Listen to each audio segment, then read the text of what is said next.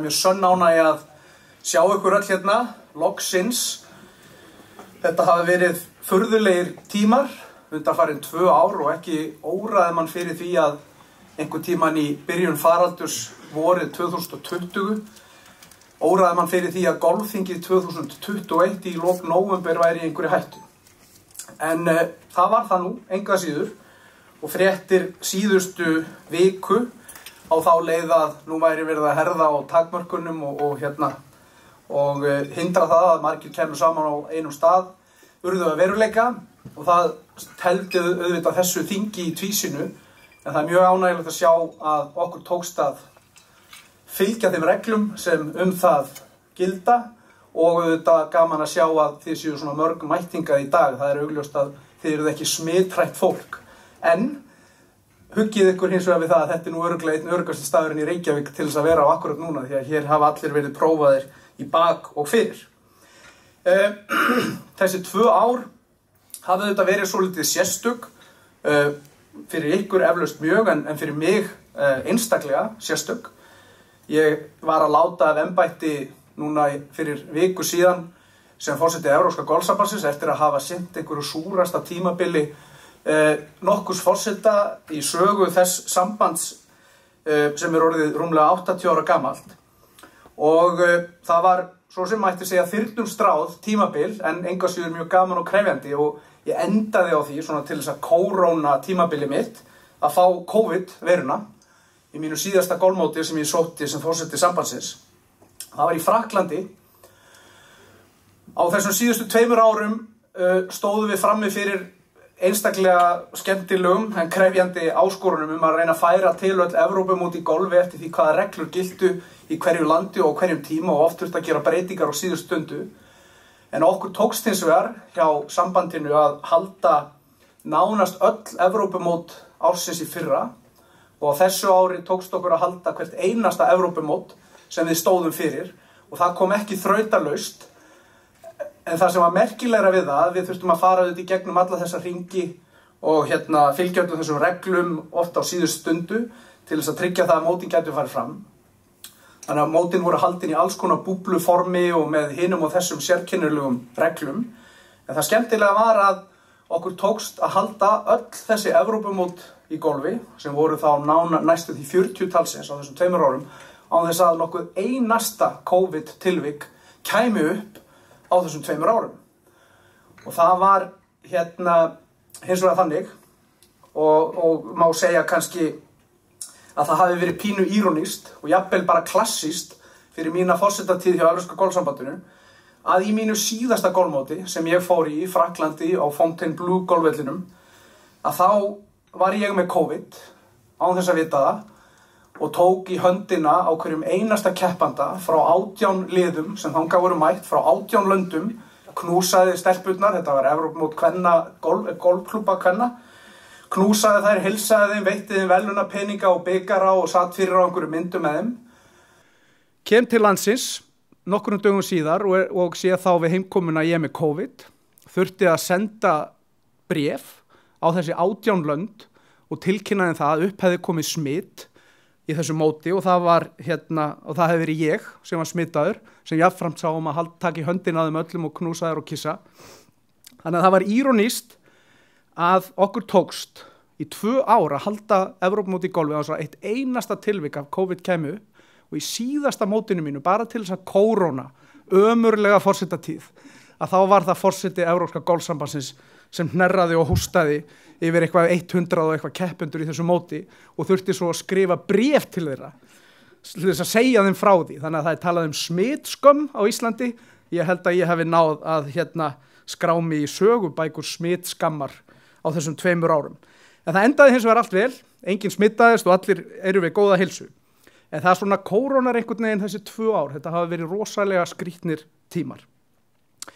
Og varandi þetta golfþing, að þá er það þannig að okkur tókst að vera saman komin, og ég er mjög þakklátur fyrir það að þið hafið viljað mæta og taka þátt í þinginu, því að ég held þetta sem er mikilvægt. Við höfum auðvitað ekki haft mörg tækifæri á undanförnum 2 árum til þess að koma saman og ræða golf, og þess vegna ættum við að reyna að nýta þessa 2 daga sem við höfum eins vel og við mögulega getum. Þannig að njótum þess að vera saman, ræðum golf og allt annað milli himins og jarðar. Ég vil vekja athygli á því að þinggögnin eins og undanfarin ára þá pappírslaust þingaræða en öll þinggögn eru aðgengileg inn á golf.is. Það efsta fréttin sem þar má finna.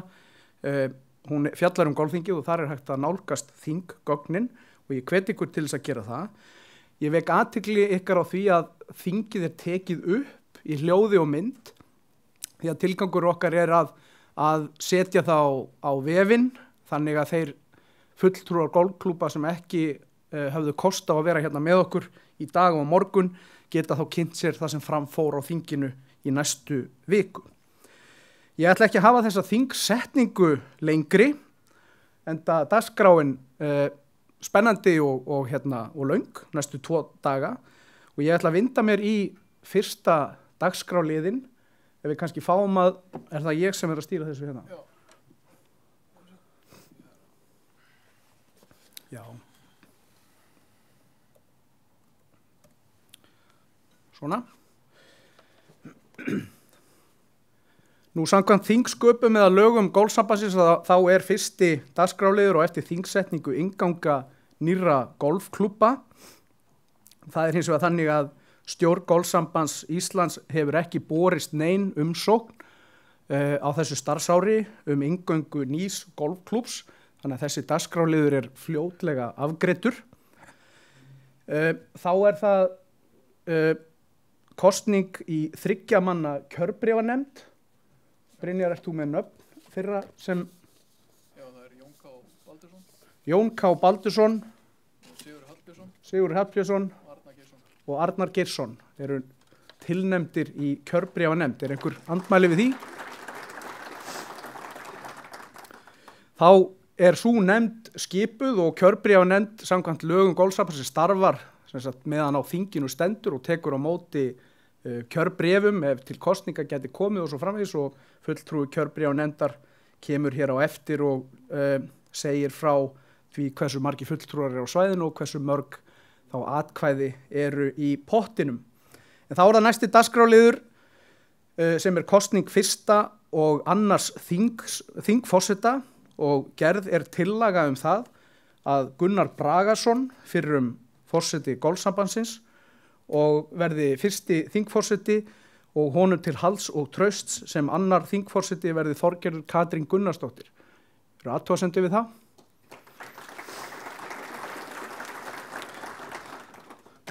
Þá ætla ég að gefa þingforseta orðið. Gjörðu svo vel, Gunnar. Herra forseti, fráfarandi stjórn golfsambandsins og góðu þingfulltrúar. Við Þorgerður þökkum kærlega það traust sem okkur sýnt með því að kjósa okkur hérna sem þingfulltrúa. Ég hef verið hérna áður í þessu embætti og gengið ágætlega að linda við þingheim og ég vona að við munum eiga gott þing hér saman í dag og í fyrramálið. Fyrsta verkefni þingforseta að athuga með lögmæti þingsins og það stendur í lögum að það skuli boða með mánaða fyrirvara golfþing. Fyrsta boð var sendt út 27. ágúst sem með mjög góðum fyrirvara og síðan voru 2 boð sendt út í framhaldinu þannig að ég úrskurða þingið lögmætt, nokkur athugasemd við það frá þingheimi. Svo ekki, þá höldum við áfram þingstörfunum og konur á liði nr. 5 sem kosning fyrsta og annars þingritara. Það tillaga Kristínu M. Þorsteinsdóttur sem fyrsta þingritara og Sóli Bærings sem annar þingritari. Fleiri tillögur. Skoða ég það rétt kjörnar og bið þær að taka til starfa og eins með kjörbréfanefndina bið hann að taka til starfa sem allra fyrst þannig að hún þarf að skila af sér eftir að gjaldkeri er búin eftir umræður stjórn og helst áður en umræður hefjast. Þannig að við sjáum hvernig henni gengur að vinna. En þá komið að þeim lið að fráfarandi stjórn gefur skýrslu sína og það Haukur forseti vantilega sem að mun flytja hana. Gjörðu svo vel.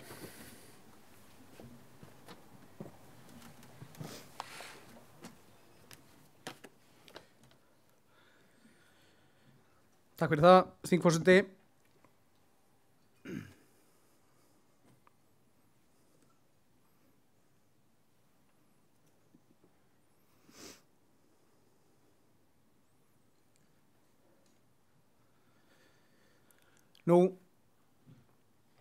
Mér hefur verið falið það að flytja ykkur starfsskýrslu stjórnar golfsambandsins fyrir síðastlið starfsár. Ég var í þessum sömu sporum fyrir ekki svo löngu síðan á Íslandsmótinu á Jaðarsvelli á Akureyri, þar sem ég flutti skýrslu stjórnar vegna ársins 2020, þó í ágúst 2021, þar sem við náðum ekki að vera með formannafund, þannig að það er stutt síðan ég flutti skýrslu stjórnar 2020, en hér ætla ég að gera tilraun til þess að flytja skýrslu stjórnar 2021. En áður en að ég geng í hana, að þá langaði mig að minnast 3 góðra félaga sem féllu frá á árinu. Fyrst ber að nefna Björgvin Þorsteinsson sem lést þann 14. október síðastliðinn. Þið þekktuð öll til Björgvins, hann var 6-faldur Íslandsmeistari í golfi, þar af var hann Íslandsmeistari 5 ár í röð sem engin karlmaður hafði áður leikið eftir, en hann keppti líka á 56 Íslandsmótum í golfi í röð og það held ég að sé afrek sem bara fáir í heiminum ef einhverjir hafa leikið eftir. Sigurður Pétursson lést þann 19. apríl síðastliðinn. Sigurður var 3-faldur Íslandsmeistari í golfi, hafði kennt golf við frábæran orðstýr frá árinu 1990. Það þekktu allir Sigga P, starfaði við farastjórn síðustu árin. Og síðan er það Hlynur Þór Haraldsson. Hlynur lést þann 2. september síðastliðinn. Hann keppti sem ungur afrekskylfingur en ákvað að mennta sig sem PGA-kennari í Noregi og kendi meðal annars hjá golfklúbbi Kópavogs og Garðabæjar, en bjó í Noregi síðustu ár ævi sinnar þar sem hann starfaði sem golfkennari. Ég vil biðja þingfulltrúa að rísa úr sætum og gefa þessum 3 heiðursmönnum gott klapp í hálfa mínútu.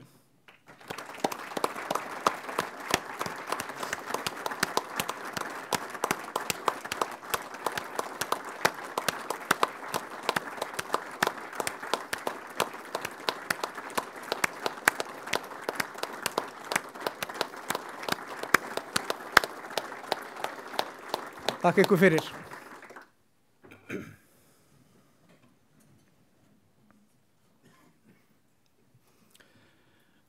Stjórn Golfsambands Íslands var kjörin á golfþingi árið 2019 og hún var skipuð þessu fólki sem hér er á skjánum. Til viðbótar var kjörin í stjórn Golfsambandsins Páll Sveinsson frá golfklúbbi Selfoss, en þegar hann tók við formennsku í þeim golfklúbbi lét hann af störfum í stjórn Golfsambandsins og hefur stjórnin því verið svona skipuð frá þeim tíma. Starfsfólkið þekkið auðvitað mæta vel: Brynjar, Arnar, Kristín María, Sigurður Elvar, Sóley Bærings kom til starfa hjá Golfsambandinu á þessu ári og við bjóðum hana hjartanlega velkomna í hópinn, og þá tók Ólafur Björn Loftsson við sem afreksstjóri af Greg Bróti sem stjórn Golfsambandsins tók ákvörðun að segja upp samningi við fyrr á árinu, einfallega vegna þess að þarna voru við með afreksstjóra eða landsliðsþjálfara sem var búsettur í Englandi og starfaði þar miklu leyti, og vegna COVID ferðatakmarkana þá bara hafði hann ekki tök á því að ferðast hingað til lands og sinna starfi sínu eins og hann hefði þetta þurft að gera bæði árinu 2020 og 2021, og það var þess vegna í raun og veru ekkit forsvaranlegt að halda honum áfram í störfum afreksstjóra, þó að hann hafi staðið sig mjög vel og gat ekki heyrt betur en að allir bæði kylfingar eða íþróttastjórar eða forsvarsmenn golfklúbba veru mjög ánægðir með hans störf, en einfaldlega þótti ekki forsvaranlegt að halda honum í þessu sama starfi þar sem hann gat ekki sinnt í hér á landi, sem eru auðvitað órjúvanlegu þáttur á starfskyldum afreksstjóra, og Ólafur Björn Loftsson tók við af Greg. Við héldum ánægjulega stjórnarfundi svona nokkurt veginn yfir allt tímabilið, allar fundargerðir eftir sem áður aðgengilegar á golf.is og eru öllum opnar. Við tókum þá ákvörðun fyrir mörgum árum síðan að opna starfsnefndir golfsambandsins sem áður höfðu eingöngu verið skipaðar stjórnarfólki eða starfsmönnum sambandsins en svo segir fyrir nokkrum árum síðan var ákveðið að opna þær og þannig að öllum er velkomið að starfa í þessum mismunandi starfsnefndum golfsambandsins, hvað sem það er afreksnefnd eða mótanemnd eða útgáfunemnd eða hvað svo sem það er. Og því hefur verið vel tekið og við erum mjög þakklátt fyrir það að fólk í hreyfingunni, fulltrúar golfklúbba vilji starfa í þessum nefndum og þetta bara ég ítreka það hér enn og aftur að ef þið lumið á góðum einstaklingi sem hefur áhuga að starfa í einhverri á okkar nefndum þá skulið þið endilega láta okkur vita og við bjóðum viðkomandi hjartanlega velkomin til starfa. Nefndirnar skipta með sér verkum og reglan hefur verið svo að einn stjórnarmaður hefur þá sinnir formennsku í þeirri starfsnefnd og er það gert meðal annars til þess að það sé alltaf bein tenging milli stjórnar og þessara nefnda og viðkomandi formaður geti þá upplýst stjórn golfsambandsins það hvað hefur verið rætt og hvaða tillögur liggja fyrir innan nefndarinnar og fylgt þeim tillögum úr hlaði. Ég held að það sé mjög gott fyrirkomulag en það eru hins vegar mjög margir sem koma þarna að þessum nefndastörfum. Nú, hlutverk golfsambandsins eru auðvitað bundið í lög og þeim var lítillega breytt fyrir 2 árum síðan en það er alveg óhætt að segja það að hlutverkið hafi þróast töluvert á undanförnum árum og eins og þið þekkið að þá var ný stefna golfsambandsins samþykkt árið 2019 og hún gildir til ársins 2020 og ég kem kannski aðeins betur að henni síðar en stjórn hefur sett sér það markmið að reyna að fylgja á hlaði þessari stefnu sem nú er orðin 2 ára gömul þannig að allt okkar starf miðast við það að fylgja stefnunni sem golfþing setti okkur 2019. Stór liður í rekstri golfsambandsins er mótahald og því var gjörbreytt árinu 2019 og þetta er núna annað árið sem við erum að framkvæma mótin með þessum hætti sem okkur var falið að gera í þessari nýju stefnu. Nú erum við sem sagt hætt að annast framkvæmt hefðbundina stigamóta í barna- og unglingaflokkum, fullorðina eða eldri kylfinga og tökum aðeins að okkur að sjá Íslandsmótin í golfi sem á þessu ári voru 17 talsins og til viðmiðunar að þá voru golfmótin sem Golfsamband Íslands hélt árinu 2019 áður en að ný stefna tók gildi þá voru þau 36 og það gefur auðvitað augaleið að hér er gjörbreyting sem verður þessu valdandi að við getum fókuserað bæði okkar nefndafólk og starfsmenn fókuserað miklu betur á tiltekin mót í staðis að dreifa kröftunum svona mikið yfir annars stutt tímabil. Við heldum glæsilegt Íslandsmót á Akureyri þar sem sigurvegararnir Aron Snær Júlíusson og Hulda Klara Gestsdóttir bæði úr GKG urðu Íslandsmeistarar og þetta voru þeirra fyrstu Íslandsmeistaratitlar í fullorðins flokki. Mér langar til þess að þakka þeim golfklúbbum sem önnuðust framkvæmt Íslandsmótana í ár. Samstarfið var einkar ánægjulegt og ég vona að golfklúbbarnir upplifi þetta nýja fyrirkomulag, þeir hafi góða upplifun af þessu nýja fyrirkomulagi því að okkar mati hefur það reynst vel en vissulega ætlum við okkur að gera ennþá betur á næsta ári eins og komið verður inn á síðar á þessu þingi. En mér langar til þess að þakka Brynjari Geirsyni sérstaklega, Kristínu Maríu Þorsteinsdóttur sérstaklega og auðvitað móta nefndinu okkar fyrir mjög góð störf á þessu ári og það krefst mikillar viðveru að annars svona golfmót eins og þið þekkið sem hafið haldið Íslandsmót í golfi og að öllum öðrum ólöstuðum held ég að þessi 2 einstaklingar Brynjar og Kristín hafi staðið upp úr. Nú eins og ég nefndi áðan að þá var ný stefna golfsambandsins samþykkt árið 2019 og ég ætla svo sem ekki að dvelja neitt sérstaklega við hana en hún fól þá í sér ákveðnar breytingar á starfsemi golfsambandsins. Henni fylgdi mjög mikil undirbúningsvinna og það fór mikið starf í að vinna stefnuna og síðan kynna hana, breyta henni áður en að hún var síðan lögð endanlega fyrir golfþing til samþyktar og henni var meira sér breyta á golfþinginu 2019. Hún fól í sér nýjar áherslur og í raun og veru svona hálfgerða grundvallar breytingu á stjórnskipuninni innan golfsambandsins að nú er hlutverki golfsambandsins skipt í 2.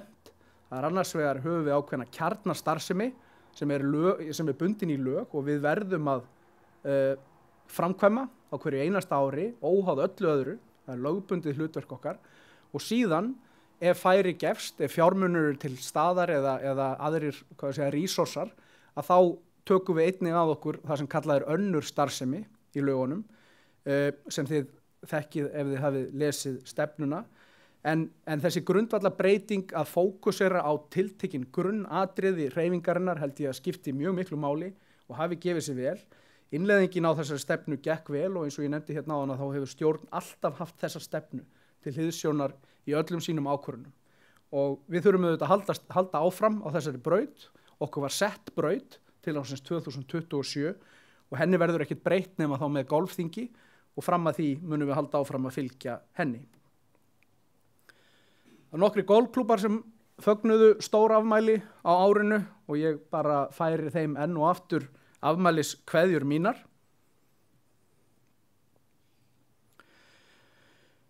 Nú í útgáfu og útbreiðslu eða fræðslumálum, ætla ég að segja, hafa einnig átt sér stað miklar breytingar. Tala nú ekki ef við förum nokkur ár aftur í tíman. Við munum eftir golfþingum, þar sem rætt var útgáfu á golf á Íslandi og hvort að hún ætti að vera prentuð eða ekki og hvernig auglýsingar ættu að safnast og svo framvegis. En eins og þið vitið að þá breyttist þessi stefna okkar fyrir 2 árum síðan og í dag er prentaðri útgáfu á golfi á Íslandi, tímaritun eins og við höfum þekkta undanfarin 20 ár, henni er lokið.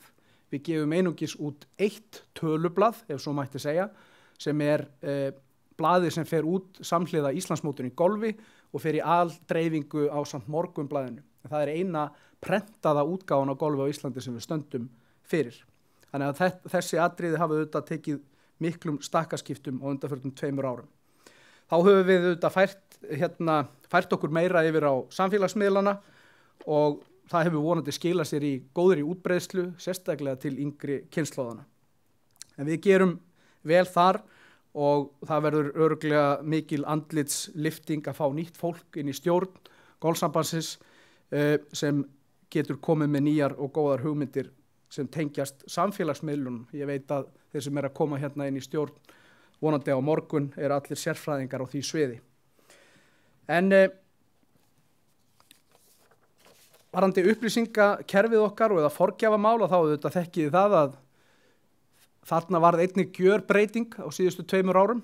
Í stað okkar hefðbundna golf.is kerfis sem golfsambandið hafði þróað í cirka 20 ár var ákveðið að láta staðar numið og taka upp nýtt kerfi, Golfbox.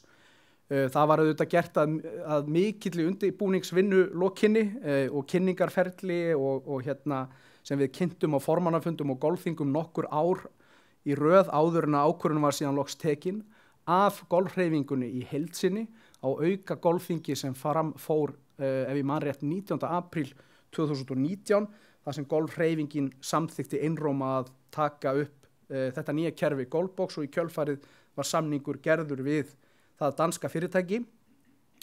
Innleiðingin gekk vel, auðvitað voru hnökrar á því í upphafi árs í fyrra, sem 2020, því að við ætluðum að nota vorið í kynningarstarf, kennslu, að ferðast landið, kenna golfklúbum á kerfið og svo framvegis, en þá skall COVID á, sem auðvitað gerði það að verkum að allt þetta fór einhvern veginn niður í vaskinn.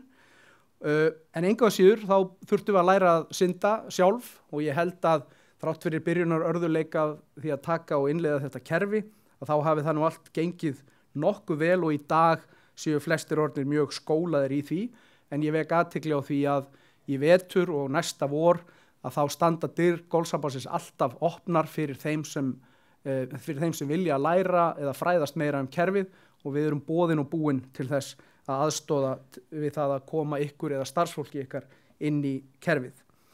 Nú það tók auðvitað gildi nýtt forgjafakerfi í fyrra sem jafnframt var innleitt á svipuðum tíma og Golfbox. Það held ég að flestir hafi tekið mjög vel og bæði hér á landi og í Evrópu. Það eru auðvitað alltaf mikil breyting að taka upp nýtt kerfi og nokkrar vikur eða mánuðir sem þurfa að líða þar til að fólk er svona farið að aðlagast því, en almennt held ég að megi alveg fullyrða að kylfingar okkar hafi tekið þessu nýja forgjafakerfi einstaklega vel og það er vel. Af afreksmálunum þá auðvitað voru þau lituð af COVID og ferðatakmörkunum, þó þannig að og þrátt fyrir erfitt ár fyrir okkar bestu kylfinga, þá náðum við nú að senda lið á öll Evrópumót landsliða og mjög mörg einstaklingsmót. Það sem stendur kannski upp úr af árangri okkar kylfinga á þessu ári er frábær árangur Jóhönnu Leu Lúðvíksdóttur, þar sem hún endaði í öðru sæti á opna breska áhugamanna móti kvenna sem fór fram í Skotlandi, og til vitnisburðar styrkleika þess móts að þá fékk sigurvegari mótsins sem Jóhanna Lea tapaði fyrir í 36 hólu keppni sigur sætið, þá fékk sigurvegarinn boð á 3 risamót í atvinnugolfi kvenna á þessu ári. Ragnhildur Kristinsdóttir og Golfklúbbur Reykjavíkur stóð sér líka mjög vel í þessu móti og leiddi höggleikinn að loknum 36 hólum áður en að hólukeppnin byrjaði.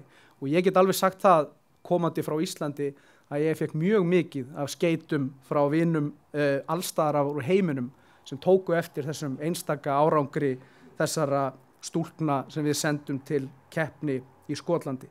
Þannig að það vakti mikla athygli og þær mega að vera virkilega stoltar á sínum árangri. Aron Snær Júlíusson hafnaði í 5. sæti á Evrópumóti karla. Síðan voru það Haraldur Franklín sem endaði í 48. sæti á áskorundamótaröðinni og Guðrún Brá Björgvinsdóttir úr Keili enn við leik, en henni tókst að vinna sér inn þátttökurétt á lokamóti Ladies European Tour sem framfer á Spáni í næstu viku og ég held að hún sé að fara út til Spána núna á sunnudaginn. Þannig að hún hefur þar kost á að tryggja sér enn betri stöðu á mótaröðinni á næsta ári. Eins og ég nefndi, nýr landsliðsþjálfari ráðinn á árinu, forskot auðvitað á sínum stað með þeim fyrirtækjum þó svo að framlög til sjóðsins hafi verið minni þetta árið heldur en á hefðbundnum árum, en við bindum miklar vonir við það að samstarfið haldi áfram á næsta ári og fyrirtækin sem eru í sjóðnum skuldbindi sig til að minnstakosti 2 til 3 ára í viðbóti, að þetta er auðvitað gríðarlega mikilvægt úrræði og aðstoð fyrir okkar besta afreksfólk. Ég færi ISI mínar bestu þakkir fyrir stuðningin við okkar afreksfólk á árinu. Eins og þið vitið þá var afrekssjóður ISI myndaður fyrir nokkrum árum síðan með ríkulegu framlagi ríkisins í sjóðinn sem ISI sér síðan að úthluta til sérsambandana, og Golfsamband Íslands fekk úthlutun upp á cirka 36 milljónir króna á þessu ári.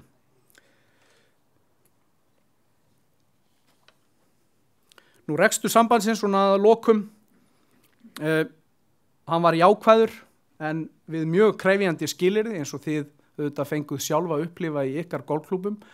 Í flestum tilvikum var niðurstaðan mjög góð en óvissan hins vegar í upphafi tímabils var nánast algjör. Það var mjög erfitt að sjá fyrir hvernig árið færi, hvernig myndi spilast úr tekjunum og samstarfssamningum og svo framvegis, en niðurstaðan á rekstri Golfsambandsins var virkilega jákvæð miðað við sérstaklega þessi krefjandi skilyrði. Heildarvelta okkar jókst 31 milljón frá árinu áður og komin aftur í 200 milljónir króna eins og hún var. Hins vegar var mikill samdráttur í auglýsingatekjum, auðvitað samhliða því að hætta útgáfu á golfi á Íslandi, og síðan var bara mikil óvissa í fyrirtækjarekstri, þannig að mörg félög drógu verulega úr markaðsfjármunum sínum. Þetta kallaði í upphafi tímabils á það að við myndum stíga mjög varlega til jarðar, þannig að við reyndum að skera niður þar sem því var hægt að koma við. Síðan auðvitað fer það þannig árið þegar úr spilunum eða þegar spilin eru sýnd í lok árs að þetta var frábært ár, met þáttaka, fjölgun umfram það sem hún hefur nokkuð tíman verið, sem endaði á því að hagnaður Golfsambandsins var 30 milljónir króna. Og þetta held ég alveg óhætt að segja met hagnaður af rekstri Golfsambandsins frá stofnun í 80 ára sögu þess. Kristín Guðmundsdóttir háæruverðugur gjaldkeri Golfsambandsins mun fara yfir þessar tölur hérna á eftir, en þetta hefur leitt til þess að staða eigin fjár sambandsins orðin mjög góð og það má eiginlega segja að hún sé orðin of góð. Við settum okkur það markmið fyrir 8 árum síðan þegar Golfsambandi var rekið á yfirdrætti yfir vetramánuðina að ná eigin fjár hlutfallinu þannig að það væri 20% af heildarútgjöldum sambandsins á hverju ári en þó aldrei minna en 40 milljónir króna. Okkur tókst þetta markmið að ná þessu markmið árið 2019 en þá var eiginfjárstaðan orðin samkvæmt markmiðum en vegna, skulum við segja, óvænts hagnaðar undanfarin 2 ár því að það hefur gengið alveg virkilega vel á sama tíma og við höfum svo sem ekki þorað að fara í mikla útgjaldaliði, við vildum sína ráðdeild í rekstri, að þá hefur það endað hins vegar þannig að þessi mikli hagnaður sem hefur safnast upp á síðustu 2 árum hefur gert það að verkum að eigið fé sambandsins í dag 89 milljónir króna sem eru auðvitað langt umfram þau markmið sem við settum okkur. Og það þýðir að í ljósi þess að það ekki markmið golfsambandsins að vera rekið með hagnaði og það heldur ekki markmið golfsambandsins að vera að safna upp einhverjum fjármunum. Og eins og Kristín mun fara hérna yfir á eftir að þá lítum við svo á, það er að segja stjórn sambandsins, að við viljum koma þessum fjármunum í verkefni sem okkur ber að sinna og af þeim sökum óhjákvæmilegt að golfsambandi verði rekið með einhverju tapi á næstu 2-3 árum til þess að lækka í raun og veru eiginfjár hlutfallið. En Kristín mun fara betur yfir það.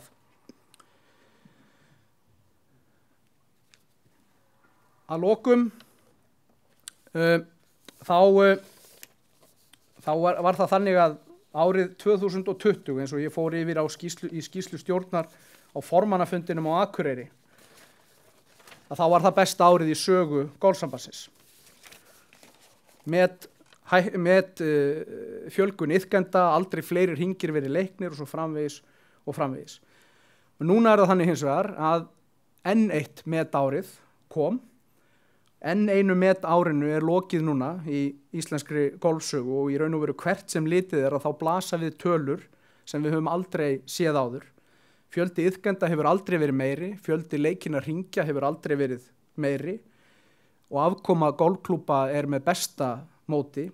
Hlutfall kvenna af kylfingum í fyrsta sinn komið upp í 33% og við stöndum frammi fyrir rúmlega 30% fjölgun í aldurshópnum 16 til 29 ára sem aldurshópur sem við höfum oft verið að glíma svo litið við og sérstaklega fækkun. Þannig að sjá það núna að þessi 30% aukning í þessum aldursflokki, þetta aukning í öllum aldursflokkum, en það sérstaklega ánægilegt núna að sjá menntaskólakrakka, fólk í háskólanámi, fólk sem að koma undir sig fótunum í nýrri vinnu eða fjölskyldu, að það sé farið að stunda golfíþróttina, það einstaklega gefandi að sjá og svona mætti lengi telja. Við höfum áorkað miklu undanfarin áratug og þá sérstaklega síðustu 2 árin. Á þessu tímabili held ég að við höfum lært mjög margt enda höfum við þurft að takast á við mjög margar og óvæntar áskoranir þar sem okkur var yfirleitt ekki gefin mikill tími til þess að bregðast við. Þannig ég tel að við megum vera stolt af árangrinum sem náðst hefur og við megum fara full bjartsýni inn í næsta tímabil.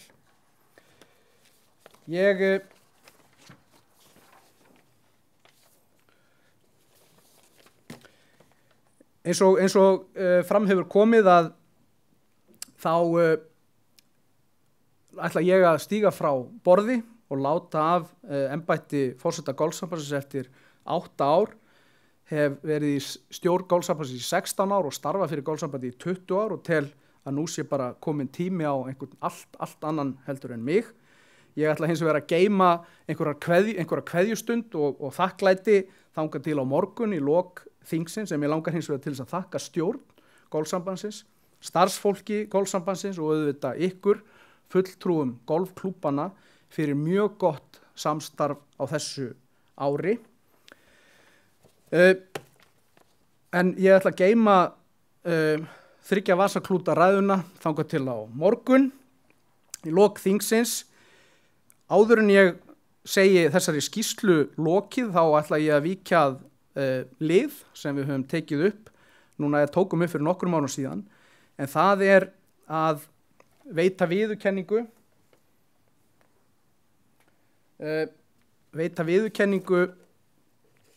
fyrir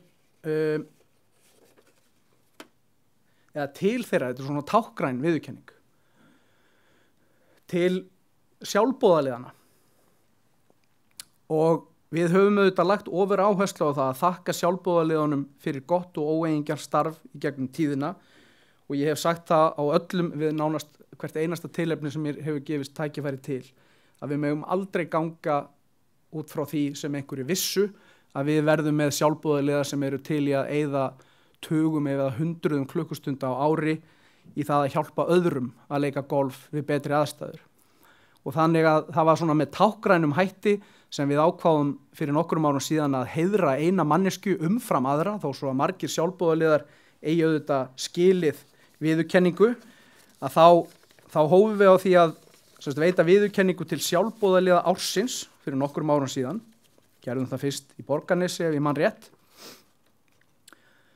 En sjálfboðaliði ársins í ár, 2021, hún heitir Árný Lilja Árnadóttir og kemur frá golfklúbbi Skagafjarðar og mér langar að lesa umsögn hana Árnýju. Árný Lilja Árnadóttir hefur staðið sig vel sem sjálfboðaliði í 20 ára með setu í nefndum og virkri þátttöku í starfinu. Árið 2021 var engin undantekning nema síður sé. Árný Lilja þjálfaði stærsta hóp sem komið hefur á nýliðanámskeið GSS. Svo mikil var aðsóknin að skipta þurfti nýliðahópnum í þrennt og var æft mánudaga og fimmtudaga í 5 vikur. Þetta gerði Árný Lilja launalaust. Hún lét það ekki stoppa sig að handarbrotna þegar námskeiðið var ekki hálfnað, heldur hélt hún ótrauð áfram og sýndi sveifluna með annarri hendi og hvatti nýliðan áfram. Árný hefur verið nýliðum mikil fyrirmynd en það bera þeir mikla virðingu fyrir henni. Mikil fjölgun hefur verið í golfklúbbi Skagafjarðar undanfarin 3 ár og það að miklu leyti frábærum nýliða námskeiðum Árnýjar að þakka. Segja má að Árný hafi erft golfkennslu hæfileikana frá föður sínum, Árna Jónsssyni, sem kendi meðal annars hjá golfklúbbi Akureyrar og golfklúbbi Skagafjarðar. Árný Lilja starfa sem sjúkraþjálfari en golfkennsluna vinnur hún í sjálfboðinu. Segja má að öll fjölskyldan láti gott af sér leiða. Eiginmaður Árnýjar Lilju, Rafn Ingi, fyrrum formaður GSS og svo eru synir hennar farnir að hjálpa til við kennsluna. Árný hefur verið liðstjóri kvennasveitar GSS sem keppt hefur í efstu deild kvenna undanfarin ár. Vegna handarbrotsins gat hún ekki spila með sveitin í sumar en sinnti starfi sínu sem liðstjóri með stakri prýði. Árný ein af fáum dómurum GSS og lætur sitt ekki eftir liggja þegar óskað eftir starfskröftum hennar til að dæma og opna mótum GSS. Árný lætur sig ekki vanta þegar GSS heldur opin mót barna og unglinga. Hún mætir til aðstoðar og fylgist vel með mótahaldinu. Árný Lilja hefur einnig verið virk þegar konur GSS halda árlegt kvennamót þar sem saman koma konur úr golfklúbbum af Norðurlandi. Að þessu sinni gat hún ekki spila vegna handarbrots en var mjög virk í undirbúningi mótsins. Á mótstegi mætti hún fyrst kvenna, fór með rósir á allar teiga og vann að undirbúningi mótsins. Til að toppa allt þá mætti hún í haustvinnu á vellinum þar sem hún og nokkri karlar unnu gott verk við að saga niður tugi trjáa og færa í burtu. Ágætu þingfulltrúar, það með mikilli gleði og þakklæti í hjarta sem ég afhendi Árnýju Lilju Árnadóttur viðurkenningu og nafnbótina sjálfboðaliði ársins 2021.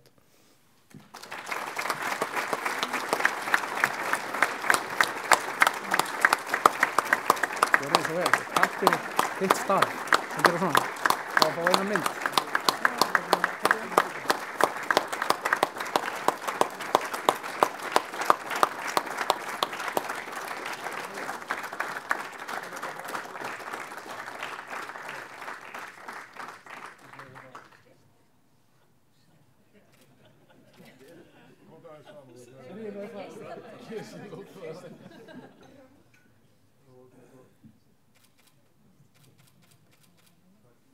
Ég með að gefa sér tatt og baki. Til hamingju með þetta. Takk fyrir þitt starf.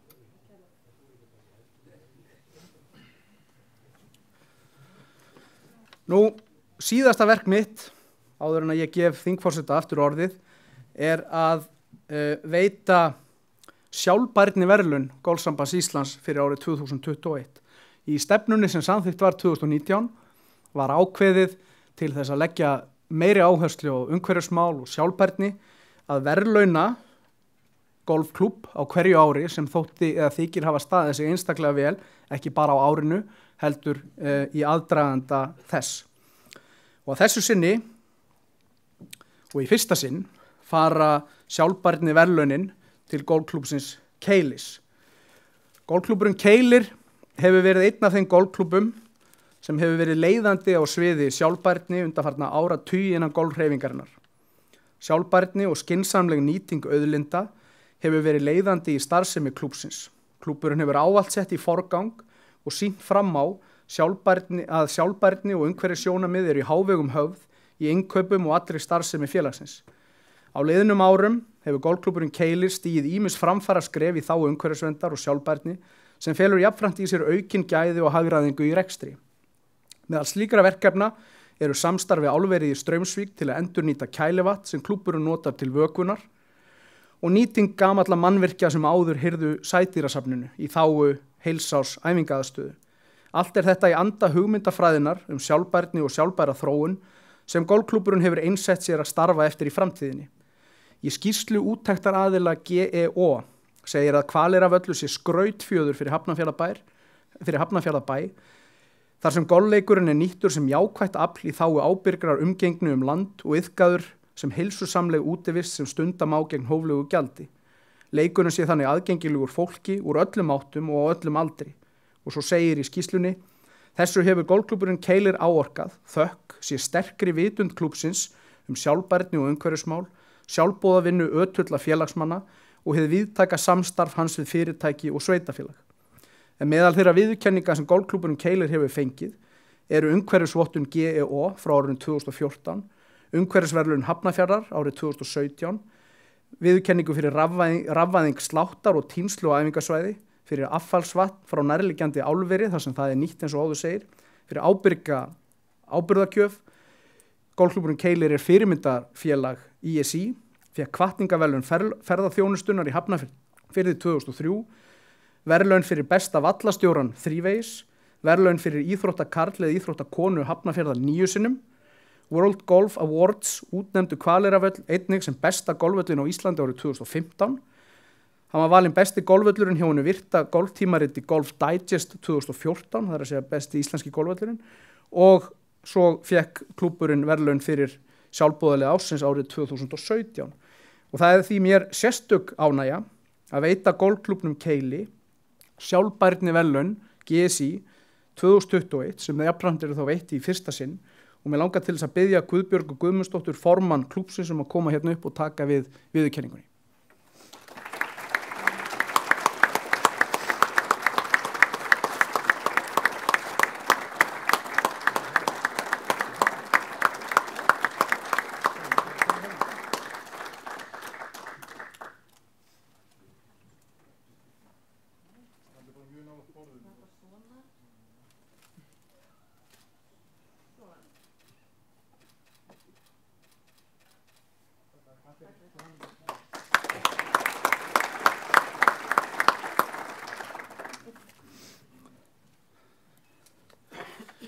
Hér með er skýrslu stjórnar fyrir starfsárið 2021 lokið og ég gef þingforseta aftur orðið. Takk fyrir mig.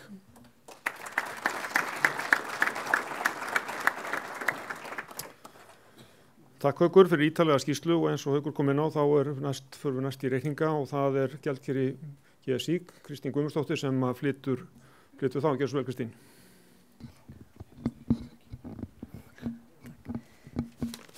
Fundarstjóri, forseti og góðir þingfulltrúar.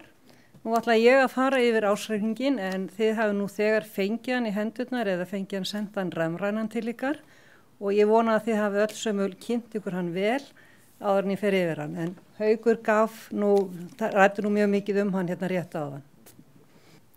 Það sem ég ætla að byrja þá á því að fara á blaðsíðu númer 1 í ársreikningnum. Þar er áritun stjórnar og framkvæmdastjóra, og eins og þar kemur fram þá samþykkti stjórnin reikningin þann 21. október 2021.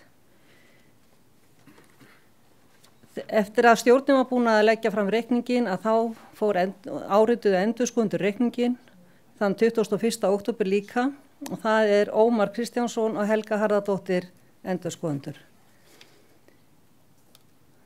Hérna liggur þá rekstrarreikningurinn fyrir. Ég ætla að fara aðeins ofan í hann í heildsinni liggur hann hérna frammi og eins og þið viti þá rekstrar árið frá 1. október til 30. september. Byrjum á því að fara yfir fyrsti dálkurinn þá árið 2021, borið saman við áætlunina 2021 og síðan næsti dálkur þar á eftir rauntölunar 2020. Heildartekjurnar okkar voru tæplega 200 milljónir króna. Það skiptist þannig að árgjöldin eru 110 milljónir, styrkir 71 miljón, samstarfsaðilar 16 milljónir og auglýsingatekjur svo til ekki neinar.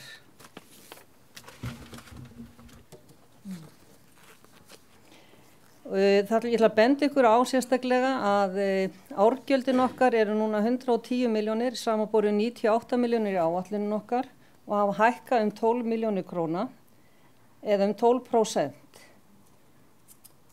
Fjölgun félagana hjá okkur hefur verið ótrúlega mikil á undanfarnum 2 árum með 11% fjölgun og var 13,4% fyrir þetta síðasta ár. Þetta náttúrulega algjört metár. Í áætlunni gerðum við bara ráð fyrir því að það yrði fjölgun 1%. Ég fer svo betur yfir það á eftir þegar við förum yfir áætlunina hvernig við ætlum þá að horfa á næstu ár. Hvort við getum gert ráð fyrir svona mikilli fjölgun. Það held ég að verði mjög erfitt en þetta náttúrulega búið að vera alveg ótrúlega flott. Styrkirnir hjá okkur, við erum með styrki upp á 71 miljón, samanborið við 72 miljónir á áætluninni. Við erum svo til á pari en þó það þannig að afrekssjóðurinn, hann var með 36 miljónir framlagið þeirra var 36 miljónir en við erum ekki búin að tekið fara nema 31 miljón þar sem við eigum eftir að fá ennþá greiðslu frá afrekssjóði og ganga frá því málum síðar. En við gerðum ráð fyrir 41 miljón í tekju frá afrekssjóði og ástæðan fyrir því að við erum að fá minni tekjur þar heldur við gerum ráð fyrir sérstaklega það að við vorum að gera ráð fyrir því að afreksfólki fengi meiri styrki sem þýðir hærri tekjur en á móti myndi það þýða þá hærri gjöld beint til þeirra. Þannig að við erum að fá tæplega 10 milljón krónur lægri tekjur sem skýrist að mestu leyti á þessum einstaklingsstyrkjum og styrkjum vegna út á ólympíuleikunum en það var engin fulltrúi sem fór frá okkur þangað. En á móti þá hefur lottótekjurnar okkar hækkað verulega og þær voru núna tæplega 28 milljónir. Við gerðum bara ráð fyrir 90 milljónum í áætlunum okkar. Þannig að hækkunin upp á tæpa 9 milljónir og það er alltaf gaman að segja frá því að ég var vöruð fyrir nokkrum árum að vera ekki að áætla lottóið. Þetta væri búið að vera bara einstök ár sem hafi verið en það er bara búið að vera hækkun. Það voru 19 milljónir árinu á undan og kom upp í 28 milljónir. En að hluta til ein greiðsla sem við fengum upp á 3 milljónir, þannig að þetta er ótrúlega gott. Síðan þetta samstarfsaðilarnir og auglýsingatekjur. Þar hafa auglýsingatekjurnar okkar dregist verulega saman, það eru raunverulega tæplega 1 milljón og það vegna þess að við erum hætt að gefa út þetta blað og eins og það Haukur kom inn á að þá var blöðin náttúrulega út á COVID, þá verður það sjálfkrafa þannig að það verður erfiðar að sækja auglýsingatekjur og að gefa út blað, þannig að það gerði það verkum við hættum, gefum þetta eingöngu þetta eina blað út sem gefið í Íslandsmótinu og það blað við borgum fyrir það, þrátt fyrir það að okkar starfsmaður sé að sjá textan og það allt saman en þeir sem að auglýsa í því blaði, þær auglýsingatekjur fara til þess sem að framleiðir það blað sem hefur verið held í árvakur. Þannig að við sjáum það í framtíðinni munum við ekki verða með þá svona auglýsingatekjur sem að á tímabili þá var þetta 40 milljónir sem voru að gefa okkur auglýsingatekjur en á móti var náttúrulega kostnaður líka allverulegur við að gefa út blaðið, bæði dreifingin og prentunin og fleiri liðir. Þannig að það hefur átt sér staðið mikið breyting núna á tekjumódelun okkar og við erum þar núna með þessa svokallega gólffjölskyldu sem eru þá okkar samstarfsaðilar. Þannig að má segja, félagagjöldin hækka 12 milljónir, lottóið hækkar 9 milljónir, á móti lækka afrekssjóður 9 milljónir. En það hefur bein áhrif beint að gjöldin okkar líka lækka út af því og síðan það auglýsingatekjurnar sem lækka en á móti lækka líka þá kostnaðinu í útgáfumálunum.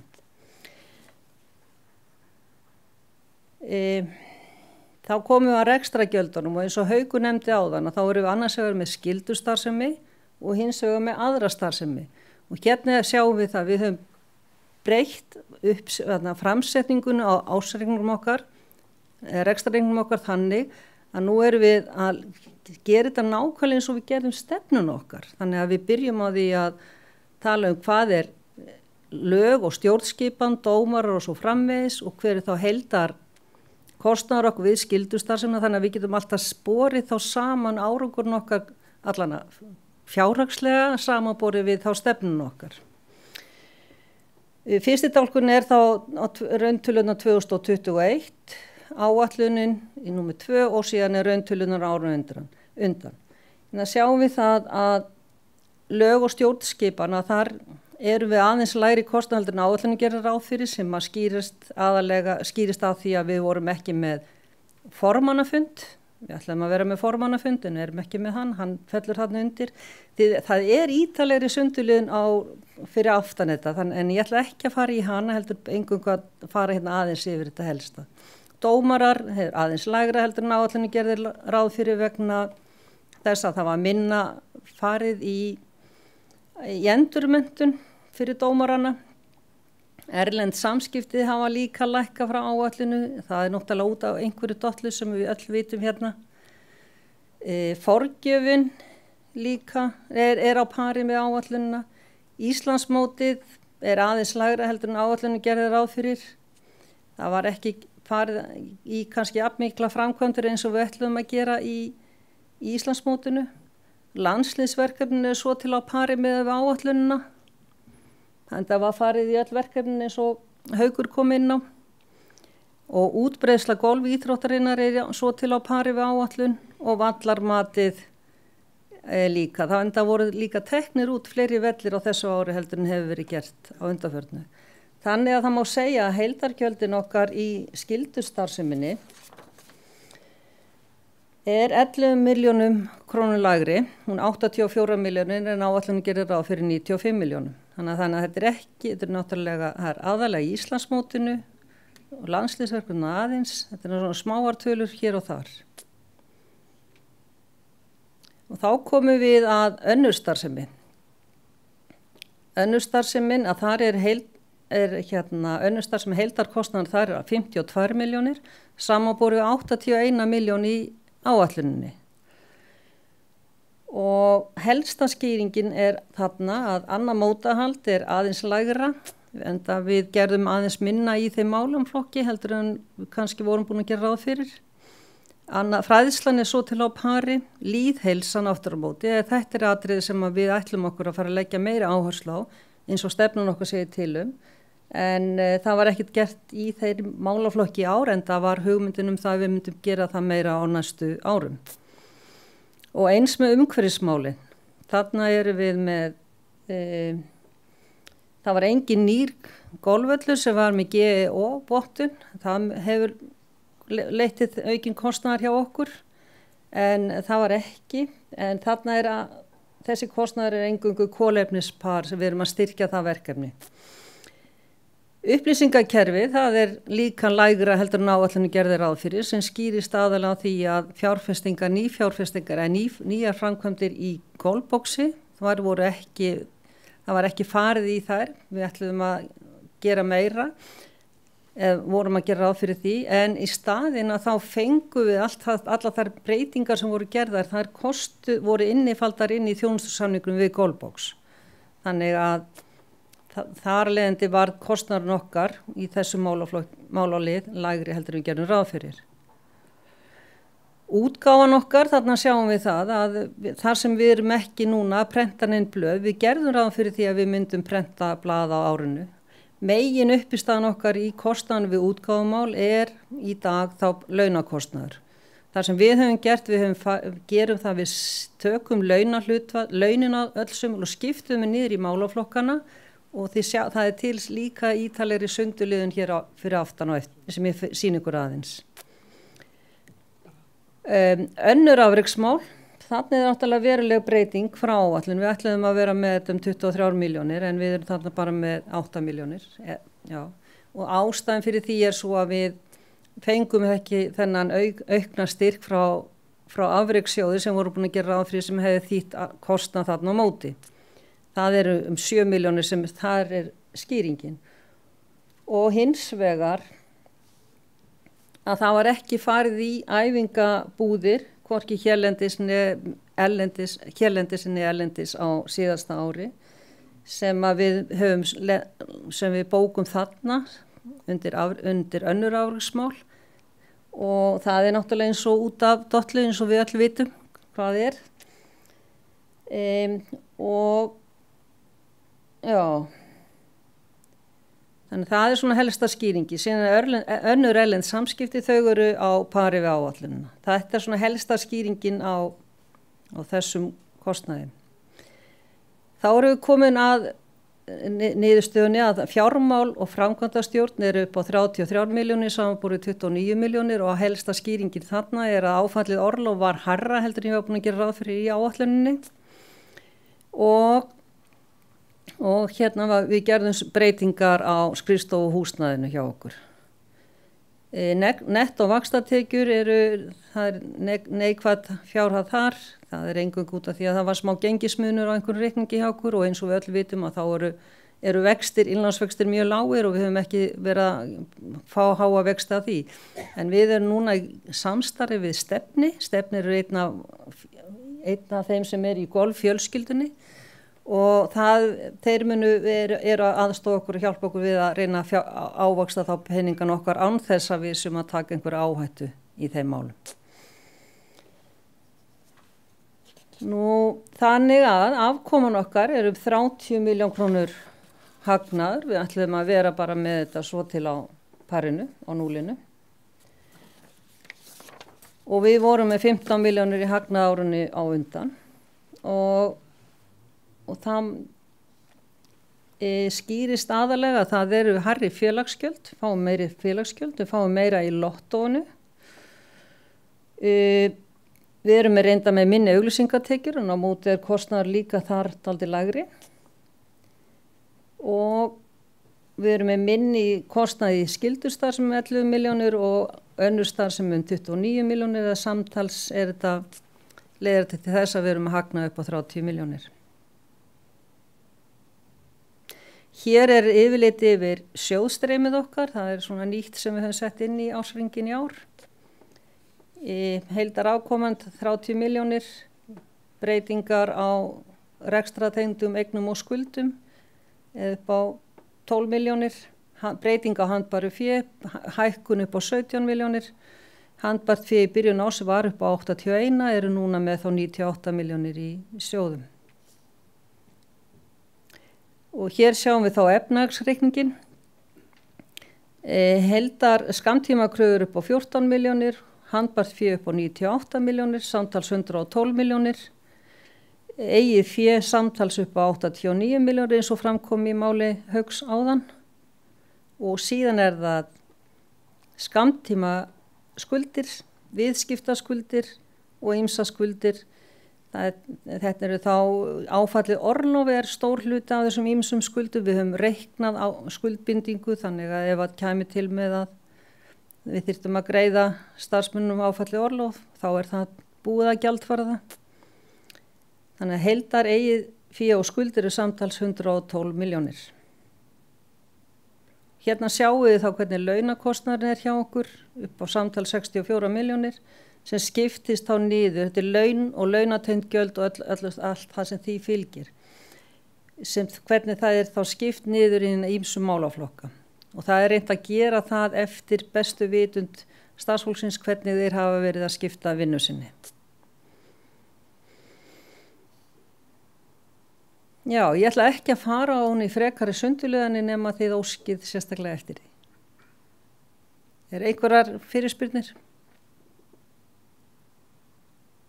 Nú kemur það bara ljós í umræðun. Kemur það bara ljós í umræðum, já. Þá myndi ég bara geta farið yfir þar og eftir, þá sé ég bara takk fyrir.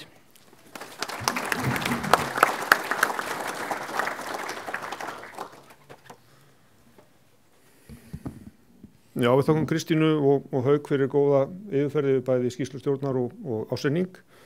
Og þá opnum við fyrir umræður skýrslustjórnar og reikninga og fyrstur á mælendaskrá er frá Íþrótta- og Ólympíusambandinu, Andri Stefánsson, starfandi framkvæmdastjóri. Gjörðu svo vel.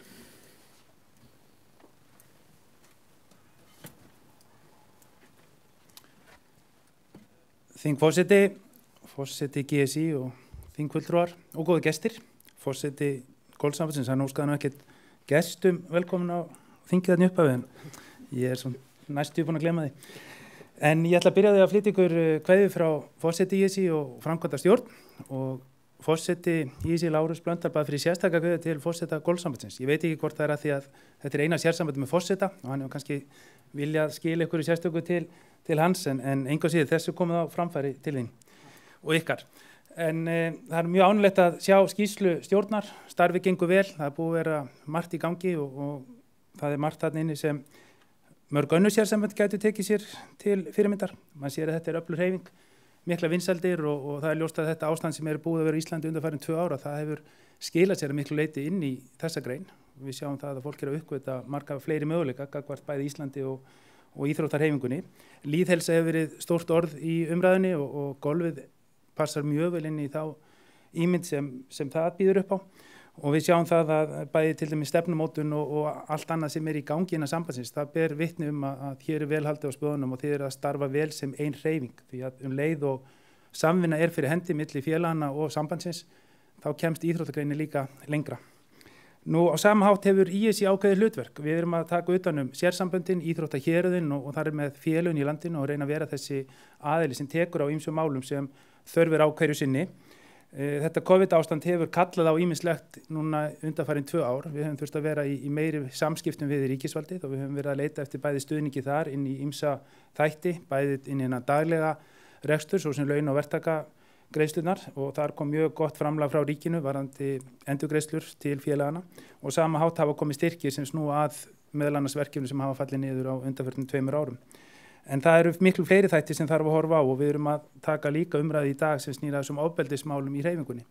MeToo umræðan fyrir nokkrum árum, hún kallaði á ákveðin úrræði og á síðasta ári þá setti mennta- og menningarmálaráðherra fjármagn í að samskiptaráðgjafa, íþrótta- og æskulýðsstarfs yrði komið á koppinn og hún hefur haft meira nóg að gera bæði á síðasta ári og eins í ár að glíma við ýmsar áskoranir sem er innan hreyfingarinnar. Og þetta er málefni sem við öll þurfum að hjálpast að við að ná utanum.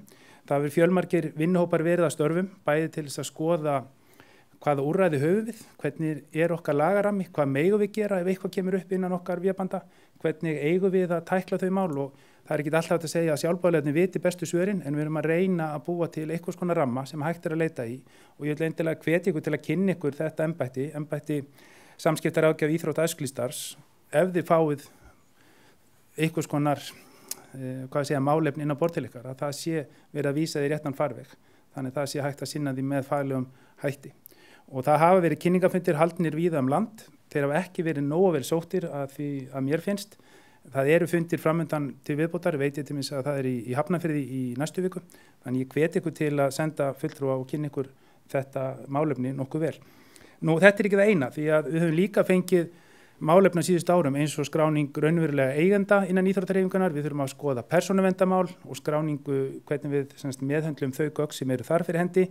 Við þurfum líka að kalla eftir sakavotturum gagnvart þeim sem er að starfa sérstaklega í barna- og unglingastarfi og allt þetta eru viðbóta verkefni sem eru að hellast á okkur og þar að leiðandi gera enn erfiðara fyrir þessa sjálfboðaliða starfi í hreyfingunni.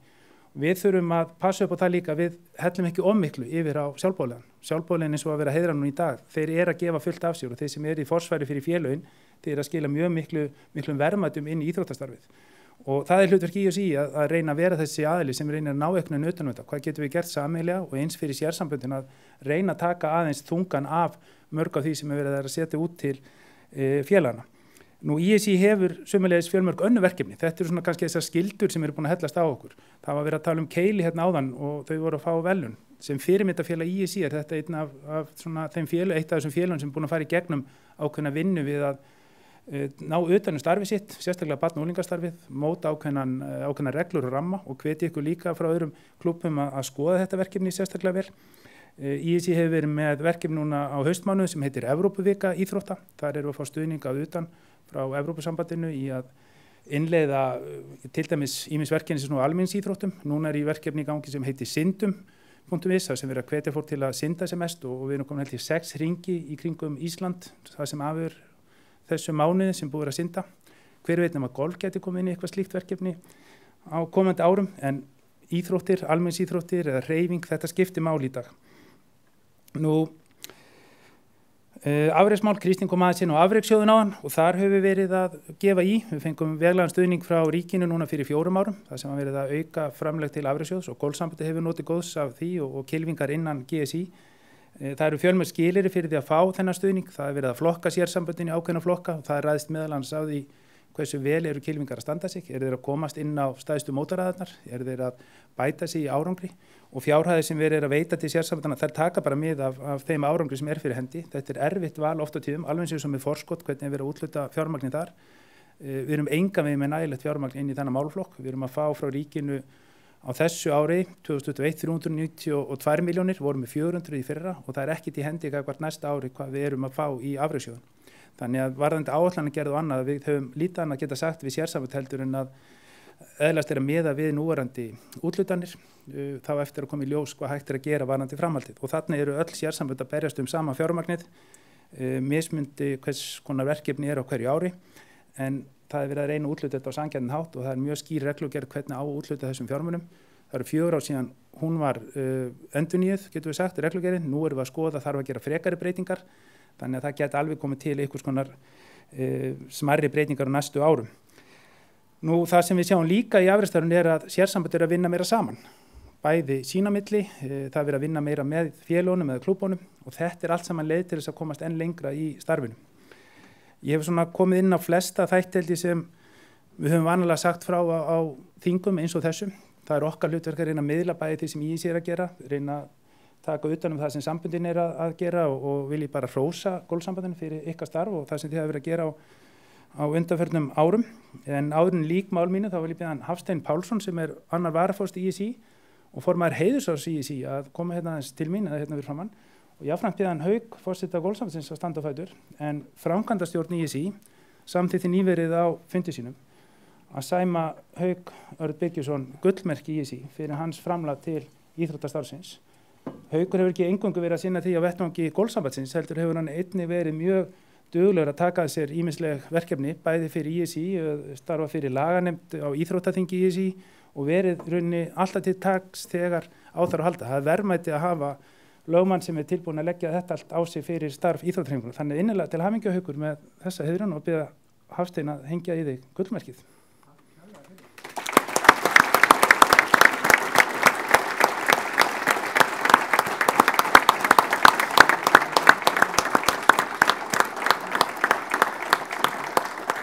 Hann fær ekki að hafa geislabauðin áfram sig, nei.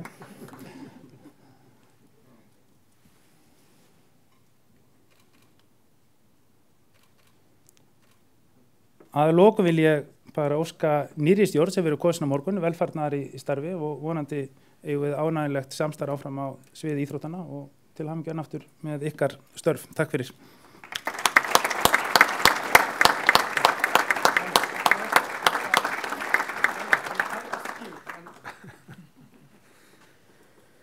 Til hamingju Haukur, ég tek undir orð andra að þú ert búin að vera ómetanlegur stuðningur við íþróttahreyfinguna og ISÍ í gegnum tíðina og ég er vissum að við höfum eftir að fá að leita til þín áfram eftir því sem þau þörfur á.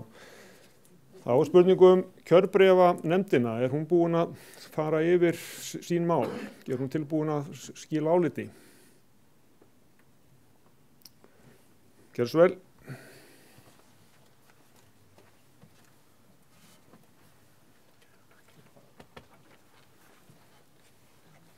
Þingforseti, forseti GSI. Ég veit ekki hvernig þetta að koma þessu sko. Nei, ég get haldið á þessu þetta. Ok. Eins og lögger GSI ekki ráð fyrir, þá hóf kjörbyrjarnefnd til starfa nú þegar. Við fórum í undirbúningsnefnd til Borgarnes meðal annars. Reyndum mikið að fá Ingvar Tryggvason sem formann kjörbyrjarnefndar, hann gaf ekki kost á sér og Birgir Ármannsson, hann baðst undan embætti líka vegna anna í undirbúningskjörbyrjarnefnd, svo ég tók þetta verkefni af mér og þakka það traust mér var sýnt. Í dag eru mættir fyrir utan stjórn og starfsmenn 103 fulltrúar frá golfhreyfingunni og þeir bera samtals 115 atkvæði.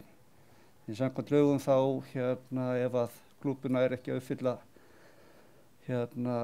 þingfulltrúafjölda þá mega tilnefna einstaklingar sem bera 2 atkvæði, svo samtals eru 115 atkvæði gild. Takk fyrir.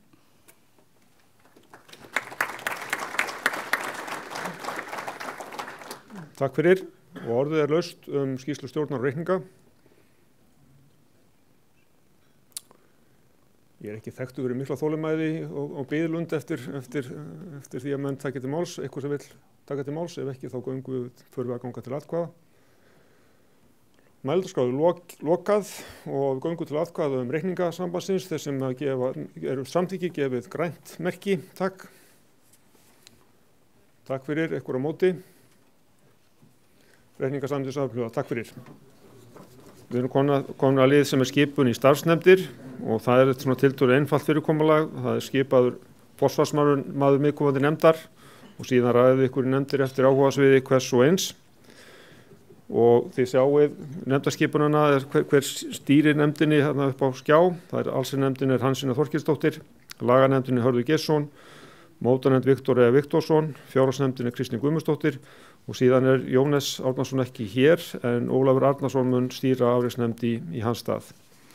Og salinni verða mjög vel merktir hérna uppi eftir mat, hvar þið eigið að bera niður eftir ykkar áhugasviði. Einhver spurning um þetta? Svo ekki, þá vindum við okkur í lið númer 10 sem að stjórn leggur fram fjárhagsáætlun næsta starfstímabil og tillögum félagsgjöld og það Kristín Gessvill.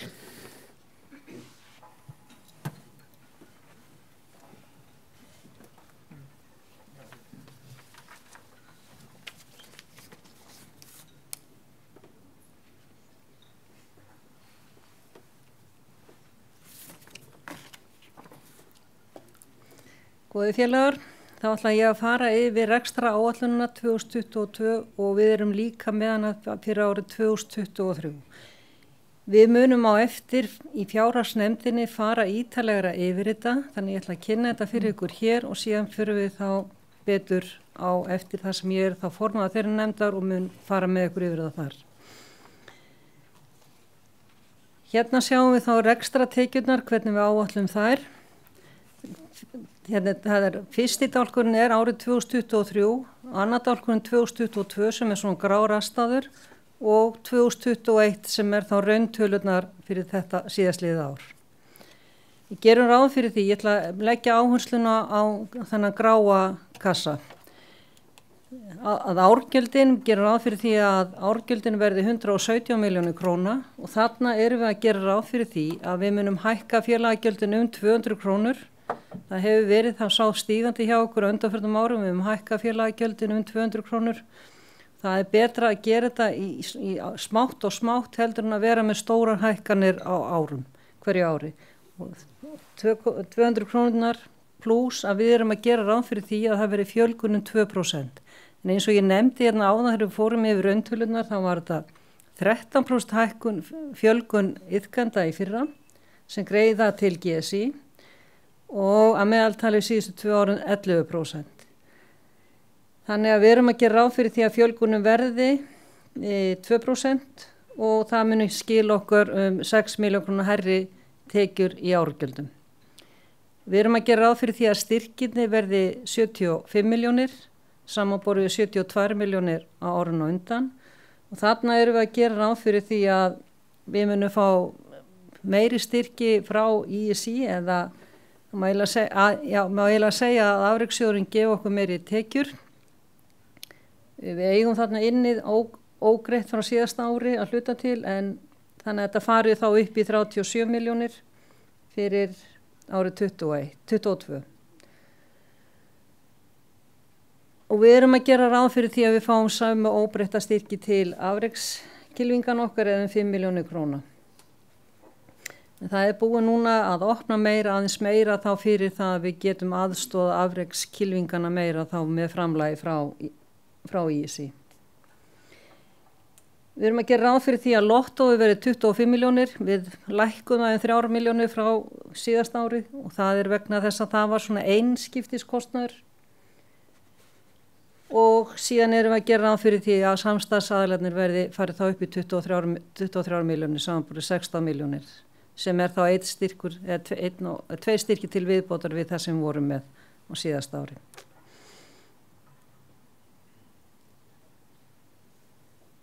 Þannig að heildartekjurnar verði 215 milljónir samanborið við tæplega 200 milljónir 21 og það verði upp í 220 milljónir árið 2023.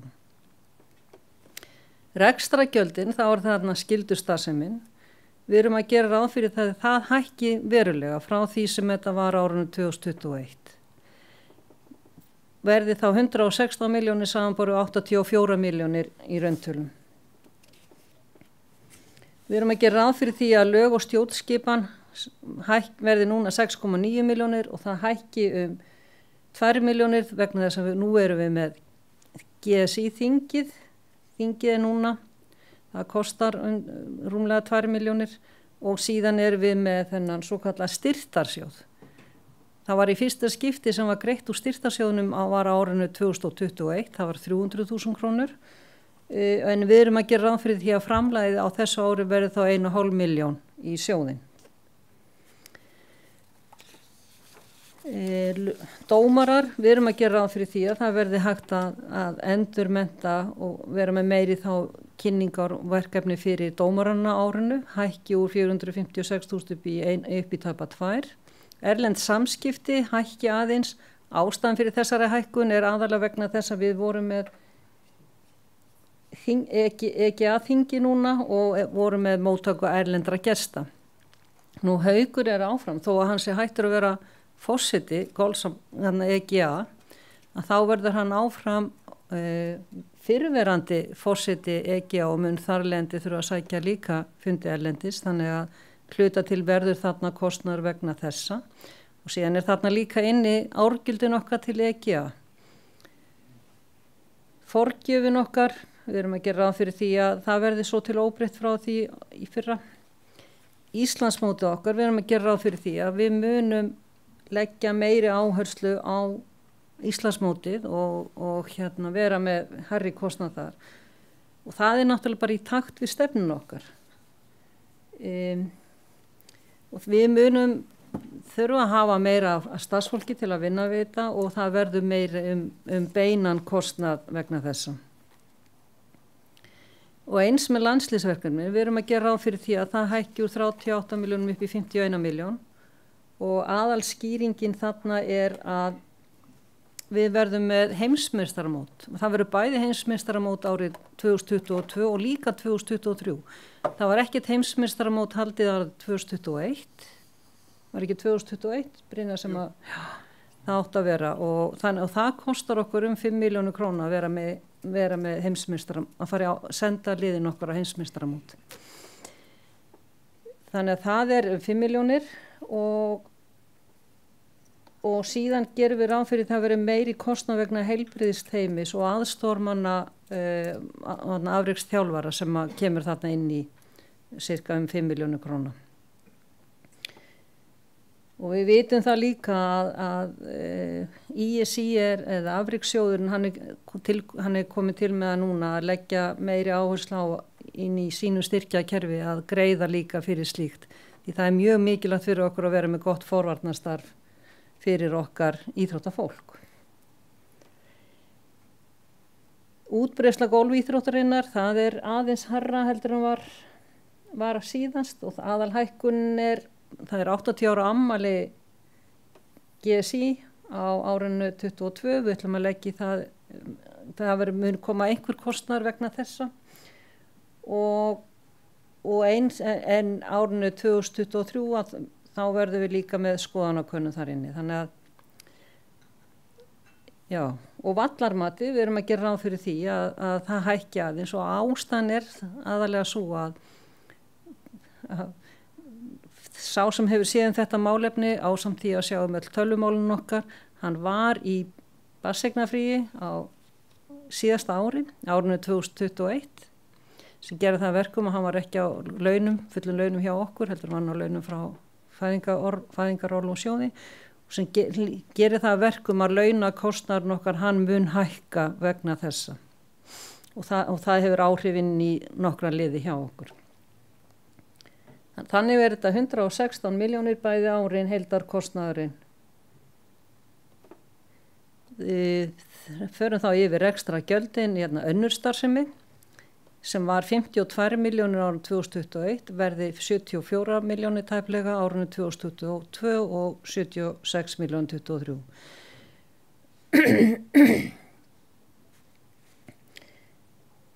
Þessi hækkun, hún skýrist, ég ætla að renna það aðeins yfir það, hvernig stendur á þeirri hækkun. Það aðalega fræðslan muni hækka 2 milljónir. Það vegna þess að það að fara að stað, eða ef það verður fara að stað með PGA-skólan, þá hefur GSI staðið þar á bakvið.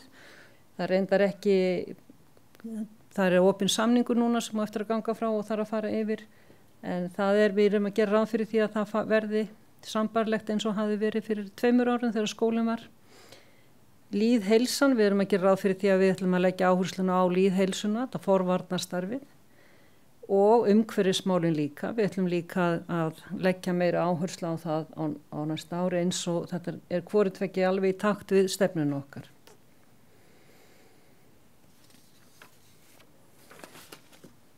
Og síðan það upplýsingakerfi. Við gerum ráð fyrir því þar verði hækkun og við ætlum að gera ráð fyrir því að það muni verða hægt að fara út í jafnvel einhverju meiri nýjungar og breytingar í tölvutæknimálunum hjá okkur. Halda áfram þeirri þróun sem hefur verið farin af stað.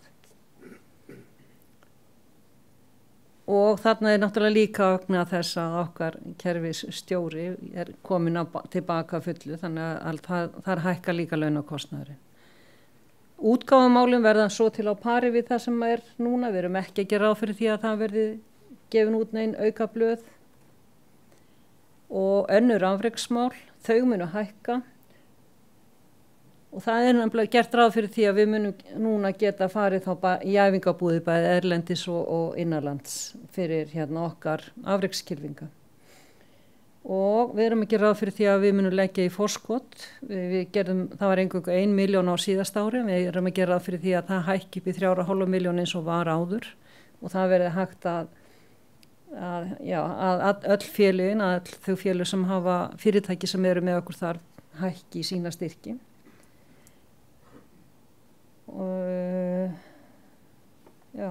Og við ætlum líka náttúrulega að reyna að standa líka vel á bak við okkar unga fólk sem að reyna að taka þátt í mótum, öðrum mótum, ef við getum gert það, að standa þar á bak við það, þannig að þau geta fengið sér náði í þessi stig sín.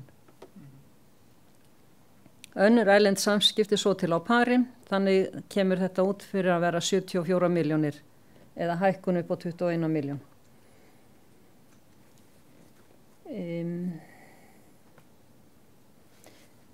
Þá komum við að ekstra gjöldunum, öðrum fjármál og framkvæmdastjórnin. Ég gerir ráð fyrir því að hún verði svo til á pari á næsta ári eins og hún var á síðasta ári og líka árið 2023. Ég ekki að gera ráð fyrir að verði mikla vaxtatekjur en vonandi tekst okkur að ávöxta peningana án þess að taka mikla áhættu þar. En eins og við vitum öll að það voru ekki háir innlandsvextir í dag. Þannig erum við að gera ráð fyrir því að reka sambandi með 8 milljón krónum tapi árinu 2022 og 6 miljónum tapi árinu 2023 og þetta eins í takti það sem að Haukur nefndi áðan, að þannig muni eigið félagssambandsins lækka á næstu árum. Samanborið við 30 milljón krónum hagnað á þessu ári.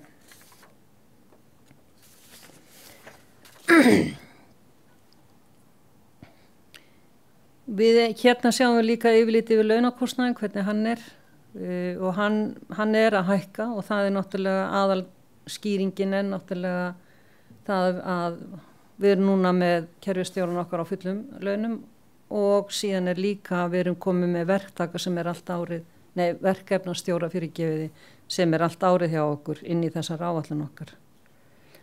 Og bara með það að vera með að reka Íslandsmótinn og leggja meiri áherslu á meiri gæði að þá kallar það á meiri mannskap. Og það má líka segja gaman að því að það eru 6 starfsmenn hjá okkur og þarna eru konar nú þegar 2 konur inn á okkar skrifstofu sem að það voru ekki neinar konur fyrir 2 árum. Þannig að gaman að því að það er líka. En þetta þýðir að við verðum með 76 milljónir í launakostnaða, samtalslaunakostnaða árinu 2022 og 78 milljónir 2023.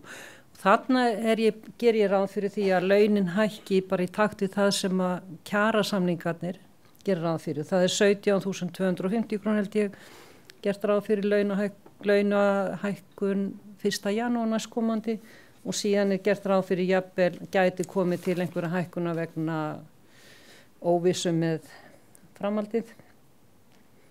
Þannig við erum að gera ráð fyrir þetta sé cirka 4% hækkun á launum. Nú, tillagan er það þessi með þessari áætlun eins og hún liggur hérna frammi að félagagjöldin sem er í dag 5.600 með grasvallasjónum innifalinn verði 5.800 krónur fyrir árið 2022 og 6.000 krónur fyrir árið 2023 en það er eingöngu golfþing sem getur tekið ákvarðanir félagagjöld en ekki formannafundir. Síðan munum við fara yfir þessa áætlun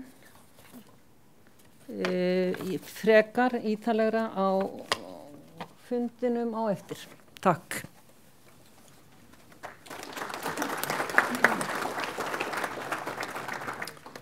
Takk Kristín. Og þessari tillögu framlagðir fjárhagsáætlun og varðandi félagsgjöldin er þá vísa til fjárhagsnefndar. Við merkjum þetta fylgiskjal ekki í þingskjal nr. 1 og verður þá rætt í fjárhagsnefnd núna eftir mat. Við höfum haft það verklega hér á þessum þingum að það er ekki umræður tillögur á þessu tímapunkti heldur á hún staði nefnd og síðan er það kynnt í fyrramálið. Og þá er komið að liðvarandi lagabreytingar. Það er Hörður Geirsson sem ætlar að fylgja þeim og hlaði. Gjör svo vel.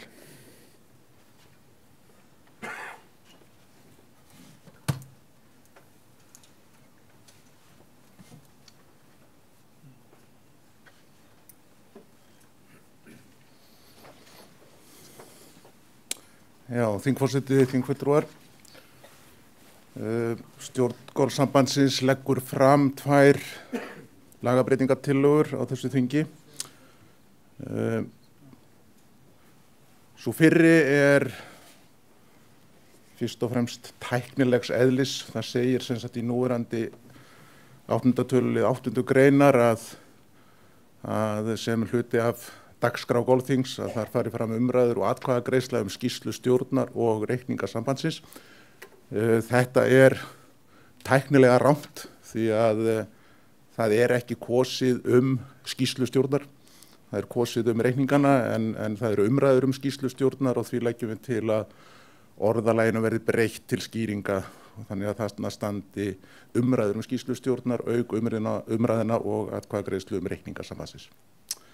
Þannig að efnislega er ekki neina breytingu að ræða. Heldur fyrst og fremst verið að skýra hvernig framkvæmdin er.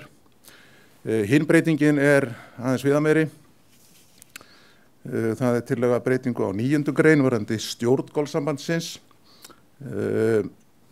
Fyrir 2 þingum síðan minni mig að þá var gerð svo breyting á stjórninni að stjórnarmönnum var fjölgað í 10 fyrir utan forseta og varamenn felldir út í staðinn, en nú leggjum við til að í stað 2 ára kjörtímabils að þá verði stjórnarmenn kosnir til 4 ára en það verði kosnir 5 nýir stjórnarmenn á hverju þingi. Og tilgangurinn með þessu er fyrst og fremst að tryggja ákveðna samfellu í stjórn sambandsins þó þótt að það hef ekki reynt á það síðustu þingum að það sé verið að endurnýja alla stjórnina á einu bretti, þá með þessu lagt til að það sé komið í veg fyrir hugsanlegu vandamál af því tagi að allir stjórnarmenn hætt á sama tíma og með því sé ákveðin samfella í störfum stjórnarinnar tryggð. Það þarna ákvæði til bráðabirgða í tillögunni það hvernig verið staðið að þessu þá á næsta þingi og það var smá umræður það hvernig þetta yrði gert, hvort það ætti á næsta þingi þá að kjósa 5 til 2 ára og aðra 5 til 4 ára og niðurstaðan varð að leggja til einfallega að það yrðu allir kosnir á hefðbundin hátt næst en að kosningu lokinni þá yrði einfallega hlutkesti það hverjir 5 af þeim sem yrðu kosnir sætu í 2 ár og hverjir til 4 ára og þar með væri takturinn komin að í framhaldi að því væru kosnir 5 og 5. En við, eins og þingforseti nefndi áðan, þá verður þetta rætt betur í laganefndinni í kvöld og við komum með niðurstöðu hennar þá í fyrramálið. Takk fyrir.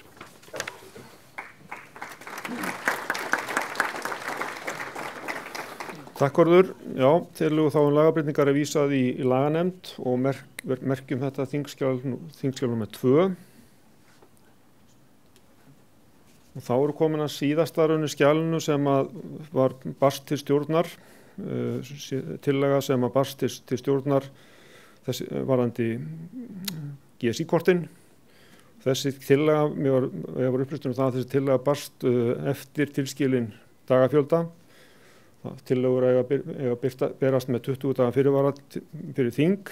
Þessi tillaga var innan þess ramma, þannig að ég ætla að bera upp afbrigði hér á þessum fundi við ykkur það hvort þið samþykkið núna að taka þessa tillögu formlega til afgreiðslu í nefnd.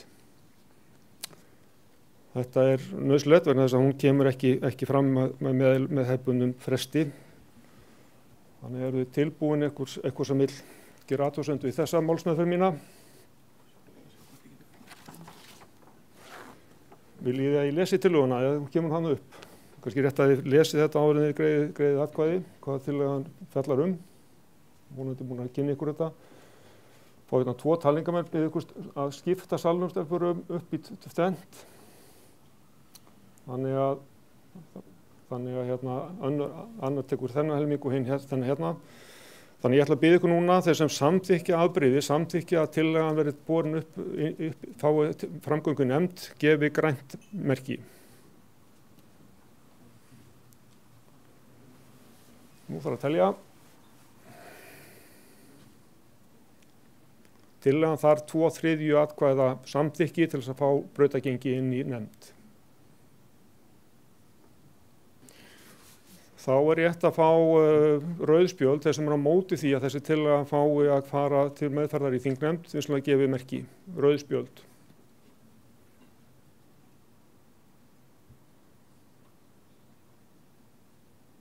Þar með hefur þingi gefið 61 grænt og 8 rauð, þar með hefur þingi gefið samþykki fyrir að nefnd tillagan fær brautagengi inn í nefnd, fer þá inn í allsherjarnefnd. Vilja forsvarsmenn tillöguna gera ykkur grein fyrir tillögunni áður en fer inn í nefnd. Eða dugar þetta texti sem þarna er.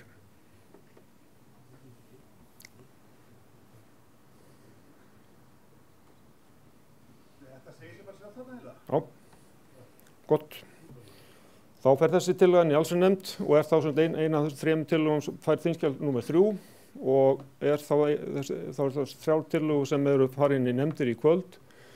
Það eru 2 aðra nefndir á störfum og þær munu þá fjalla mótanefndi fjallar mótaskrá og afreiksnefndi fjallar afreiksmál almennt. Þannig að ég reikna með því að síðan forsvarsmenn þeirra nefnda sem ekki eru með tillögu komi hér á morgun og geri grein fyrir störfu nefndarinnar. Það engin tillaga sem kemur út úr þeim nefndum. Gott og vel, þá við komin að lið sem heitir örfyrirlestrar og þar eru með 3 aðila sem ætla að rúlla yfir hérna einhver málefni og eftir það förum við í kvöldmatt. Og fyrstur er Arnar Gestsson sem talar golfhreyfinguna í tölum og aðgengi. Gjör svo vel.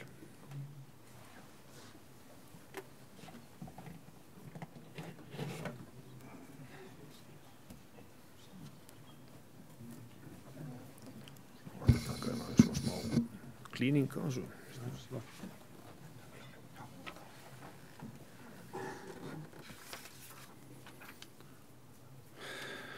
Ágætu félagar, var næstu hættu við eftir að Kristín nefndi mig svona oft í ársreikningunum en ég læt mig hafa þetta. Já, mig langar að sýna ykkur svona örstutt nokkrar tölur og gagnlegar og kannski minna gagnlegar. Bara fyrsta bara þessir þingfulltrúar hér sjáðu það eru 23% konur. Það stefna Golfsambandsins að hafa þær í 40%, þannig að við þurfum að bæta okkur þar og meðalaldurinn 50 ára og forgjöfin eins og hún Fjölmennasta íþróttagreinin, þetta hefur alltaf truflað mig. Af hverju við erum ekki í fyrsta sæti. Sættum okkur við að vera í öðru sæti og eftir knattspyrnunni. Við erum með, eða Gallup segir okkur að við séum með 50.000 Íslendinga sem leika að minnstakosti einu sinni golf á ári. Það þýðir að það eru 30.000 kylfingar fyrir utan hreyfinguna eða ekki í golfklúbbi. Og svona óskrifað markmið okkar náttúrulega að verða fjölmennasta íþróttagreinin á Íslandi og hvet ég þingfulltrúa til að finna leið til að koma þessum 30.000 kylfingum inn í hreyfinguna með einhverjum hætti. Við erum með tölvukerfi sem getur búið til alls konar aðildir og hópa, þannig að það ekki eitthvað sem ætti að stoppa okkur. Bara svona svo við áttum okkur á þessum 30.000.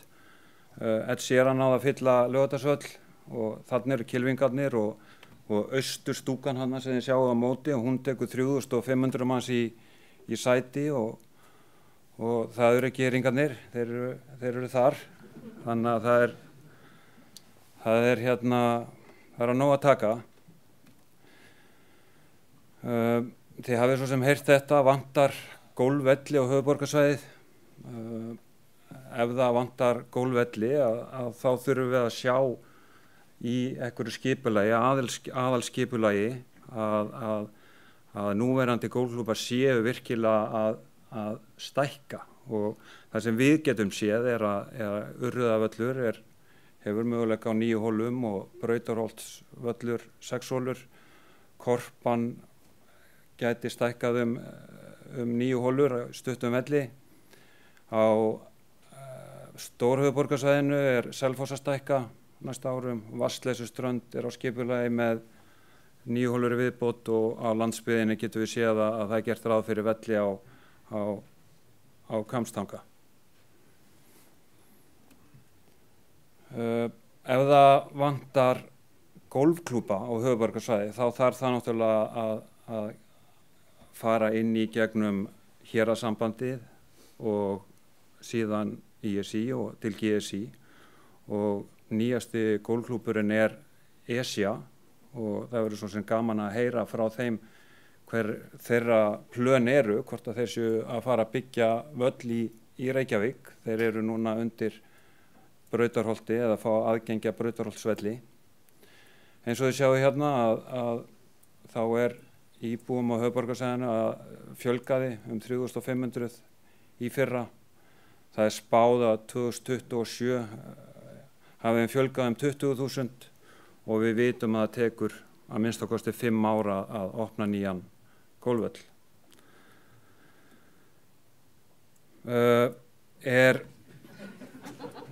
Uppselt í golfi hjá okkur? Ekki nóg að rástímum í boði? Sumir vilja meina ekki, en ég held því og eftir að geta kíkt svona aðeins í tölvukerfið og grunninn hjá okkur að þá sjáum við að það geta allir bóka sér rástíma ef það gert tímalega en það sem oft virðist vera einblín á að það þessi 3 klukkutímar á milli 3 og 6 og þar bara 72 kylfingar að koma stað á hverjum velli 80 eitthvað hjá þeim sem fóru í 9 eða 8 mínútur en nýtingin ef við tökum bara höfuðborgarsvæðið að þá hún cirka 75% á rástíma þannig að þó að vellinni séu vel nýttir þá má nýta þá enn betur og já hvað eru margir rástímar í boði ef við tökum bara frá 8 til 8 sleppum þessum 6:30 til 8 og frá 8 til 10 á kvöldin þá á höfuðborgarsvæðinu 4500 rástímar í boði fyrir þessa 14.000 meðlimi og ef við skoðum á höfuðborgarsvæðinu þessa kylfinga þá þeir að bóka sig 17 sinnum svona meðaltali í 5 mánuði frá maí og fram í september þannig að þeir að fara undir einu sinni í viku í golf. Það sem svona kom mér mest á óvart var að sjá að það 20% hópur meðlima í þessum klúbbum sem að skrá sig á 50% af rástímuna þannig að það á höfuðborgarsvæðinu svona 3-4 svona mjög virkur hópur og að taka mjög stóra eða bóka sig mjög mikið á rástíma. Þetta kom mér líka mjög óvart því ég fór að skoða þetta og ánægjulegt að sjá að það að meðaltali 70% meðlima í hverjum golfklúbbi sem að skrá forgjafarhringi. Ég hefði ekki skotið á svona hátt hlutfall en þetta ef ég tek landsbyggðina með inn í þetta þá fer þetta aðeins minna og sjálfsög getum við ekki séð þetta alveg niður en ef við tökum höfuðborgarsvæðið þá getum við séð þessa tölu og að kylfingarnir séu að meðaltali að skrá 11 forgjafarhringi á ári og í heildina held ég að séu svona 220.000 forgjafarhringir með mótum sem að fara inn í kerfið þannig að forgjafarkerfið það svona stór sölu eða svona seller í íþróttinni og eitthvað sem við ættum að nýta og mögulega líka Golfbox með appið að valda því að kylfingarnir að skrá fleiri hringi. Það 2000 kylfingar á biðlista á höfuðborgarsvæðinu. Þannig að þessi hópur mun eflaust bara stækka. Við gerum ekkert ráð fyrir að það fækki í golfi á næstu árum.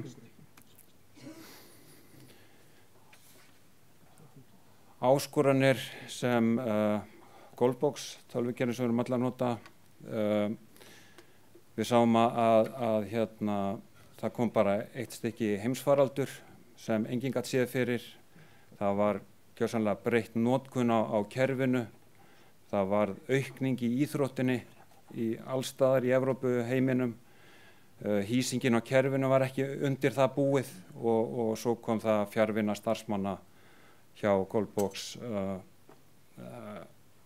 leiddi til minni svona framleiðni og af hverju að segja ykkur þetta? Við höfum fundið það að það var búið að lofa okkur nýju viðmóti og ákveðnum verkefnum sem við bara fengum ekki og skildum ekkert í og það var fundur með Golfbox ásamt öðrum Norðurlöndum þar sem þeir útskýrðu bara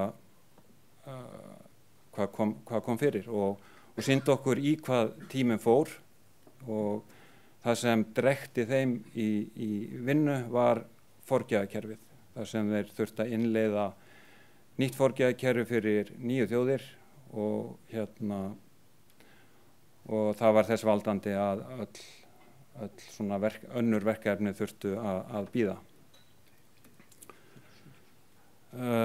nú það sem þeir gáttu sagt okkur hvað væri svona á næstunni og við treystum að verði fyrir hérna næsta sumar þetta nýja viðmót að það verði sama viðmót í appi og á tölvu.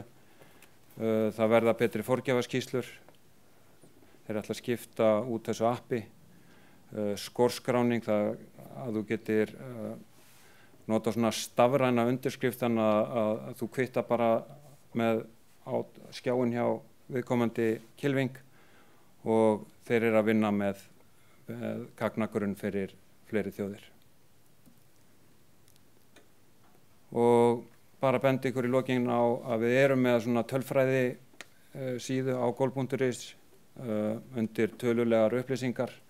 Við munum bara bæti í á næstu misserum og árum með að veita ykkur betri upplýsingar, betri tölfræði og það er í bígerð að taka upp svona kerfi sem vinnur betur með að greina gögnin úr golfbox. Þannig já, það er bara takk fyrir mig. Takk fyrir.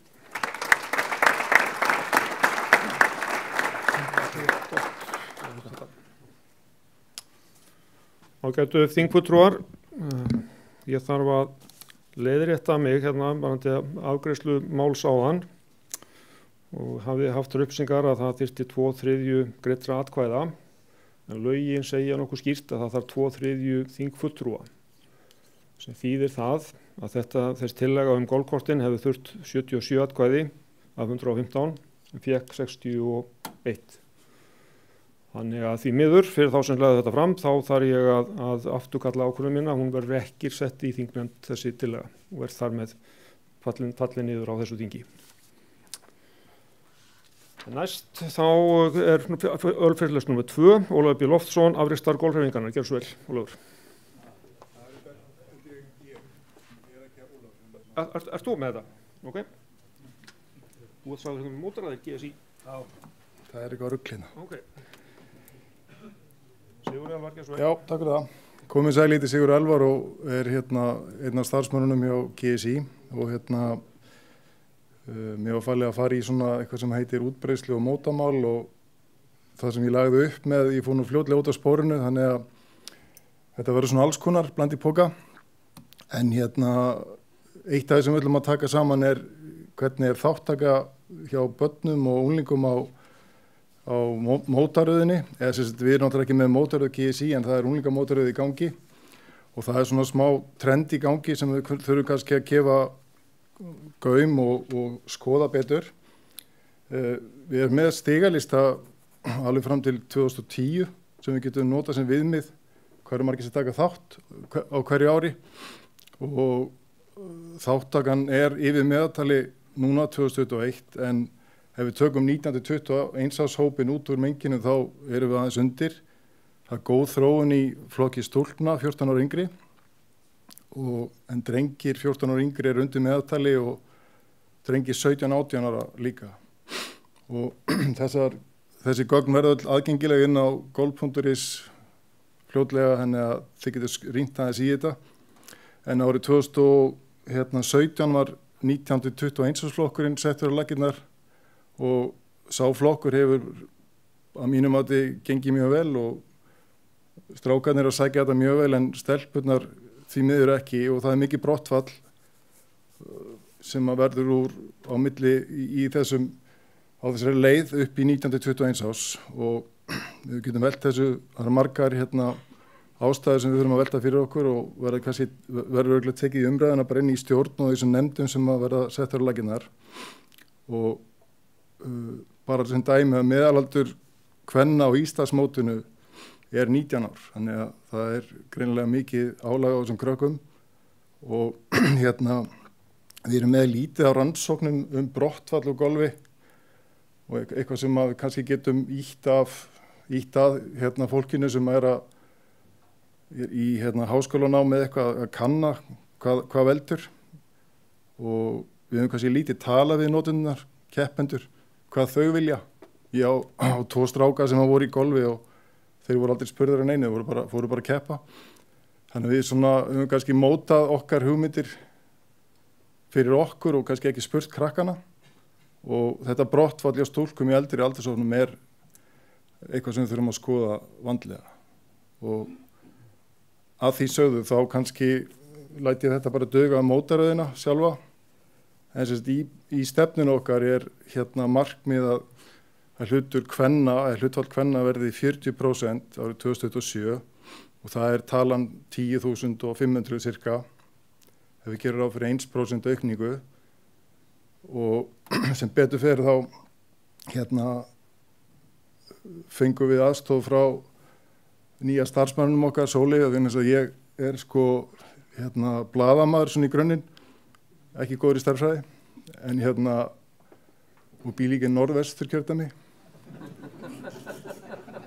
og þar af 3 ár sjálfviljugur í Borgarnesi þannig að þetta svona en Sóley var svolítið klóka, hún ný inn á skrifstofan, hún fór að velta þessu fyrir okkur, við erum með orð í stefnunni sem eru hlutfall af heild og það svolítið flókið að gera það þegar svona rosalega mikið fjölgun þannig að verkefnið sem framundan töff held ég, krefjandi við ætlum að fjölga upp í 20% sem 15 ára yngri og það eru 5.700, þau eru 2.400 í dag og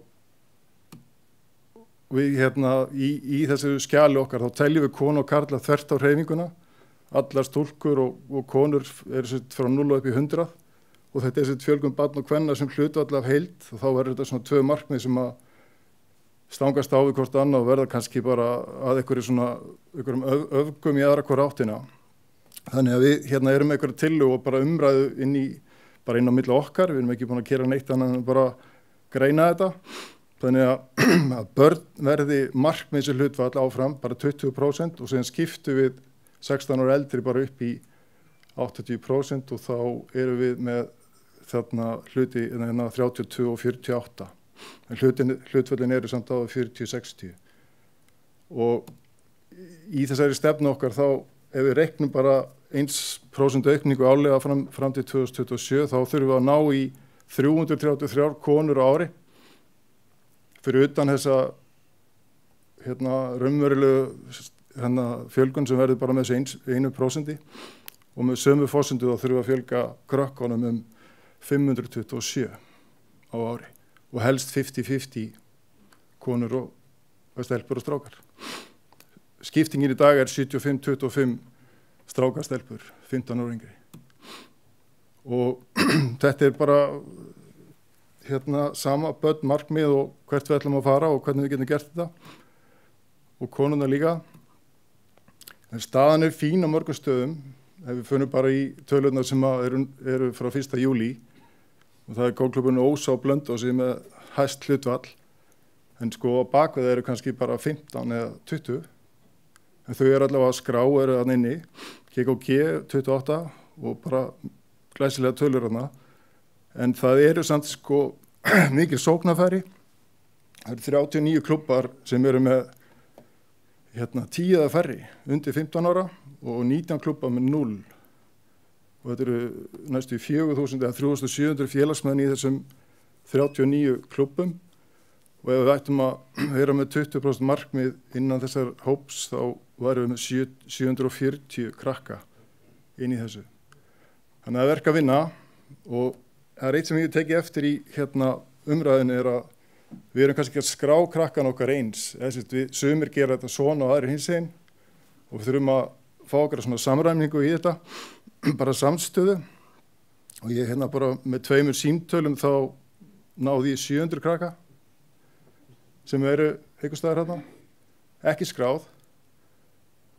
GKG skráir sumarnámskeið eða bara alla sem koma í gegn og GR fara að gera það líka og kannski, ég allavega legg til að hreyfingin fari bara að skrá alla sem eru eitthvað að koma við golfkylfu og eru hjá okkur og líka bara því að ISI og sporttabler eru að vinna með þetta kerfi og Gunnar þekkir það nú kannski hana best en þá verða kannski til einhverja nýja skilgreiningar á þáttöku í framtíðinni og við eigum bara að skrá og svo bara leifa kerfinu og ISI að skilgreina þáttökuna þá út frá fjármagninu sem kemur á bakvið lottótekjurnar. Það eru fullt af krökkum sem ekki hérna inni, þannig að við erum allavega réttir leið ef við gerum það. Svo bara staðan, ef við tökum bara þessar einstaklis íþróttir, þetta eru 15 ára yngri, þá erum við búin að vera bara á svona 1500 línunni mjög lengi og sund, badminton og frjálsar eru þarna fyrir ofan okkur og við erum aðeins að rísa og það líka bara því að GR fór að skrá sumanámskeið, það fór mjög hátt upp.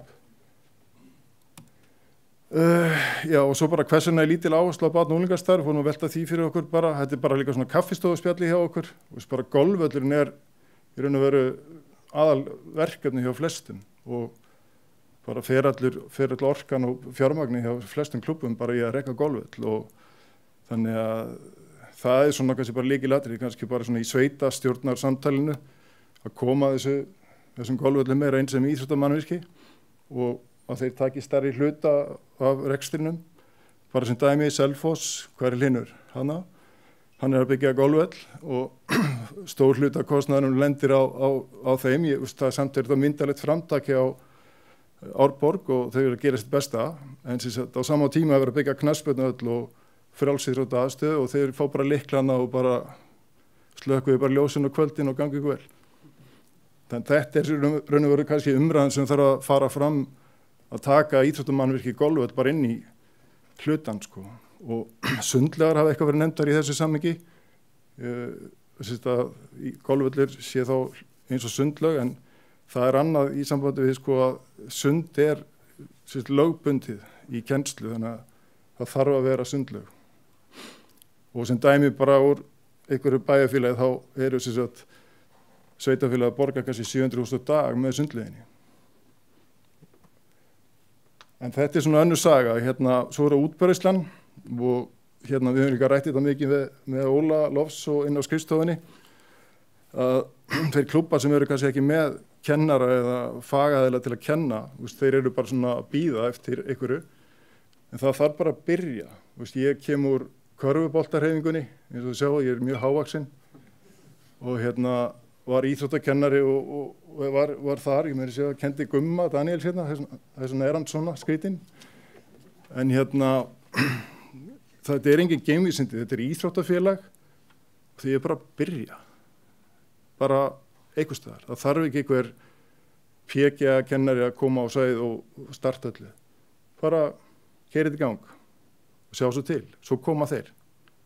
Því að ef við býðum þá gerist ekki neitt og svo það annað, eins og starfsumhverfi PG-kennara það eitthvað sem við þurfum að taka líka, erum menn bara að brenna út í þessu eins og kerti á stuttum tíma að taka sér alls konar verkefni.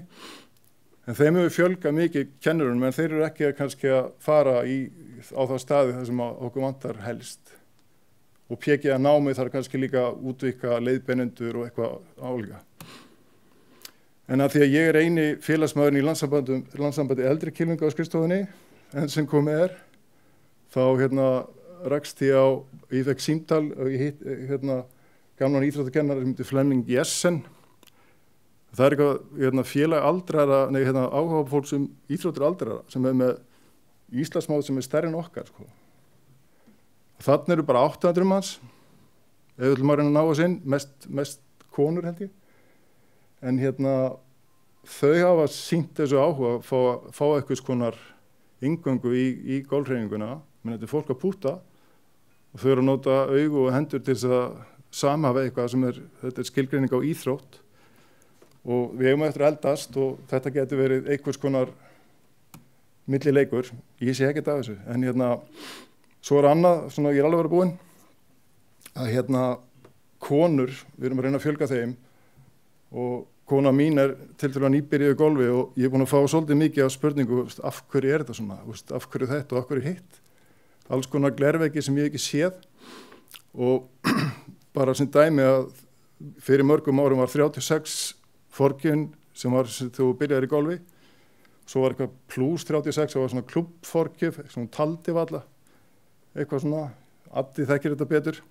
En við byrjum í dag með 54 og það er frábær breyting og kylfingarnir upplifa strax framför. En meðal forgjur kvenna í dag, meðal konan í golfhreyfingunni með 38. Hún 52 ára og svo hefur við fengið ótrúlega flottar upplýsingar úr þessum golfhermum og mælingum hjá til dæmis Keisarunum í Hafnarfirði og Edvin Róald líka að meðal konan með 38, hún að slá 95 til 100 metra með rulli og kallinn sem sagt 46 ára með 28 og slæðir svona 150 og þá fyrir maður að velta fyrir sér hvernig upplifun golfvöllu fyrir þennan markhóp okkar og það sem sagt 20% munur á rauðum og gulum tegum að meðaltali á okkur 5 völlu sem ég slóum inn bara svona í fljótheitum en munurinn á þessari högglengd kalls og konu meðal 50%. Það ekki rétt, Sóley? En og þá fyrir maður að velta fyrir sér, rauðutegarnir bara of langir og þurfum við ekki fleiri tegasett og fleiri möguleika og svo vorum við komin aðeins með eitthvað stærðfræðidæmi og Edvin og það er að búa til eitthvað svona stuðulega mælikvarða að konur eru með 1,6 og kalli með 1 en þetta er þannig að við setnum bara upp einhverjar tölur í Excel-skjal og reknum út eitthvað meðaltal af lengd valla og konur eftir sitt uppásök eiga að meðaltali 160 metri eftir og þá tókum við út par 3 hólunar og kallin með 1 kona með 0 í forgjöfu með 0,2 og 0 í forgjöfu með 0 þannig að þið sjáu bara fólki sem að spila golf það er bara að ströggla og púta fyrir fugli, púta fyrir pari og aldrei upplifa þetta þannig að þið eru bara búið til fleiri tega og svo þetta er síðasta og bara ég að fara þetta eftir svona 20 ár og bara blessu, hvað segirðu? Hvað ertu með á rauða? Þegar ég kem til hennar hvert á hún að fara? Við erum bara með tegasett sem er raukt eða 44 það er ekkert sem tekur við og þetta er eitthvað sem að ef við ætlum að fá fleiri konur þá held ég þetta sé bara algjört líkið atriði að fara að hugsa þetta og líka þessi hópur sem er stærstur í hreyfingun, hann eldist og verður stór og þegar við lendum í þessum hvað ert þú að gera hjá mér drullar og bláategn þannig að þetta er eitthvað sem við þurfum að skoða í víðu samhengi þá hef ég lokið máli mínu og bara takk fyrir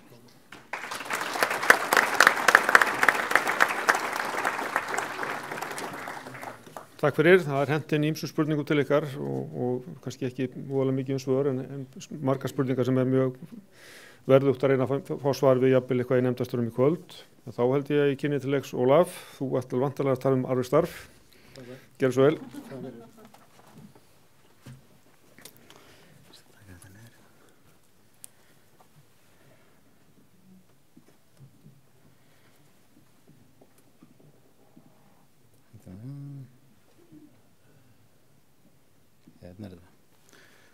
Komið sælublessuð og alveg frábært að vera hérna með ykkur í dag og það er mér mikill heiður að fá að tala það sem að ég hef brennandi ástríðu fyrir. Það er afreksstarf golfhreyfingarinnar.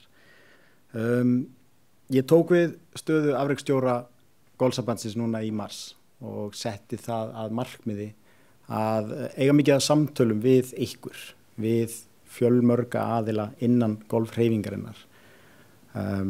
Og þrátt fyrir ýmsar áskoranir og kannski sérstakt ár þá hefur verið bara mjög gott að heyra hljóðið í mörgum af ykkur og þetta er eitthvað sem ég myndi vilja gera meira af þannig að núna á nefndarstörfum og eftir þá væri ég mikið til í að heyra frá ykkur og ykkar skoðanir og ykkar vinkla af því að ég held að svona góð samvinna er bara einfaldlega forsenda þess að við náum að halda áfram að ná góðum árangri og bæta í. Ég hef fundið núna mörg tækifæri hvernig við getum bundið betur þá þekkingu sem við höfum og hvernig við getum nýtt það til að ná okkar háleitu markmiðum. En hver eru okkar háleitu markmið? Núna á síðasta golfþingi eins og Haukur kom inn á áðan þá var ný stefna golfsambandsins samþykkt og ég vildi varpa aðeins fram hvernig þetta lítur út hvað varðar afreksmálin. Við höfum setta að markmiði að lið og einstaklingar verði á verðlaunapalli í alþjóðlegum golfmótum áhugamanna og við höfum jafnframt sett okkur það markmið að hafa að hverju sinni 3 íslenska kylfinga á meðal 100 efstu á heimslista áhugamanna, 3 kylfinga í efstu deild á sterkustu mótaröðum heims og koma kylfinga inn á Ólympíuleikana. Ég er mjög hrifinn af þessum markmiðum og ég er mjög ánægð með þennan ramma sem við höfum sett okkur. Og mér langaði aðeins að vekja athygli ykkar að einu atriði þarna kannski innan þessa ramma, kannski aðeins varandi hlutverkaskilin á milli golfklúbba og GSI. Að við erum þarna búin að ramma aðeins inn að hlutverk golfklúbba er að bjóða upp á faglegt umhverfi innan klúbbsins. Og hlutverk GSI er að veita afrekskylfingum aðstoð sem alla jafna er kannski ekki í boði í klúbunum. Og við erum með þetta sameiginlega markmið að undirbúa okkar kylfinga undir atvinnumennsku og styðja sem best við okkar atvinnukylfinga þegar þangað er komið.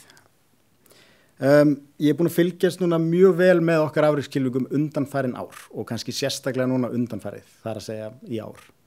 Og ég hef tekið eftir atriðum sem að ég tel við séum að gera mjög vel og önnur atrið sem að ég tel að við eigum svolítið inni og getum gert betur. Það sem að við erum framarlega og erum að standa okkur mjög vel, alveg sama hvort við erum að skoða í sögulegu samhengi eða í alþjóðlegum samanburði, að það er til dæmis varðandi tækni þjálfun. Og eins og Elvar kom inn á áðan að varðandi bara starf PGA að núna á síðastliðnum 15 árum er golfkennaraskóli PGA búin að útskrifa hátt í 60 PGA golfkennara og þetta er búið að skila sér í starfi golfklúbbana og við sjáum núna mjög breiðan hóp af okkar áhuga kylfingum og atvinnu kylfingum ná mjög góðum árangri og þannig að það er alveg klárt mál að þetta er risastór þáttur í því. Og svo sjáum við núna á undanförnum árum algjöra byltingu í inniaðstöðu og kannski sérstaklega núna, golfhermar að spretta út allt. Þannig að þegar við tengjum kannski þessa 2 þætti saman við langt undirbúningstímabil á Íslandi, að þá er kannski ekki að undra að þetta er svona ákveðin sérstaða hjá okkur, að við stöndum framalega í tækninni. Og ég held að þetta sé eitthvað sem að er og verður okkar styrkleiki og við svona getum gert þetta ennþá betur. En það sem ég finnst að kannski tekið eftir og átt bara mörg samtöl við þjálfara er kannski varðandi til dæmis að við okkar kylfingar geta gert mun betur hvað varðar leikskilning, að setja fram leikskipulag, að lesa í aðstæður og undirbúa sig fyrir mót sem dæmi. Og það sem að við gerum mögulega aðeins of mikið er að við æfum okkur við aðstæðu sem endurspegla ekki alveg hvað leikurinn gengur út á. Og það er mjög eðlilegt að yfir langt undirbúningstímabil að við séum að setja áherslurnar þarna. En þegar að við förum inn í keppnistímabilið eða sumartímabilið, þá þurfum við svolítið að leggja kannski sérstaka áherslu að tengja þetta saman. Ég tók sérstaklega vel eftir þessu á æfingarring núna í Þorlákshöfn fyrir 2 árum, þar sem að ég var að spila æfingarring, degi fyrir mót, völlurinn í frábæru standi, gott veður, en völlurinn var nánast tómur. Og mér fannst það mjög skrítið. Og svo er ég að koma upp á 18. brautina og ég sé að æfingarsvæðið er sneisa fullt af kylfingum, að finnpúsa sveifluna sem er búin að eyða síðustu 8 mánuðum í. Og þarna svona, kannski í fyrsta sinn svona fattaði ég aðeins bara, við þurfum kannski mögulega að þjálfa þessa hluti, við þurfum að vekja kannski meiri athygli á þessum þáttum. Ef ég fer aftur aðeins tilbaka inn í þessa hlutverka skil á milli, þannig að við séum kannski ekki með sömu áherslunar, að golfklúbbarnir séu til dæmis með áherslu á tækniþjálfun, að þá sé GSI að einblína kannski meira á þessa þætti sem að golfþjálfarar okkar færu golfþjálfarar, hafa mögulega þekkinguna til að sinna en kannski ekki aðstæðu eða tíma.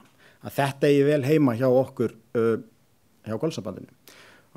Núna kannski áherslan í vetur hjá landsliðinu, núna fyrir nokkrum vikum var ég að velja nýjan landsliðshóp, að þá verður einmitt áherslan svo litið á fræðslu á þessum þáttum sem að ég var að telja upp fyrir ykkur áðan og keppnislíkum æfingum. Þannig að við séum svo litið að koma okkar bestu kylfingum saman og búa til keppnislíkar æfingar þar sem að þau fá smá samkeppni og ég held til að það sé mjög mikilvægur þáttur þannig að við séum kannski ekki að koma eins ryðguð til leiks fyrir okkar stutta sumar.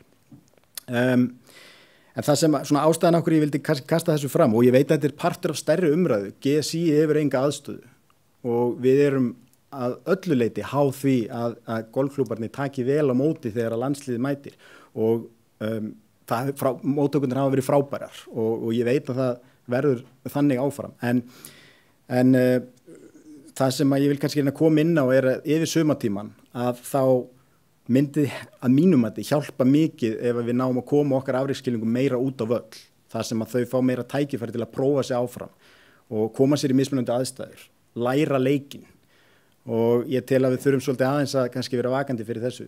Eins og ég talaði líka áðan, ég held að þjálfararnir þeir vita alveg af þessu og þeir hafa þekkinguna á þessum sviðum en þetta stangast mögulega á við það sem er einfaldast eða þægilegast en ekki endilega hvað er árangursríkast. Þannig að við erum náttúrulega með mjög fjölbreyttan hóp af golfklúbbum hvað var þar aðstöðu, stærð, staðsetningu. Þannig að ef ég brýti þetta kannski aðeins niður að þá kannski fyrir klúbbana á höfuðborgarsvæðinu, þessa stóru klúbba, að þá snýst þetta kannski mögulega einhvers konar aðgengi og einhvers konar áherslur þannig að við náum að sinna þessum hlutum, að við séum ekki að ýta okkar kylfingum á mottuna eða á pútflötuna þegar að mínum að við þurfum svolítið að koma út á völl og prófa okkur áfram. Og til dæmis, ef ég tek eitt dæmi fyrir ykkur að núna fyrir 2 árum að þá bauð fyrirverandi íþróttastjóri golfklúbbs Leynis alla landslýskylfinga velkomna á Garðavöll og hvatti þá til þess að mæta og æfa frítt og spila frítt á Garðavelli. Og mér fannst þetta mjög áhugaverð nálgun og ég reyndi að hvetja landslýskylfinga til þess.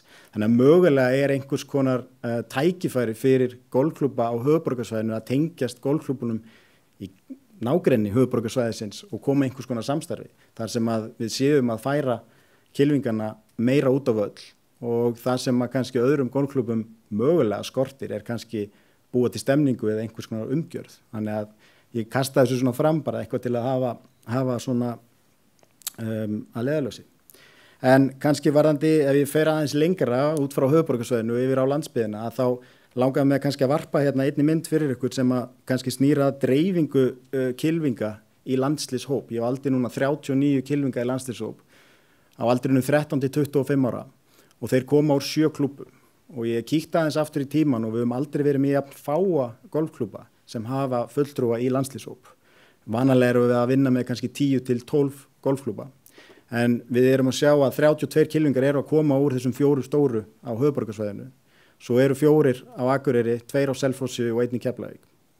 Og það sem að kannski ef ég tengi svolítið við það sem að Elvar var að koma inn á áðan að við séum svolítið duglega að tala saman og deila þekkingu og fara af stað, búa til hóp, búa til stemningu og við sjáum náttúrulega frábær dæmi sem er kannski meira langtíma lausnin að við sjáum eins og á Dalvík fyrir nokkrum árum þegar það spruttu landslýskylfingar þaðan og við sjáum mjög gott dæmi á Selfossi núna, það er sem að klúbbur sem hefur vanalega í karlaflokki verið í annarri deild er að lenda í 3. sæti í Íslandsmóti golfklúbba og við erum að sjá mjög metnaðarfullt afreksstarf þar og það er að skila sér í 2 landslýskylfingum í landslýshóp og það sem að kannski þessi 2 dæmi eiga sameiginlegt að þarna eru mjög metnaðarfullir PGA þjálfarar sem eru svolítið að leiða þessa vinnu og kannski þá varðandi þá klúbba sem að hafa mikinn metnað fyrir því að koma á stað afreksstarfi eða bæta í að þá er nýr árgangur af PGA golfkennaraskólanum að fara af stað á næsta ári. Þannig að þarna getur verið gott tækifæri að finna áhugasama einstakling sem að hefur brennandi ástríðu eins og við mörg höfum fyrir íþróttinni að fara í námið, sækja þekkinguna og koma tilbaka. Við höfum dæmi fyrir því. Golfsambandið hefur sérstaklega verið að styrkja golfkennara nema einmitt fyrir þetta að efla golfkennslu á landsbyggðinni. Þannig að þetta tel ég klárlega svona tækifæri fyrir okkur að huga að. Ég hefði getað verið hérna mjög lengi, sko, ég er lengi að spila en ég getur fljótur að tala. Ég ætla bara að reyna að hafa þetta svolítið stutt. Ég vildi kannski kasta bara athygli ykkar að síðu sem að ég hendi í lofti núna fyrir skömmu varðandi landsliðið. Það er mitt markmið að sýnileiki okkar fremstu kylfinga verði meiri. Þetta er okkar ímynd, þetta er okkar vara eins og Hulda kom inn á hérna í fjölmiðlum fyrir nokkrum dögum.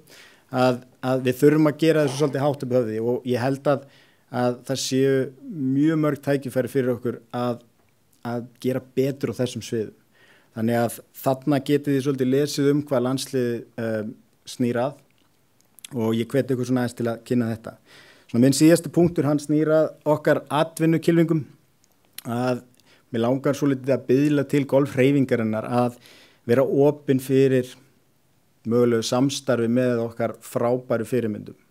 Að við höfum aldrei verið með breiðan hóp af atvinnukylfingum og ég hef verið svo heppin að kynnast þeim öllum þannig að ég veit hvað þau hafa fram að færa og ég veit að í sumum tilvikum þurfum við svolítið að finna þetta hjá þeim en ég veit að það er mikill áhugi og við getum gert mikið með að tengja við þessa kylfinga. Stórt og sterkt tengslanett skiptir okkar atvinnukylfinga miklu máli og ég held að svona aðstoði tengslamyndun og aukin sýnileika geti bara skipt sköpum fyrir þennan hóp.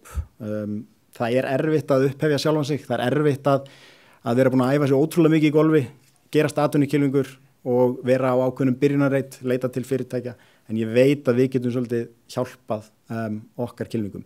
Það verður mitt hlutverk að aðstoða okkar áhuga kylfinga og okkar ungu efnilegu kylfinga að þjálfa þau betur í þeim þáttum eins og að koma sér á framfæri, að skipuleggja sig, að búa til tengslanett snemma. Það verður mitt hlutverk og ég ætla að leggja mikla áherslu á það núna í starfi landsliðsins. En ég svona vildi allan að kasta þessu fram að við svona reynum að hérna kannski grípa boltan samhliða. Ég tók núna á fyrstu æfingabúðum landsliðsins núna síðustu helgi, þá fékk ég Ólafíu, Harald Franklin og Axel til að koma og deila reynslusögum og svara spurningum okkar kylfinga og það heppnaðist ótrúlega vel. Að ég bara veit að þarna eins og ég talaði að nýta og binda þekkinguna betur saman, þarna eru mikil sóknarfæri fyrir okkur. Þannig ég hvet ykkur til að hafa þetta í huga. Ólafía, hún talaði svolítið að ef að við erum duglega að deila okkar þekkingu og læra hver af öðrum, þá erum við kannski að gera mistökin 3 í staðan fyrir 10 sinnum. Við munum gera mistök og okkar kylfingar, ég held að það sé mikilvægt að þeir viti það og séu óhræddir við að gera mistök, en við þurfum kannski aðeins að brúa þetta bil þannig að við eyðum ekki 2, 3, 4 árum í að kynnast í hvað er að vera atvinnukylfingur. Ég veit að við getum svolítið saman hjálpað til. En ég ætla ekki að hafa þetta fleira, bara takk kærlega fyrir mig og áfram golf.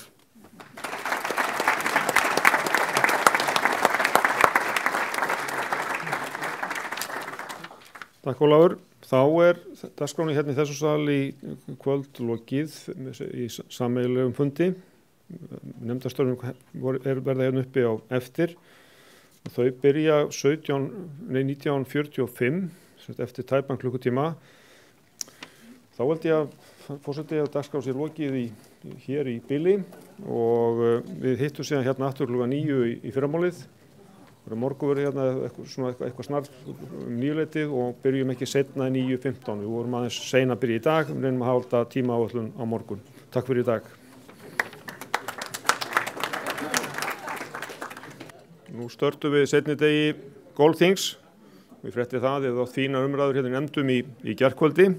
Heyrum af því hér síðar. Við byrjum á 2 örfyrirlestrum þennan morguninn og sá fyrri heimsmarkmiðin og golfhreyfingin og það er Gunnar S. Magnússon sem að fær orðið flytja það. Gjörðu svo vel.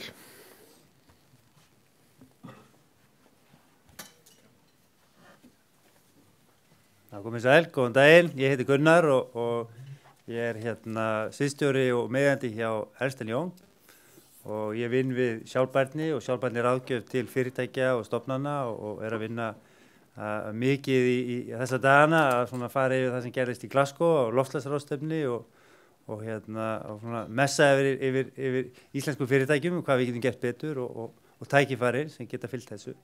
En ég hérna sem fulltrúi verkefnahóps á vegum GSI sem hefur verið að störfum síðan í vor og til styrkri leiðsögn verðandi forseta, Huldu Bjarnadóttir, og þetta einvalið sem hefur verið í þessum rýnihóp að þarna var einnig Edvin Róald, golfvallahönnu sem þið þekkið örugglega einhver, og Sigríður Auður Arnardóttir sem ráðuneytisstjóri í umhverfisráðuneytinu. Einnig var til stuðnings eftirfylgni og ráðgjöf hafa verið Eva Magnúsdóttir sem með sjálfbærni ráðgjöf hjá Pódium og hún hefur svona verið svona svolítið utanumhaldið vinnuhópinn. Og svo Þorsteinn Guðjónsson hjá Iceland Travel verið okkur inn handar auk starfsfólks og forseta og stjórnar GSI.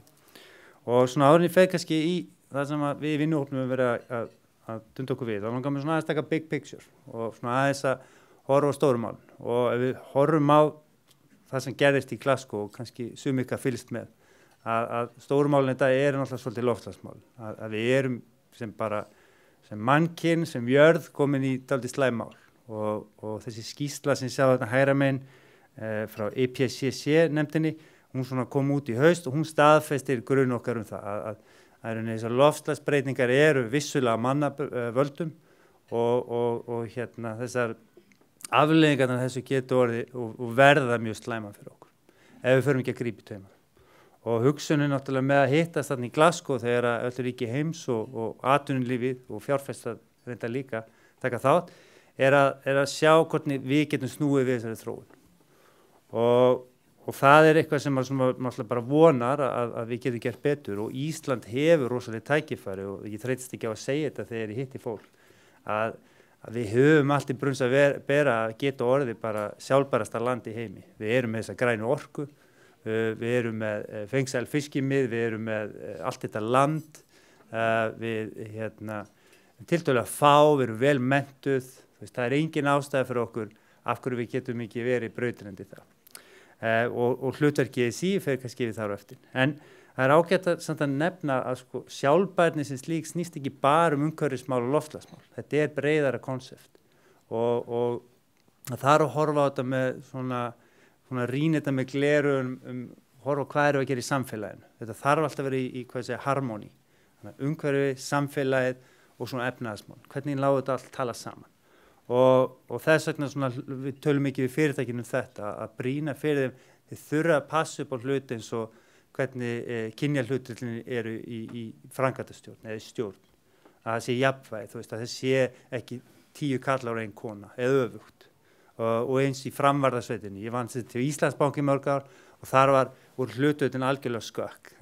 Í fjárfestingarbankanum það voru 90% karlar en í gjaldgera sætunum það voru 90% konur og það þarf að jafna þetta, það þarf að vera, við getum aldrei ná 50-50, þetta snýst ekki það snýst að finna hlutverk sem eru jafnari. En þetta ekki bara kynja hlutverk, þetta líka eins og launamál, að við séum að borga sömu laun fyrir sömu vinnu og þetta svona eitthvað sem hefur verið, Ísland hefur staðið sér ágætlega í jafnréttismálum og við getum alveg verið stolt af því. En þetta ekki en það eru líka búin að vera erfið mál í gangi núna, bæði í sumar og haust. Og við vitum alveg að annað svona aldarsamband GSI hefur náttúrulega ekki farið valhlut af því. Og það þarf að taka á málum eins og kynferðislega áreitni. Þetta skiptir máli. Og bæði það að koma í veg fyrir þetta, en líka að vera bara tilbúið þegar þetta kemur upp. Og við vitum að það ekkert auðvelt að koma í veg fyrir þessi mál, en við þurfum að vera viðbúin. Og þarna til dæmis ég með mynd af það sem komið núna í gangi á ISI samskiptaráðgja, en það heilmikið verið að gera en við þurfum að passa upp á þetta, halda áfram. Þannig að, og svona af hverju skiptir þetta máli og ég tek þetta svolítið upp svona þegar ég tala við businessin, the why, af hverju erum við að fókusera á þetta. Og svona fyrst að ég búin að tala eins um þetta að vera í framtíðina, fyrir börnin okkar. Við eigum öll börn eða barnabörn eða afkomendur eða frændur eða frængur. Við viljum skila jörðinni og samfélaginu í betra ástandi en við tókum við. Þannig að það engu ástæða finnst mér. Númer 2, starfsfólk. og við erum marga kannanir sem sína fram á þetta. Starfsfólk vill vinna á stað þar sem er verið að taka á þessu málum, þar sem við verið stjórnendur, stjórn og leiðtogar eru virkilega að horfa á umhverfismál, eru að horfa á aðbúna starfsfólks, eru að horfa á hvernig stjórnar hættir eru. Þannig að það skiptir máli.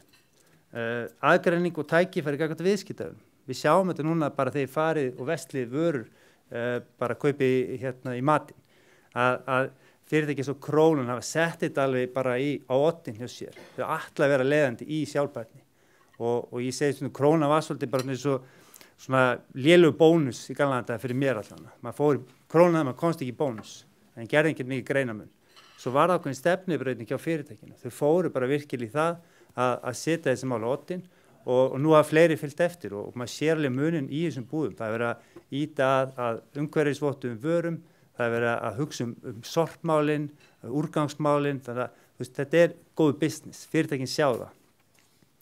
Og áhættustýring, betra aðgengi að fjármögnun, ég vann í Íslandsbanka við bankakerfinu og við gáum út græn skuldabref og það sem var svo gaman að sjá að fjárfestarnir voru tilbúinir að bæta okkur upp kostnaðinn og gáfa okkur inn í peninga. Þannig við fjármögnum okkur á ódýrari hátt en við höfum gefum út venjuleg skuldabref. Þannig að það eru svona gulrætur á borðinu fyrir það sem að vilja fjárfesta í grænum eða sjálfbærum atriðum. Þannig að það er velun. En svo eru líka svona, hvað ég segja, prigg eða svipa. Við tölum að ensku carrot and sticks. Og við vitum að núna í formi evrópskra reglugerða og er að koma mjög hertar reglur sjálfbærnimál.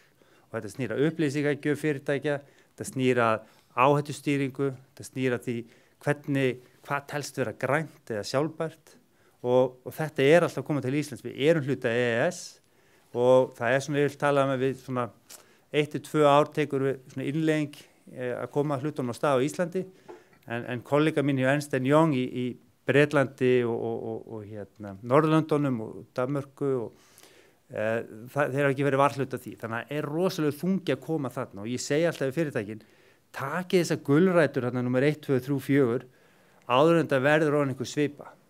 Notið ykkur þetta, gerið þetta eigin vilja áður en að þungi armur lagana kemur á okkur. Þannig að ef við skoðum aðeins golfhreyfinguna og það sem er svo gaman að hafa komið inn í þess að vinna með Huldu og hópnum er að maður fekk svona innsýn í hvað það er að vera að gera undanfarin ár og það er alveg ljóst að GSI hefur verið, myndi ég segja, til fyrirmyndar. Við hafið tekið svona leiðandi hlutverk innan íþróttahreyfingarinnar og margir klúbbar farið í þessar GEO-vottanir, það verið með svona félagskap eins og Sigi, Sterf, mörg ykkar flest eru í fyrirmyndafélagunum, ýmsar gæðavottanir og svo bara þessi fræðsla, fjölþætta miðlun og árverkni bland allt og þessi lýðheilsa, kannski ég ætti að skrifa þarna að þetta lýðheilslu konsept sem að fylgir golfíþróttunni að ungi sem aldnir geta spila golf og hvernig haldið utan golf iðkendur á Íslandi til fyrirmynda. Og ég bjó í Bandaríkjunum og í Evrópu í mörg ár, spilaði golf alltaf, en maður finnur það svo sterkt að maður kemur í klúbbinn sinn í GR eða strákunum minn í GKG og ég spila mikið í Keili og Oddi. Það er svo mikið svona vel haldið utan fólk á öllum aldri. Þannig að ég myndi segja að hreyfingin er á mjög góðum stað og það sem við viljum gera með þessum vinnuhóp er að byggja á þessum góða grunni. Við viljum styrkja þetta, við viljum færa ykkur á næsta skref og þið taki alltaf íþróttahreyfinguna með. Og við erum að vinna þetta út frá þessum sjálfbærni og heimsmarkmiðum og eins og ég nefndi á hann, heimsmarkmiðin eru svona ein heild, þetta eru umhverfismálin, þetta eru efnahagsmálin og félagslegumálin. Þetta þarf allt svolítið að tala saman og þetta er svona grunnurinn sem við erum að byggja á og nú er ég að fara að flækja þetta aðeins og þið verður bara að umbera það en viðskiptalyfi horfum líka á aðra þætti sem heita UFS viðmið eða viðmið umhverfislega þætti, félagslega þætti og stjórnarhætti og þetta er svona svolítið mælistika sem fyrirtæki nota til að sjá hvort þið eru að standa sig og þarna sjáum við eins og umhverfisþáttunum, þarna verður að mæla gróðurhúsalofttegundir, hvernig vistkerfið, hreint vatn, nýtna orku og þess áttar, félagslegu þáttum, heilsaöryggi, vinnuumhverfi, fjölbreytni, upplýsingaöryggi og verðmætasköpun í heimabyggð. Og svo stjórnarhætti, hvernig stjórnin sett upp, eru kynjahlutvöldin rétt, hvernig er innkaupum háttað, eru siðareglur fyrir fyrirtæki eða stofnuna, persónuvernd og fleira. Þannig að þetta er svona tvær mjallestikur, myndi ég segja, þarna er þetta með heimsmarkmiðin og þessi UFS viðmið. Þannig að við höfum svona ákveðið svona benchmark sem við ætlum að vinna eftir. Og aðeins vegferðina, við erum svona byrjurinn núna að þarna í fyrra og í ár svona vera að undirbúa þetta með kynningu og fræðslu og ég fer aðeins betur í svona það sem er búið þessi stað en við ætlum að hugsa þetta er long term, þetta er langtíma verkefni og við ætlum að vinna þetta með ykkur hreyfingunni fá ykkur með, stóra sem litla klúbba og þetta er svona eitthvað sem við munum þróa sammenningu en við erum núna í þessum fasa, hitt ykkur, undirbúa, tala þetta og svo ætlum við að byggja þetta upp með verkefnum á næstu árum og vera að koma með svona konkrétt verkefni innan kannski 2 ára og svo svona innan 5-6 ára þá ætlum við að taka þetta út og endum þetta og aðla. En ef við tölum aðeins það sem búið þessi stað að við byrjum með stæl núna í vor og það voru nokkra vinnustofur haldnar og ég kannast við nokkur andlit hér sem að tóku þátt og virkilega gaman að byrja svona sterkt með hreyfingunni, fá klúbbana með og vorum í kynningarefni hvað þetta er fyrst og svo tóku við svona vinnustofu hvert af þessum 17 heimsmarkmiðum að rættum það hvað gæti átt við klúbbana, hvað meikar ekkert sens og hvað er í rauninni þetta meikar alveg sens og stiltum þessu svolítið upp út frá því og forgangsröðum þessu í rauninni í 3 flokka. Þannig að fyrsti flokkurinn er eitthvað sem að golfhreyfingin geti virkilega lagt sitt að mörkum, mjög líklegt til umbóta, svo frekar líklegt til umbóta og svo minna líklegt. Þannig að ef skautum að þessi gegnum það að af þessum 17 markmiðum þá völdum við 8 sem við gerum mjög líklegt til umbóta og þarna er eins og við sjáum nummer 1 heilsa og velja og við tölum aftur þess að líðheilsu. Þarna getur golfhreyfingin haft gríðarlega og að hafa gríðarlega jákvæð áhrif og við ætlum að byggja á því. Jafnréttismál, að tryggja að öll kyn séu að taka þátt í þessu að þetta sé virkt samstarf starf allra kynja. Sjálfbær orka, hvernig getum við tengt golfhreyfinguna við þessu rafbíla, orkuskiptavæðinguna. Getum við fengið fleiri rafhleðslustöðvar á golfvellina sem dæmi. Það voru svona umræður. Sjálfbæra borgir og samfélag. Samstarf ykkar við sveitafélag, skiptir gríðarlegum máli. Öll náttúrulega erum að byggja upp gott samstarf innan ykkar sveitafélag. Neysla og framleiðsla. Hvað er það að selja í golfklúbbum? Er þið með mass og snikkars fremst í sjoppunni eða er það bjóð upp á eitthvað sem að fólk svona virkilega hjálpar þeim út á golfvelli? Það voru nokkur atriði. Svo aðgerðir loftslagsmálum. Hvernig getur klúbbarnir og náttúrulega við höfum séð þess að rafróbota sláttuvélar sem dæmi. Þetta var eitthvað sem var rætt. Líf á landi. Margir golfklúbbar að vinna á landi þar sem votlendi var framræst. Er þetta að gera eitthvað í því? Og svo samvinna. Vinna með stjórnvöldum, vinna með sveitafélögum og fleira. En þetta var svona kjarnin í því sem var svona nokkur atriði sem fólk ræddi á þessu vinnustofum og virkilega með langa lista yfir hvert og eitt yfir það sem væri eftir að gera. En einhvers staðar þurfa að byrja. Er svona kannski gæti líka gerst, svona ekkert ólíklegt, menntun, vatnið og nýsköpun og fleira.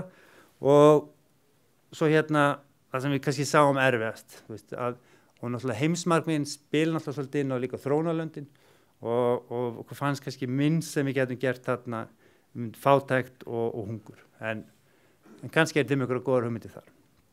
Og svona góðri eða slæmri í íslensku, what gets measured gets done. Þannig að við ætlum að halda utanum það sem við erum að fara að gera og GSI hefur gengið til samstarfs við Klappir sem að kannski einhver ykkur þekkja. Þetta er svona leiðandi upplýsingakerfi á Íslandi sem heldur utanum alla upplýsingagjöf út frá sjálfbærni og ekki bara umhverfismálin, heldur líka þessi samfélagslegu mál sem nefndi og stjórnarhætti. Og kerfið þannig byggt upp að þetta streymi sjálfkrafa upplýsingunum til ykkar. Þannig að í byrjun er þetta smá vinna, koma sér inn í kerfið, setja smá grunnupplýsingar inn, en svo verður þetta meira og minna automatískt. Og það eru 8 klúbbar sem að ætla að vera með í pælótinum, en Hulda bað mig að stressa, ef einhverju vil vera með, þá endilega hafa sambandi mig eða Huldu eða Binna, að því fleiri sem vilja vera með, því betra. Og það þarf enga þekkingu, þú veist, við munum bjóða upp á fræðslu, við munum bjóða upp á stuðning við að svona innleiða þetta og það sem verður svo gott við þetta er að þannig að fáið svona yfirsýn yfir hvað klúbbarnir er að gera og þetta mun hjálpa okkur þá að svona setja einhver markmið, velja einhver lykilmælikvarða og mun gera starfi faglegra og mælilegra.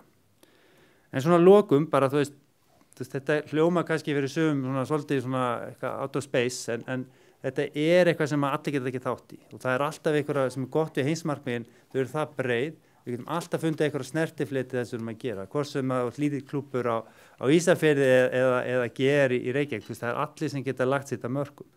Þannig að við viljum byggja upp og miðla þekkingu og þetta mun hjálpa í þessu samtali við hagaðilina, getum greint frá árangrinum, virt starfsfólk og útkoma verður betri rekstur, betri yfirsýn, ánægri starfsfólk, ánægri klúbbmeðlimar, aukinn trúverðleiki og traust. Og auk þess sem að þetta skapa viðskiptatækifæri gagnvart samstæðstæðalum og ferðamennsku. Þannig ég ætla bara að loka þessu og ég enda alltaf á þessari glæri, ég fór hól í höggi á þriðju hólunni við sjónum í meistaramótinu fyrra, þannig ég þreytist ekki á að sýna þessa mynd. En ég þakka bara kærlega fyrir mig og verð áfram að vilja ræða málum. Takk.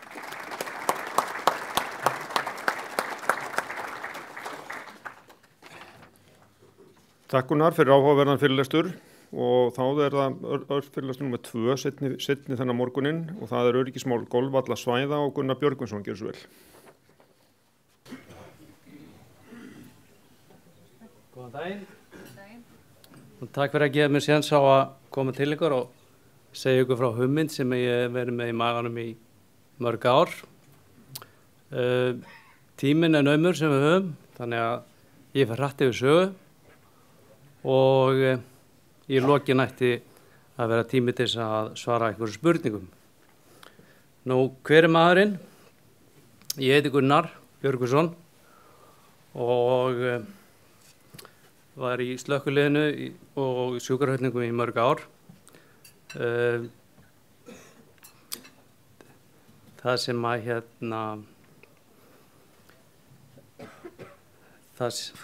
vá, hvað er eitthvað alveg lost. Afsakið það.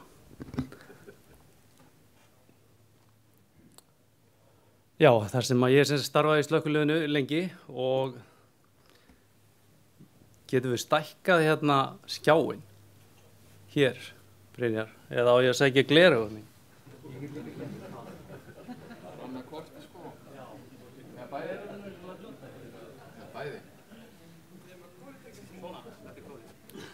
Ekki? Já, þetta er nú ekki svo lítið.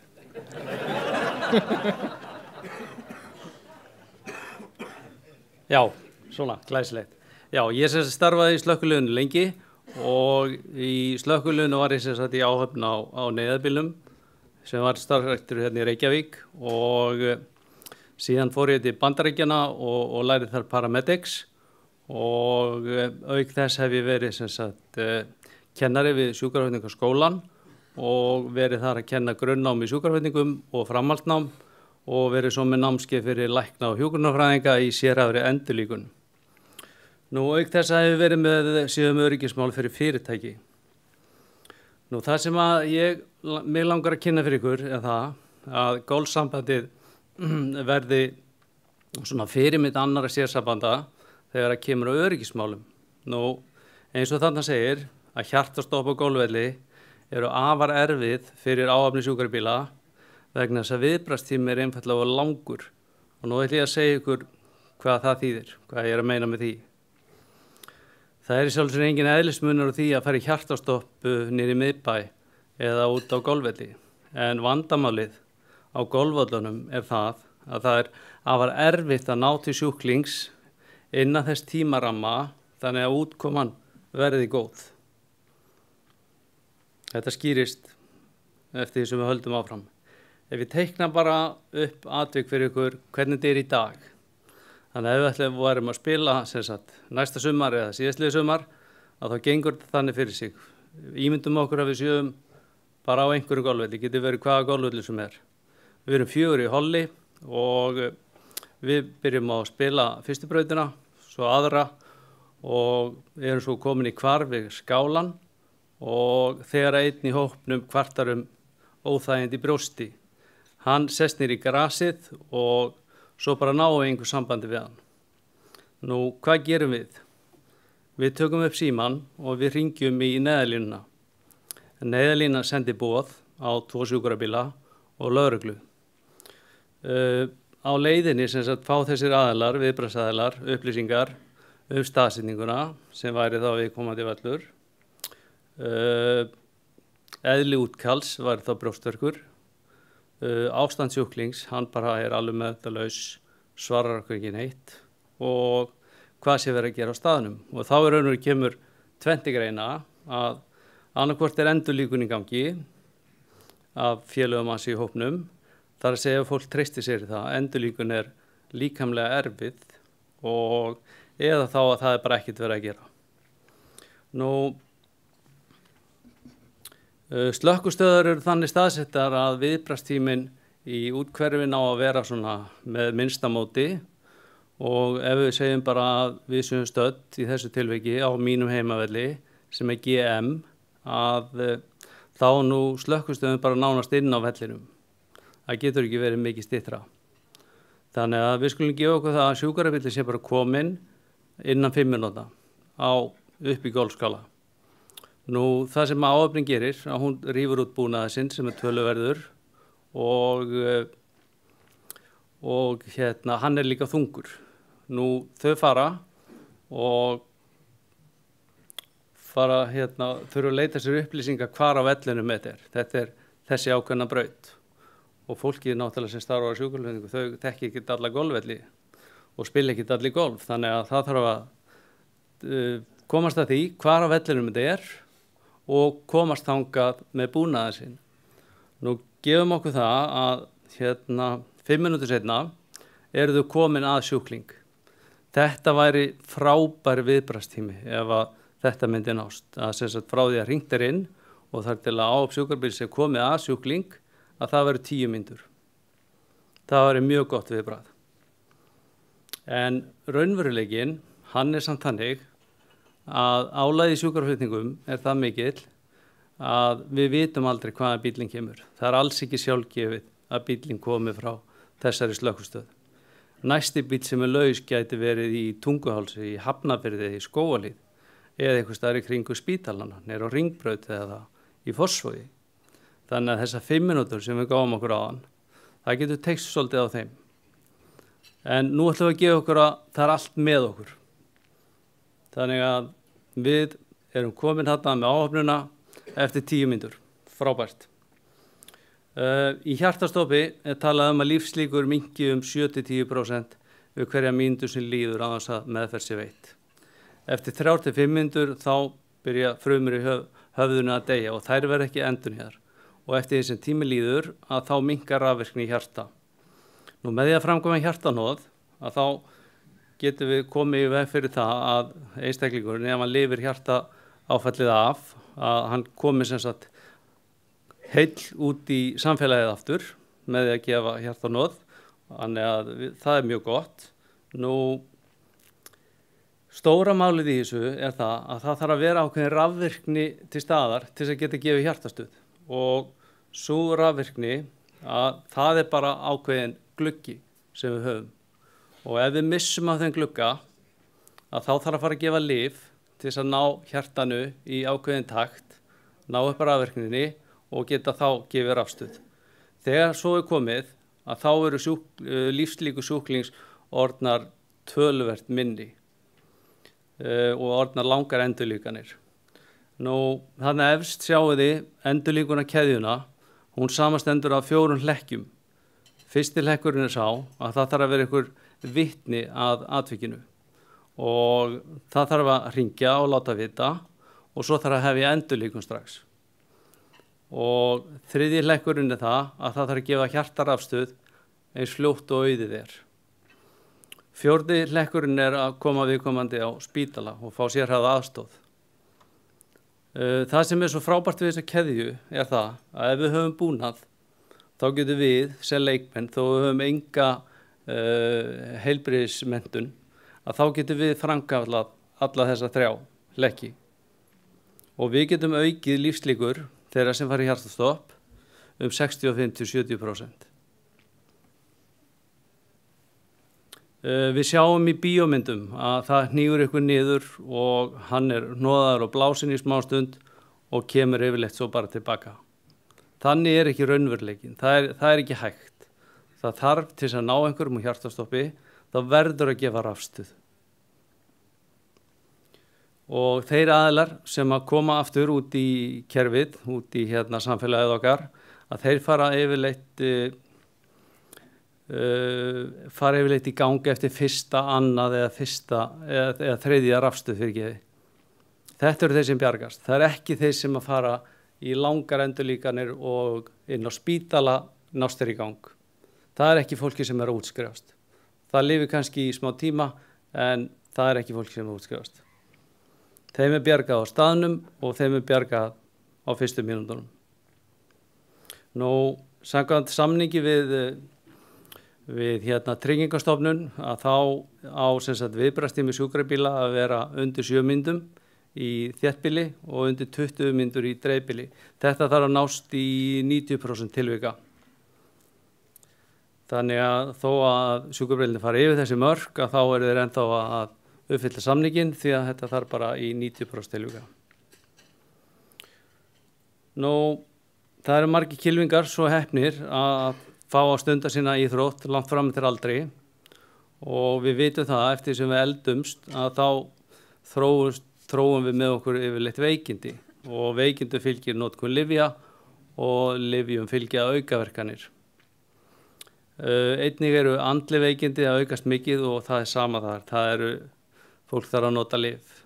Þannig að við erum með stóran hóp af fólki út á völlunum sem áhættuhópur. Í raun og veru má segja að allir sem spila golf eru áhættuhópur því að það heilsuhraust fólk, topp íþróttafólk að deyja skyndidauða. Það ekki bara eldra fólk. Ég geti verið næstur eða einhver náinn mér og þá spyr maður sig hvaða þjónustu myndi ég vilja fá. Og ég veit að það eru klúbbar sem hafa hugað af öryggismálum og hafa keypt hjartastuðtæki og þau eru sett upp í klúbbunum og það vel. En mér finnst það að vera ólíklegt að þessi tæki muni nýtast út af velli þegar eitthvað gerist. Því að boðin koma aldrei í skálan. Það eru 200 á Íslandi sem að deyja skyndidauða á hverju ári. Hvað hægt að gera til þess að auka lífslíku þeirra sem að spila á völlunum? Í fyrra sumar fór ég og spjallaði við framkvæmdastjóra míns klúbbs sem GM og sagði hann að ég hefði áhuga á því að hjálpa til við að auka öryggismálin í klúbbnum. Það var tekið vel í erindið og núna í sumar keyrðu við verkefni á stað og það þannig að það var keyptur búnaður, starfsmönnum var kennt endurlíkun, kennt á hjartastuðtæki og kennt á öndunarbúnað. Það var haft samband við neðalínuna og starfsmennir voru settir inn í gagnagrunn neðalínu. Þannig að þegar eitthvað gerist á svæði GM að þá fá þessi starfsmenn boð í sína síma á sama tíma og sjúkrabíllinn. Það sem gerist einnig það að það var búið til neyðarplan og neyðarplan gengur út á það að þessi búnaður stattur geymdur í eftirlitsbílnum. Þannig að hann alltaf á svæðinu og hann alltaf mannaður. Annað sem að þeir sem að vinna á tækjunum, þeir hafa sama hlutverk, þeir fá boðin og þeir fara beint á staðinn og hjálpa við endurlíkunina. Þeir sem að starfa í skálanum í verslunni að þeir hafa annað hlutverk, þeirra hlutverk að redda golfbíl og taka móti sjúkrabílnum og koma hratt og örugglega á staðinn. Síðan síðasti hlutin sem að liggur ekki eins mikið á að það að fá vinnubílana sem eru með pallin til þess að flytja sjúklinga á. Þannig að þá eru bara að setja létta börur yfir. Markmiðið með þessu það að sjúklingurinn að innan 5 mínútna síðan búin að fá sitt fyrsta hjartarafstuð og þar með aukul við líkurnar ansi mikið, eins og ég sagði, alveg upp í 70% á lifun. Nú, þessi búnaður, hann er bara 1 bakpoki og í honum er sem sagt hjartastuðtæki, það er kælipokar og sárabúnaður, sótthreinsi, spelkur og eitthvað svona verkjalyf og svo þessar samanbrjótanlegu börur sem þið sjá þarna og hérna þær taka lítið pláss. Í vor kostaði þessi búnaður 400.000. Og þá erum við komin að því af hverju ég er hérna. Það sem að ég er að viðra við ykkur er það að Golfsambandið fari í tímabundi verkefni, átaksverkefni, að innleiða verkefni þar sem að verði farið og tekið á þessum málum á samskonar hátt og gert var í Mosó og ég er að tala allir golfklúbbar landsins. Að það sem sagt verði bara einn aðili sem er ábyrgur fyrir málaflokknum og að ferlið bara sé hafið að allir klúbbarnir fái þessa kennslu, búnað og neyðaplan sem er þá sérstniða að þeirra svæði og hann sér einnig þjálfun og heldur utan tölfræði. Tölfræði hefur ekki verið til og ég veit það og þið vitið það eflaust öll að það er margt sem að hefur gerist þarna út á golfvöllum, það eru alls konar slys og við erum að missa kylfinga á hverju ári en það er engin tölfræði til yfir þetta. Það væri gaman að eiga það.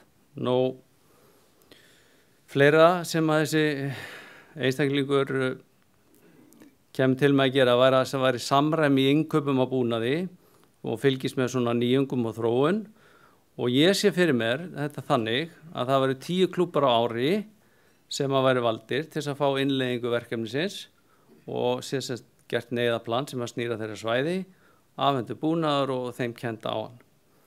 Nú, næsta ár þá koma 10 nýju klúbbar og þá þarf að sinna endurmenntun á þeirra klúbbar sem komu árið áður þessu og einnig þarf að uppfæra gögnin í neðalínu því að það verða starfsmannbreytingar, það er einhverjir sem hætta og aðrir koma í staðinn. Þannig að boðin fari nú að rétta aðila. Nú ég sé fyrir mér 6 ára verkefni að eftir 6 ár að þá ætti allir golfklúbbar að vera komnir með þetta. Það væri búið að hjartastuðtækja að væða alla klúbba landsins. Hér er svo fundur sem að Jón Viðars slökkvistjóri Reykjavík er að tala þetta er í byrjun árs og hann er búinn að tala þetta víða að það sé mikið álag á liðinu í sjúkraflutningum að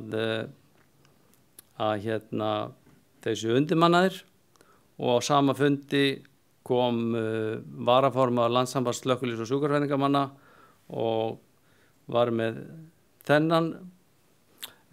þessa ræðu hann segir sem sagt að það sé mikið að gera í sjúkraflutningum og það kemur niður á mönnun á slökkubílum. Þegar allir eru út á sjúkrabílum að þá er enginn að manna dælibílana og því miður þá gerðist það á Bræðraborgarstíg að það töpuðust líf og það komu bílar af 4 stöðum og þeir voru afar illa mannaðir. Ástæðan var svo að það eru allir á sjúkrabílunum og það kemur fyrir sem sagt að það er bara varðstjórinn eftir á stöðinni og einn einstaklingur getur afar lítið gert í þessum málaflokk. Og einnig gerist það að það er stundum bara eins og stendur þarna neðst að það er bara einn sjúkrabíll sem er laus fyrir allt svæðið. Það eru allir aðrir uppteknir. Þannig að þetta er svona undirstrikað sem ég var að segja áðan en það að við vitum aldrei hvaðan bíllinn kemur eða eftir hver langa tíma.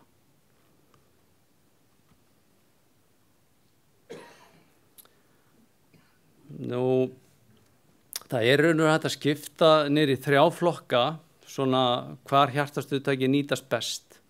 Fyrsti flokkurinn væri þá það sem að viðbragðstími er lengri og það er þá svona staðir eins og skíðasvæði, sumarbústaðir, álver, stór byggingasvæði og golfvellir. Annar flokkur væri þá það sem er mannmargt, það var þá stóra verslunarmiðstöðvar og flugvellir. Þriðji flokkurinn er það sem erfitt er að ná til sjúklinga. Það væri þá sem staðar eins og skip og flugvellar. Lykillinn að góðri endurlíkun er sá að ná að framkvæma þessa keðju, þessa 4 hlekki. Og það er ekki nóg að framkvæma hana bara, það þarf að gera það á skömmum tíma.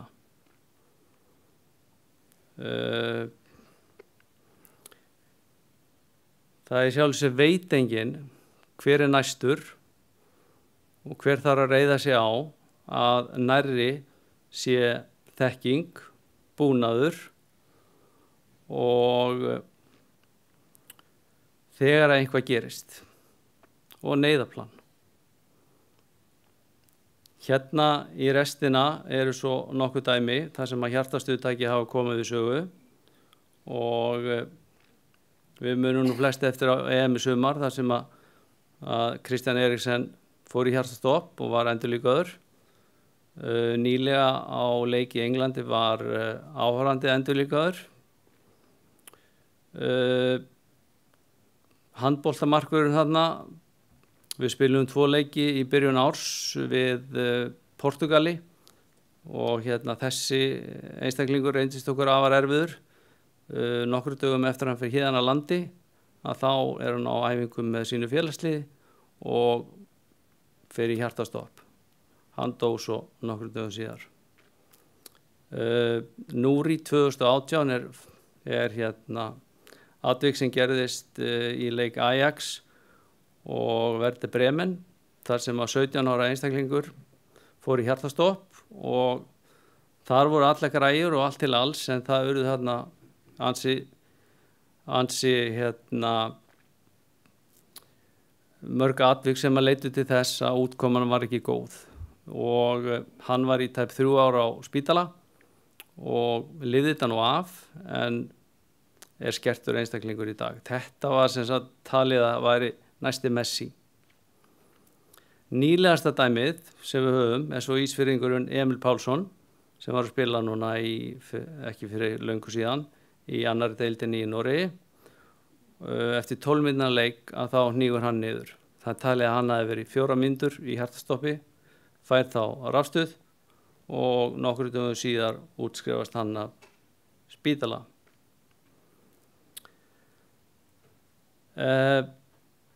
Þá er nú eiginlega svona þessari yfirferð lokið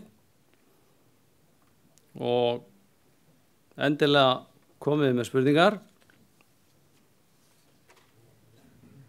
Gjörðu svo vel. Það lagaðist nú eftir ég fékk gleru.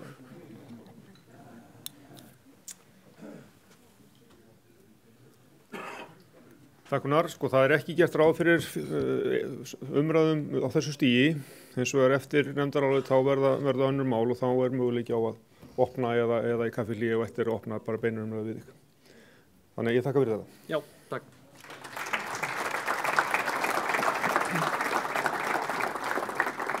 Og við þökkum kærlega fyrir þá fyrirlestra sem hafa komið bæði í gær og í dag. Það er búið að varpa mjög mörgum spurningum til og hugmyndum til nýra stjórnar.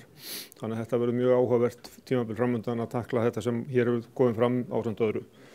Og ég vil vekja athygli ykkar á þessum fallegu skreytingum sem eru á hverju borði. Þetta er sem golftengda skreytingar og það er koma frumkvæði starfsmanns í hótelinu. Þannig að ég held að þess að maður sé nú ekki hérna en við getum klappað fyrir þessum skreytingum. Það eru mjög fallegar.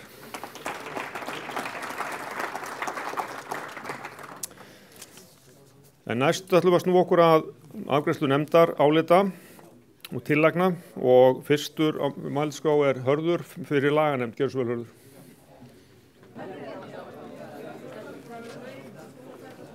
Þingforseti og ágætu þingfulltrúar. Laganefndin hittist í gærkvöldi og fór yfir þessar 2 lagabreytingatillögur sem að liggja fyrir þinginu. Það voru gagnlegar umræður jafnt þessar tillögur og önnur mál sem að snúa að lögum og reglugerðum sambandsins. tæknin að stríða okkur núna, þannig að ég ætla að lesa bara upp þessar breytingar eins og að það liggja fyrir eftir þessar umræður í laganemndinni. Fyrri breytingin, eins og ég nefndi í gær, var og fyrst og fremst tæknileg breyting, þar sem verið að breyta lýsingu á dagskrárlið á golfþingi, þar sem stendur í dag í lögunum umræður og atkvæðagreiðsla skýrslu stjórnar og reikningasambandsins, að tillagan hljóðar upp á að þetta verði orðað umræður skýrslu stjórnar, auk umræðina og atkvæðagreiðslu reikningasambandsins, með þeim rökstuðningi að skýrsla stjórnar náttúrulega höfundarverk stjórnarinnar og það ekki kosið skýrsluna, en það hins vegar kosið reikningana. Og það voru engar athugasemdir gerðar við þetta í laganemndinni og allir sammála að þetta væri eðlileg breyting til þess að gera lögin skýrari.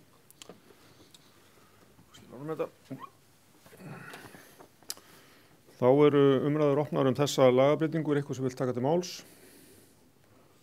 Við erum tilbúin að greiða atkvæði á þess að ég lesi þetta upp aftur, eitthvað sem vil heyra textin aftur. Svo ekki, mislega gefið grænspjöld sem sammála þessa lagabreytingu.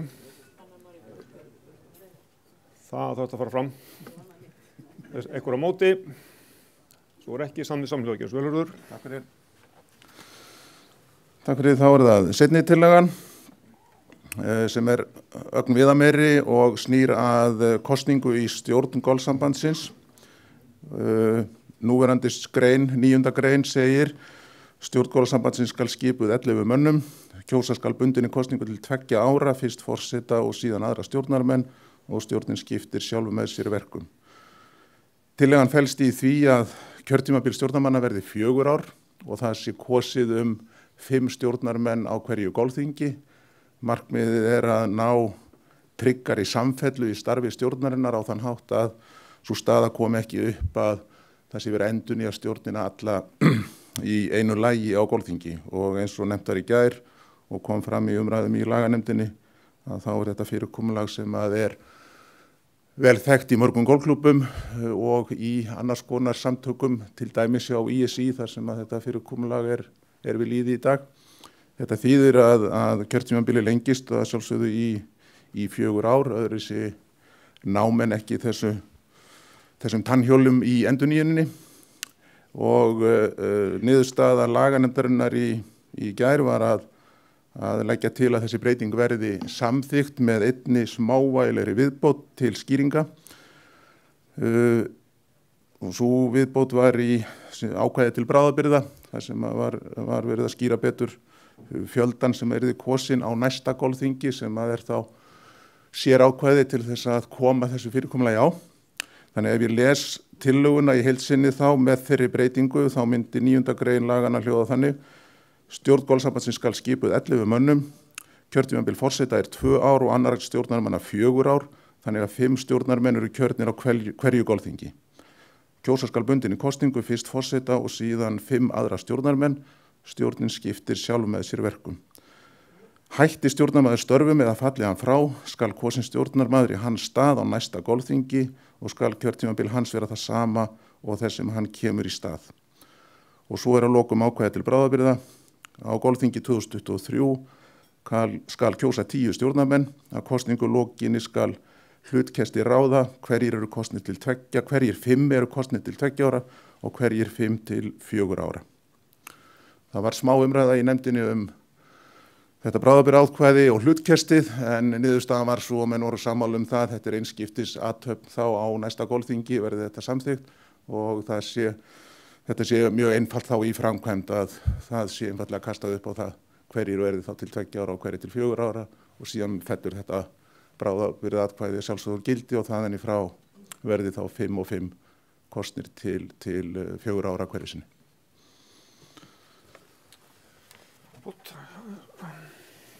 Takk fyrir Hörður, og þá eru umræður opnar þessa lagabreytingu.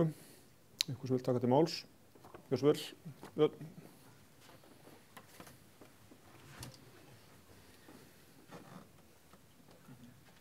Nú, engin efnisleg athugasemd, Björn heiti ég Vílundsson, golfklúbbur Reykjavíkur. Engin efnisleg, en hins vegar er setningin öll heldur greinin öll svolítið karllæg. Og svona núna þegar við erum að reyna að tilengja okkur heimsmarkmið og jafnrétti, hvort þessi geta orðað þetta bara þannig að þetta sé kynlaust. Leggja þetta á fyrir þingið. Takk.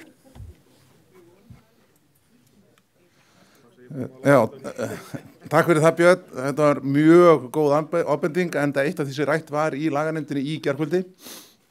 Þar kom fram mjög góð ábending það að lögin í heild sinni yrðu endurskoðuð með tilliti til kynhlutleysis, en nefndarmenn voru sammála það að það væri betra að taka þau þá öll í gegn fyrir næsta golfþing, frekar heldur en að þessi eina grein myndi stinga einhvern veginn í stúf næstu 2 árin í þessu tilliti, en þetta var vissulega rætt í nefndinni og ég var einmitt beðinn að koma þeirri ábendingu á framfæri til nýra stjórnar að koma með tillögur á næsta golfþingi þar sem það væri búið að endurskoða allan texta lagana einmitt með tilliti til þessa. Takk fyrir. Formaður laganefndar hefur skýrt þetta hans útbjörn, þetta fullnægjandi. Takk. Fleiri?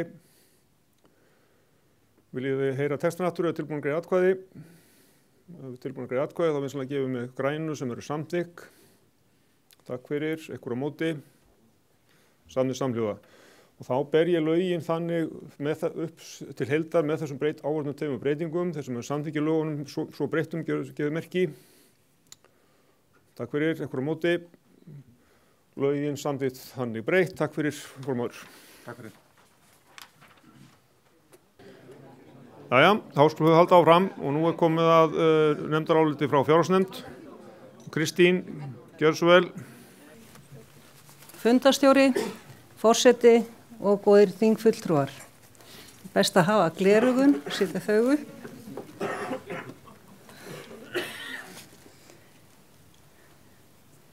Ég sem sagt að formaður fjárhagsnefndarinnar sem fundaði í gærkveldi og á fundinum voru við 6 allan tíman og það voru nokkri sem komu inn á milli en allan tíman sátu við 6 á fundinum.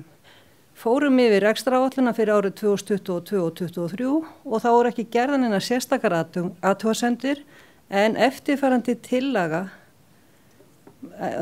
leggjum til að eftirfarandi tillaga verði lögð fram. Tillagan er svo hljóðandi að stjórn GSI fái heimild til að styrkja heimamenn á landsbyggðinni til náms í PGA skólanum og grasvallafræðum gegn því að viðkomandi skuldbindi sig til að sinna starfi í viðkomandi golfklúbbi í að minnstakosti 3 ár að námi loknu. Og greinagerðin sem fylgir með þessu framkomið þau sjónarmið í fjárhagsnefnd að margir golfklúbbur út á landi ættu í erfiðleikum með að sinna kennslu svo vel væri sem og aðgangi að fagmenntum starfsmönnum við umhirðu golfvalla. Á þetta bæði við ungmenni og fullorðna. Staðarþekking og kennsla væri vanlegasta leiðin til að laða að nýja iðkendur og þar með að renna styrkari stoðum undir starfsemi golfklúbba á landsbyggðinni til framtíðar.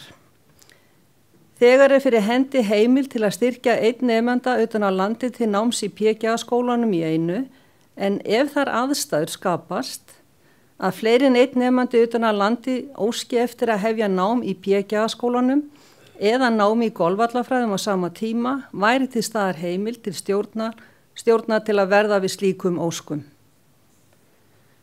Og forsendur fyrir styrkveitingu væri að ósk kæmi frá samþykktum golfklúbbi og einstaklingi þar sem gild rök væri færð fram fyrir styrkveitingu hvort sem til að ljúka skemmra eða lengra námi frá PGA skólanum eða golfvallafræðum frá viðurkenndum skóla.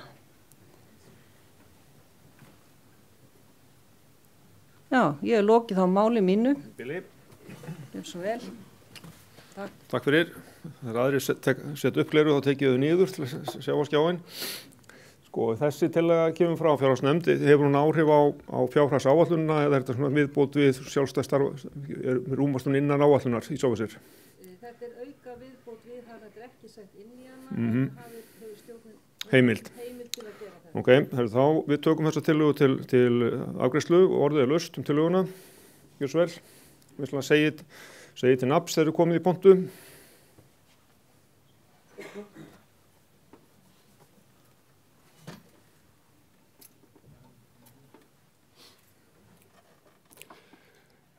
Þingforseti, forseti, verðandi forseti, kæru félagar, hérna Agnar heiti ég, Golfklúbbi Kópavogs og Garðabær og þetta mál hefur verið mér hjartansmál í langan tíma og ég ætla að reyna að útskýra í örstuttu máli af hverju.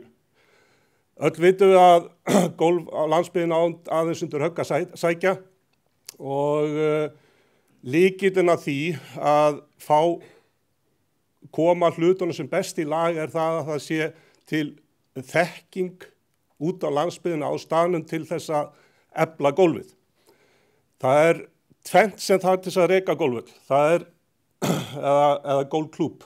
Það er land og það eru iðkendur. Til þess að iðkendur þá þurfum við að finna fólk sem hefur áhuga á íþróttinni og kenna hana. Við þurfum að vera með barn- og unglingastarf og barn- og unglingastarfið er lykilatriði til þess að ná eyrum sveitarfélagana sem leggja til landið. Þannig að þessi tillaga er svona dauðafæri fyrir okkur til þess að efla golf á landsbyggðinni. Við sjáum hvernig Selfoss hefur gengið eftir að Hlynur fór þangað. Það eru fleiri dæmi til, en ég vil líka benda á það að vissulega lítur þetta út eins og innistæðulaust tékki fyrir stjórn golfsambandsins, en við erum að fjárfesta. Þetta er ekki að eyðsla á peningum, þetta er fjárfesting. Til dæmis, barn sem byrjar í golfi út á landi heldur því áfram út ævitíman. Bara fyrir GSI er það 500.000 í fjárfestingu. Fyrir golfklúbbinn á landi er það 5 til 7 milljónir. Þannig að þetta er gríðarlegt tækifæri sem við höfum hérna fyrir framan okkur og ég ætla að hvetja ykkur öll sem eitt, lyfta græna kortinu og styðja þannig golf á landsbyggðinni. Takk fyrir.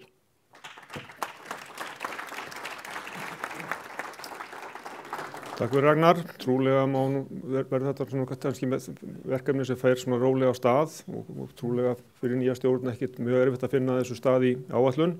Fleiri sem vil takast til máls? Ef svo er ekki, þá ber ég þessa Jókjásvel.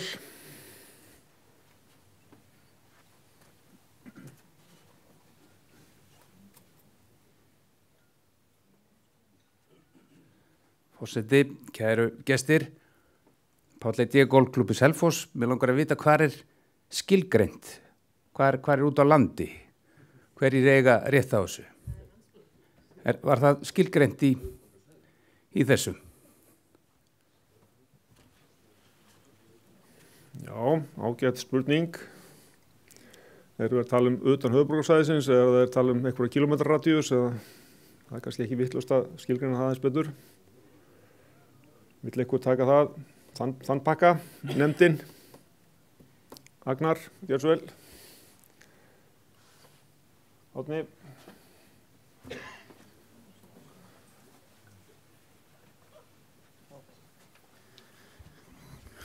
Forseti, ágætu félagar.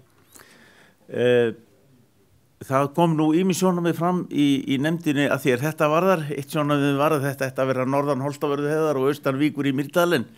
Menn sögðu að andi greinarinnar væri sá að þarna væri verið að styrkja klúbba sem ættu í vandræðum með sitt starf og við vildum sérstaklega láta koma fram, en það var það upphaf umræðunar, að þetta væri meira vandamál hjá minni klúbbum úti land, en við afriðum með að niðurstaðan var svo að fara ekki að tilgreina sérstök svæði, heldur væri það andi tillögunar að þetta væri hugsað til þess að styrkja sérstaklega þá klúbba á svæðum sem eiga undir högg að sækja. Við höfum mjög öfluga klúbba á landsbyggðinni, ég get nefnt Akureyri sem dæmi, þannig að það væri svona óvarlegt held ég að fara að nefna svæði, en það væri frekar andin á bakvið tillöguna sem ætti að koma hér fram. Takk. Takk á nefn. Þetta var aðeins skýring á nefndarstarfinu. Ég held að það sé alveg ekki væri óta félagsstjórn það að taka þessa tillögu eins og hún er orðuð, þannig lagað, eitthvað fleiri sem vil taka til máls. En svo er ekki, þá vil ég biðja ykkur að sem er samþykkja tillöguna að gefa grænt merki, grænt spjald. Takk fyrir, einhver á móti. Samþykkt með öllum greiddum atkvæðum, takk fyrir það. Nú Kristín, fjárhagsáætlunin er sjálfsögðu lögð fram bara óbreytt. og þá ætla ég að opna umræður fjárhagsáætlunina sjálfa, eitthvað sem vil taka til máls hana. Ef svo ekki, þá þakka ég nefndinni störfin og vil biðja ykkur að gefa græntmerki sem samþykks framlagðri fjárhagsáætlun. Takk fyrir, ykkur á móti. Samþykkt samhljóða, takk Kristín. Má ég aðeins kannski bara svona aðeins í lokin. Ég ætlaði nú að nefna það í gær en vil endilega nefna það núna hérna sérstaklega að ástæðan fyrir þín líka alveg sérstaklega góður árangur hjá golfsambandinu má ekki gleyma það að framkvæmdastjórinn hefur haldið vel utan budduna. Hann passar vel upp á peningarna og það er mjög gott að vita því. Bara takk, Brynjar. Takk.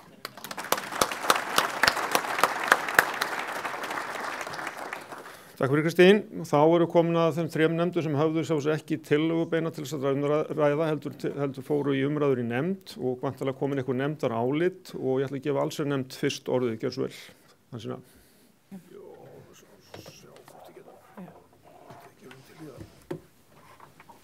Takk. Kæri þingforseti, þingfulltrúar og aðri gestir. Í gærkvöldi þá hóf allsherjarnefnd umræður klukkan 19 og þar sem það voru enga tillögur eða málefni á formulegri dagskrá þá var orðið gefið laust. En umræða nefndarinnar var opnuð með spurningu stórt verkefni sem golfklúbbar og sérstaklega á höfuðborgarsvæðinu þurfa að takast á við næsta árin og það eru biðlistarnir. Og spurt var hvað eigum við að gera við þessa kylfinga? Einnig var spurt hvernig fáið þessa 30.000 óskráðu kylfinga inn í hreyfinguna og í lok fundar var síðan slæm umgengni á golfvöllum rædd. Við heyrðum bæði reynslusögur og tillögur að lausnum við þessum málefnum.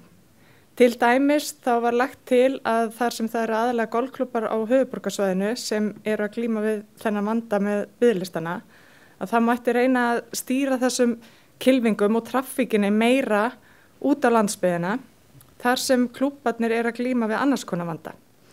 Þá þurfti mögulega svona hugarfarsbreytingu hjá kylfingum, þessum kylfingum sem að sækjast eingöngu í að leika golf á höfuðborgarsvæðinu. Að snúa sér þá frekar að völlunum í nágrunnu og golfklúbbar á höfuðborgarsvæðinu vísi þeim kylfingum sem eru utan golfhreyfingarinnar en eru á biðlistum og vísi þeim á að gerast félagi í nágranna klúbbum. Frekar en að sitja lengi utan hreyfingarinnar. Þetta er fólki sem við viljum fá inn. Klúbbar á landsbyggðinu kalla á sama tíma eftir stuðningi til uppbyggingar til að geta síðan tekið á móti með auðvildum hætti þessari auknu traffík og fjölgun klúbbmeðlama. Og sömuleiðis eru golfklúbbar á höfuðborgarsvæðinu að kalla eftir stuðningi til frekari uppbyggingar vegna þessar umfram eftirspurnar á svæðinu. Þetta leiddi síðan nefndina í umræðu samtal golfklúbba við sveitarfélögin og flestir voru sammála að það mætti gera betur í því samtali en við þurfum að koma golfíþróttinni á sama stall og aðrar íþróttir sem sveitarfélögin að styðja við, til dæmis í mannvirkjagerð. Golfíþróttin er afreksíþrótt og hún stuðlar líka að lýðheilsu fólks á öllum aldri. Hún styður við umhverfismálefni, skilar auknum tekjum til sveitarfélagina með sinni afleitu starfsemi en samt sem áður þá líta sveitarfélagin það ekki á sem sína lögmæta skyldu að styðja við golfíþróttina til jafns við aðrar afreksíþróttir. Nefndin var sammála að þetta verkefni er ærið og það þarf bara risastórt markaðsátak til og vitundavakningu og við þurfum að styrkja ímynd golfíþróttarinnar. Við verðum að leggja áherslu á það að golfíþróttin sjálf og stefnan, hún styður við þessi mikilvægu málefni sem eru svo mikið umræðin í dag, eins og lýðheilsumál, heilbrigðismál, jafnréttismál, forvarnir, fjölskyldan og umhverfismál. Við verðum að hafa þessi málefni í hávegi í samtali okkar við sveitarfélagin. Eins og við höfum talað að þá rötuðu þessi málefni inn í stefnun okkar fyrir 2 árum og hingað til þá höfum við verið að einblína svona frekar á þessi skyldustarfsemin okkar en við erum að færa okkur meira yfir í þessa stefnuflokka og nú er bara tíminn til að fókusera á þessi atriði. Nefndin, hún sammæltist það að frumkvæðið og vinnan á bak við þetta verkefni, hún verður að koma frá klúbunum sjálf og verður að fara þar fram. Og hún lagði til að við myndum skapa svona samráðsvettvang eða málþing fyrir klúbana, fyrir utan golfþing, til þess að koma saman oftar en við erum að gera í dag og þarna yrði þessi mál tekið sérstaklega fyrir. Hugmyndin væri þá kannski svo að við getum skipst á hugmyndum, fengið fyrirlesara, skipst á reynslusögum og síðan bara sest við hugmyndaborð og ákveða hvað ætlum við að gera næst. Nefndi beinu því þess vegna til stjórnar GSI að GSI komi að skipulagningu slíks málþings næsta vor og því hér með komið til skila. Með það að vera með enga dagskrá og engin málefni til umræðu að þá var bara mjög góðar umræður og við sátum til klukkan korter yfir 9, svona í 2 tíma og korter. Og ég vil bara þakka öllu nefndamönnum, eða nefndafólki, af því við viljum svona, hvað kallast það, breyta kynjatalinu. Við viljum bara þakka öllu nefndafólki sem sátu fyrir áhugaverðar og uppbyggilegar umræður. Það var bara mjög gaman að sjá hvað golfhringin á öfluga fulltrúa og ég trúi því að saman þá getum við náð enn betri árangri. Takk fyrir mig.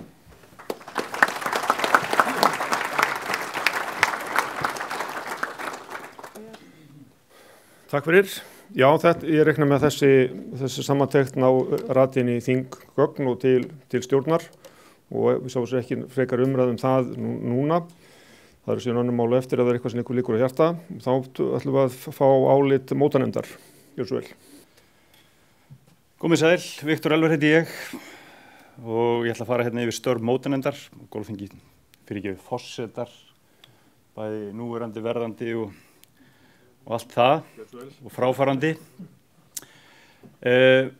Störf mótanefndar voru bara hefðbundin. Við fórum yfir drög á mótaskrá fyrir árið 2022 og hún hér upp á töflu.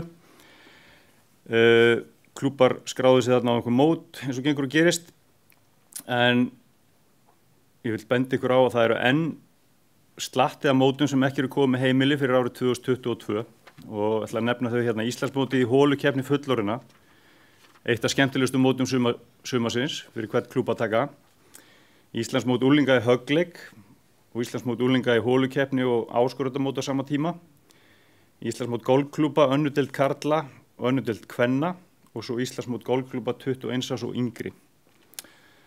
Þannig að ef þið hafið brennandi áhuga á að taka þessi móta þá eru við til skrafs og ráðgjörum það og alltaf hægt að koma skilabóðum á okkur í gegnum mótanefnd@golf.is. Einnig myndi mótastjóri í vor Kristín María okkur á það að búið að auglýsa eftir umsóknum Íslandsmót fullorðinna í höggleik fyrir árin 2024 til 2028 og hvetjum við þennan klúbba til þess að sækja það skemmtilega mót líka. Nú, störf mótanefndar fórum við bara yfir reglugerðir og annað slíkt og velt var upp hvort komið væri á það að setja aftur þessa 3 ára keðjureglu sem eitt sinn var við lýð. Það er að segja að sá klúbbur sem héldi Íslandsmót í höggleik fullorðinna héldi árið eftir Íslandsmót unglinga og svo Íslandsmót öldunga á 3. ári. Góður rómur var gerður í nefndinni á því að endurvekja þetta fyrirkomulag. Góð umræða var var reglugerðir varðandi Íslandsmót golfklúbba en tillögur hafa borist mótanefnd varðandi það góða mót og það voru skipta skoðanir vissulega innan nefndarinnar en ekkert var svo sem ákveðið og það var beint bara inn til mótanefndar GSI að fara yfir þær reglugerðir.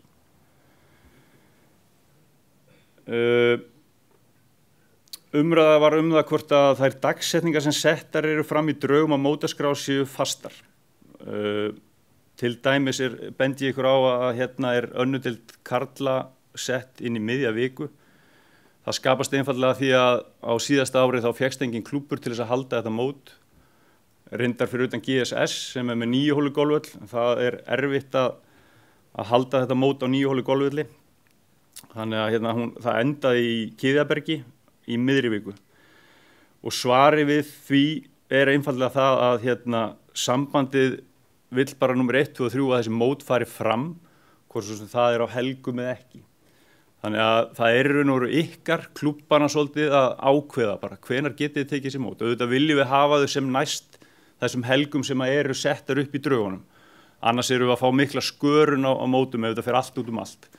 En það vel hægt að hnika til og meðal annars hafa umræður inn í dómara samfélaginu verið þær að þeir vilja náttúrulega helst hafa þetta helgar því að þeir eru sjálfboðaliðar og eru að dæma í sjálfboðavinnu og vilja ekki þurfa að taka sér mikið frí frá vinnu. En það eftir sem áður klúbbana og vallana að ráða þessu. Ég nánast á hnjánum að biðja ykkur velli fyrir þessi mót og þá skiptir ekki máli dagur til eða frá. Eða 2, jável. Þannig ágætis umræða var það. Síðast en ekki síst, þá kom fram óskum að GSI myndi beita sig fyrir því að greiða með þeim mótum sem sambandið heldur. Bent var á einhverjum tímapunkti þá greiddi GSI 500.000 fyrir stigamót hjá fullorðnum og óskaði eftir því að slíkt verið tekið upp aftur.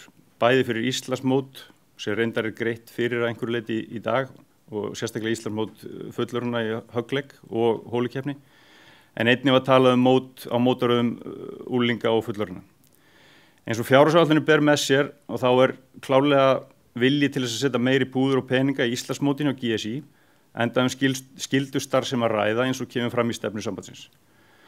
Samkvæmt stefnunu mótin á mótaröðunum hins vegar á höndum klúbbana og reynt hefur verið að úthluta þeim til 3 ára í senn til þess að auðvelda klúbbanum að búa til betri vörur úr þeim til að geta sótt þá á styrktaraðila og þar af leiðandi meira fjármagn. GSI ekki lengur að selja einstök mót til styrktaraðila eins og tíðkaðist og því erfiðar vik að réttlæta slíkt. Engu að síður þessari ósk klúbbana auki fjármagn í þessi mót komið hér með á framfæri. Ég vil þakka þeim fulltrúum klúbbana sem tóku þátt í starfi nefndarinnar fyrir góðar umræður og ítreka við ykkur öll sem komið að mótamálum í ykkar klúbbi að við erum alltaf tilbúin til skrafs og ráðagerða mótamál og auðveldast að senda, eins og ég segi, tölvupóst á mótanefnd@golf.is eða hafa samband við mig eða Kristínu Maríu, mótastjóra sambandsins. Takk fyrir okkur.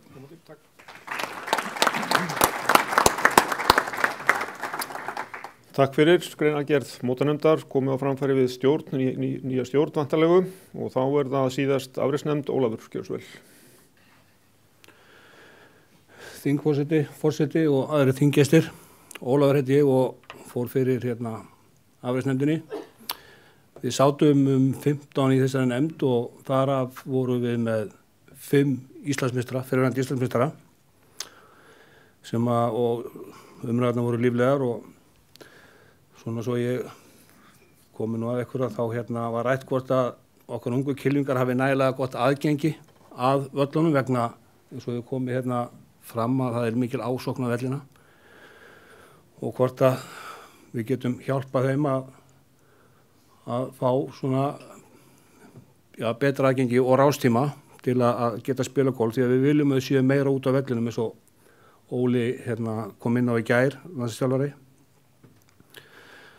Svo var líka rætt það að möguleika fyrir golfklúbba höfuðborgarsvæðinu að fara í samstarf við klúbbana svona utan höfuðborgarsvæðisins, ég veit ekki hvar við setjum mörkin en að fara og spila á öðrum völlum, taka hópana og kynna svona kannski starfið sem að fara fram í öðrum klúbbum. Einnig var rætt að fara með afreikskylfinga æfingaferðir. GR setti svona ferð á í sumar og það var farið til Hollands sem heppnast gríðarlega vel. Íslendingarnir voru fleiri heldur en hollendingarnir í þessari ferð og við myndum vilja hvetja klúbbana jafnvel að fara í samstarf með svona að fara með kylfingana erlendis, afreikskylfinga og spila á mótum því að þetta gefur þeim alveg gríðarlega mikla reynslu. Svo var einnig rætt að með hugarfarsbreytingu hjá golfklúbbum og það kannski sérstaklega kylfingum. Ég veit það sjálfur eins og með ég og einn afreiskylfing, 17 ára. Honum þykir vola gott bara að vera bara í trakkmanninu sko. Þetta vola fínt að vera bara að slá þar og hanga þér þar inn í guttarnir en að það að koma þeim meir út á völl. Þjálfararnir það er svona það lítur vel út fyrir þjálfaran að vera með 10-15 kylfing á móttinni og sinna þeim en það lítur ekki sérstaklega vel út fyrir þjálfaran að senda kylfingarna út, láta á spila, æfa sig og standa svo upp á hól með kaffibollan og horfa á það sko. En þetta gefur kylfingunum miklu meira. Það er svo okkur meira af þessu. Já, snertu bara fatið það. Þannig að við viljum fá kylfingana meira út og til að spila. Og svo var rætt tengslanett fyrir þessa afreiskylfinga að klúbbarnir hjálpi þeim að mynda svona tengslanett til framtíðar þegar þeir ætla að koma sér meira á framfæri og það þarf fjármagn í það að aðstoða við það og einnig eins og margir klúbbar eru náttúrulega með svona fyrirtækjamót að hleypa þessum kylfingum inn í þessi mót, kynnast þessum aðilum sem eru í forsvari fyrir þessi fyrirtæki, komast hann inn í jafnvel að tengjast þeim og geta þá mögulega átt auðveldara með að afla samskipta við þá og fá fjármagn. Og þetta er svona hugsað fyrir kylfingana sem ætla sér lengra og ætla að koma sér langt inn í íþróttinni. En svo veit ég það að með ráðningu á nýjum afreiksþjálfara Óla Loftssyni að hann þegar hafinn byrjaðar á góðu samstarfi við alla klúbbana og þjálfara þar og ég treysti honum vel til þess og veit að hann mun gera það vel. Nefndin talaði líka það að það með vita það að það unnið alveg gríðarlega gott starf inni í klúbbunum á landinu. Það eru færir þjálfarar, það eru fínar aðstöður á mörgum stöðum og það starf er mjög gott. Því að ég hef alltaf sagt að rótina svolítið svo ef að þú ert með öflugt og gott barn og unglingastarf, það mun alltaf skila sér inn í framtíðina. Takk fyrir mig.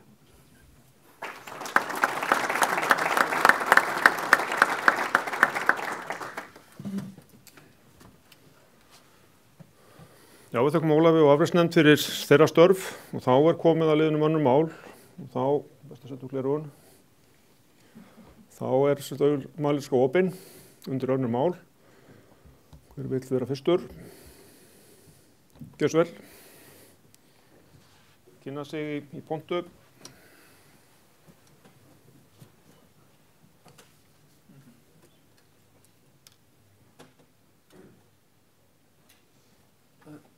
Forsetar, ágætu gestir.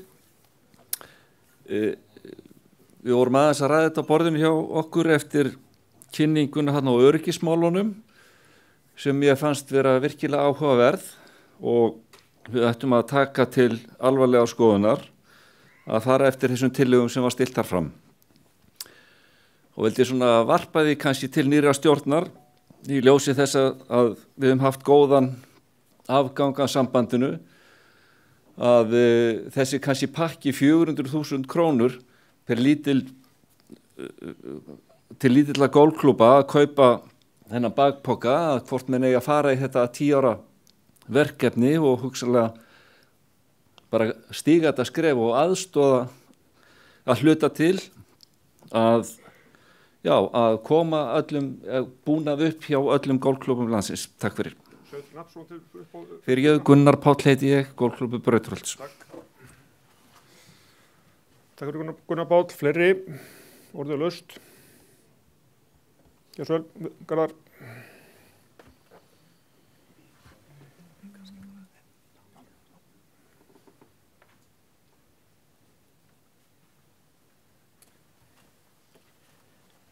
Þingforseti, forsetar, góði gestir. Garðar Svansson heiti ég, kemur úr Grundarfirði. Það kom hérna fram hjá Hansínu áðan með samskipti við sveitafélögin. Þetta mjög áríðandi að við eigum gott samtal við sveitafélögin. Ég kemur litlum golfklúbb og þar viðhorfið þannig hjá sveitastjórninni. Við erum ekki að styrkja fullorðið fólk að leika sér. Og þetta því miður allt og oft viðhorf sem að við golfklúbbarnir fáum gagnvart okkar íþrótt. Og ég vil meina að þetta sé raunni stæðsta almennis íþróttaverkefni landsins, það golfhreyfingin. Við eigum engan afrekskylfing, við höfum ekki átt aldrei, en við erum með 80 manns í klubnum í okkur og það svona 60 sem koma völlin og að nota völlin til þess að hreyfa sig og heilsuefla sig, en við fáum þetta viðhorf hjá sveitafélögunum. Við erum ekki að styrkja þetta. Við erum ekki að byggja þetta upp. Í gegnum flestir litlu klubbarnir eiga vélar og tæki fyrir 10, 15, 20 milljónir. Þetta allt í gámum. Þegar það að gera við þá verður reynt að finna bara þurran blett einhvers staðar á túninu til þess að leggjast undir og laga. Og þetta bara óþolandi aðstæði sem að við litlu klubbarnir þurfum að eiga við. Og við þurfum að fá stuðning frá golfsambandinu í að bara búa til einhverja auglýsingu eins og kom hérna fram með ráðstefnu með almenningsíþróttaverkefnum og það. Og við þurfum að bjóða samtöku sveitafélaga með okkur á þessa ráðstefnu. Fá þau til þess að koma inn í þessu umræðu því að sum sveitafélög að standa sig og standa sig mjög vel. Þannig að við þurfum reyna að ná þessu viðhorfi góður sveitafélagana inn í þessi slæmu. Það bara mjög þarft verkefni. Þetta bara það sem við erum að eiga við að tækin okkar og búnaður, þetta liggur undir skemmdum. Það erfitt að reka félagslíf. Við höfum, tökum við golfklúbbinn í Ólafsvík, hann með 20 fermetra skála. Þú gerir ekkert þar, þú ert ekkert með félagslíf eða neitt.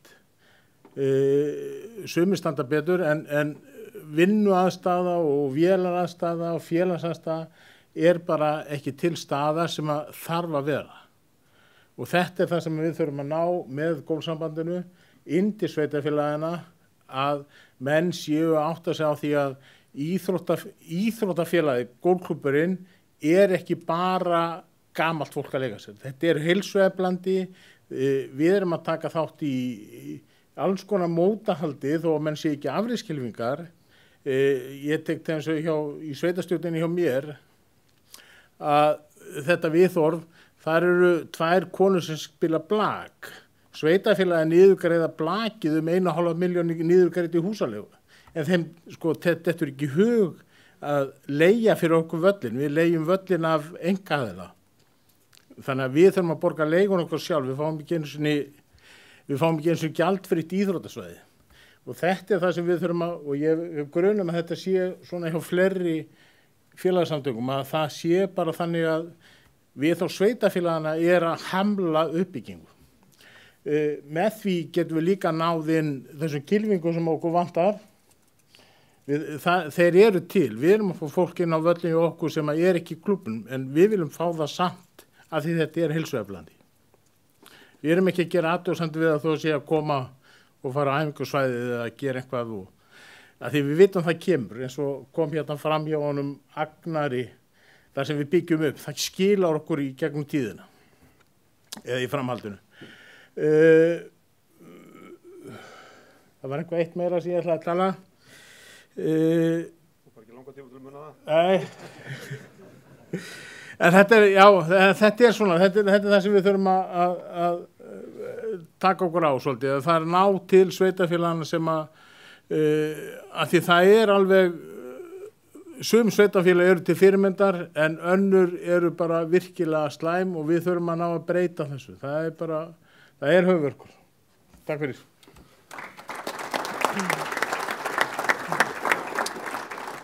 Takkar þar. Jú, við vitum það að það eru á fleiri stöðum hjá ykkur sem þetta vandamál, þannig að þetta vissulega þarft verkefni fyrir stjórn golfsambandsins að tækla eins. Fleiri, orðið laust. Og ef ekki eru fleiri í salnum, þá hefur Haukur forseti óskað eftir að taka til málskeiðasvörgur.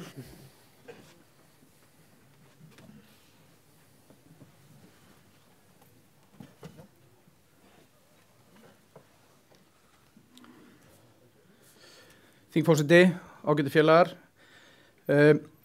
Við byrjuðum þá hefð fyrir nokkrum árum síðan að láta fara fram með svona formlegum hætti skipti þegar einn klubbur hefur lokið við framkvæmd Íslandsmótsins í golfi, að þá einhver annar golfklubbur sem tekur við því verkefni, tekur við keflinu, og af því tilefni létum við útbúa sérstakann fána sem við höfum kallað Íslandsmótsfánan, og mig langar að nota þetta tækifæri, fyrst við erum nú öll hérna, að biðja formann golfklúbbs Akureyrar, Bjarna Þórhallsson, sem golfklúbbur Akureyrar hélt þetta Íslandsmót sem sagt í fyrra, að koma hérna upp og veita formanni golfklúbbs Vestmannaeyja, Sigursveini Þórðarsyni, Íslandsmótsfánan fyrir árið 2022, og ég vona það að Vestmanneyingar geti byrjað að flagga þessum fána sem allra fyrst, og megi hann sitja við hún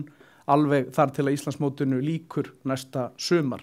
En Bjarni og Sigursveinn, viljið koma hérna upp og annast afhendinguna?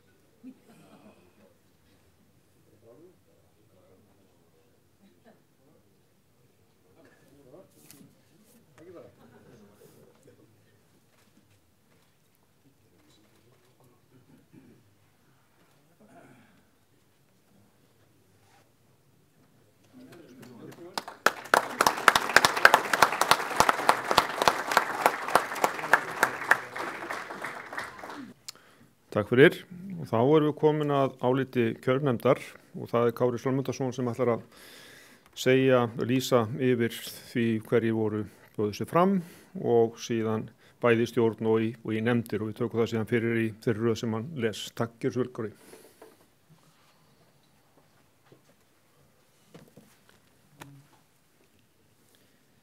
Þingforseti og forseti og kæru þingfulltrúar.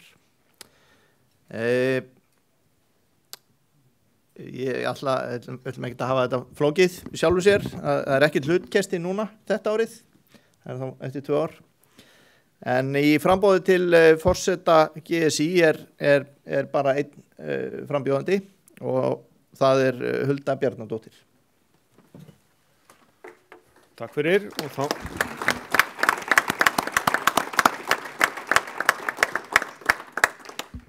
lýsi ég því yfir að Hulda Bjarnadóttir er rétt kjörinn forseti golfsambandsins til næstu 2 ári. Ég vil biðja ykkur að standa upp og gefa henni lófatak.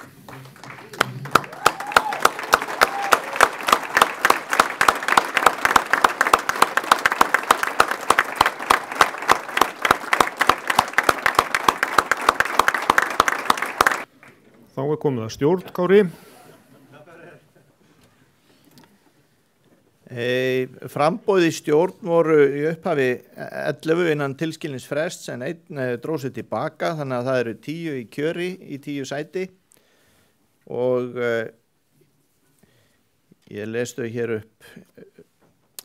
Það er, ef þau eru í salnum, þá byrjuðu bara að standa upp svo aðrir þingfulltrúar sjáu hver þau eru. Það er Hansína Þorkelsdóttir, Hörður Geirsson, Jón B. Stefánsson, Jón S. Árnason, hann er ekki, Ólafur Arnarsson, Viktor E. Einarsson,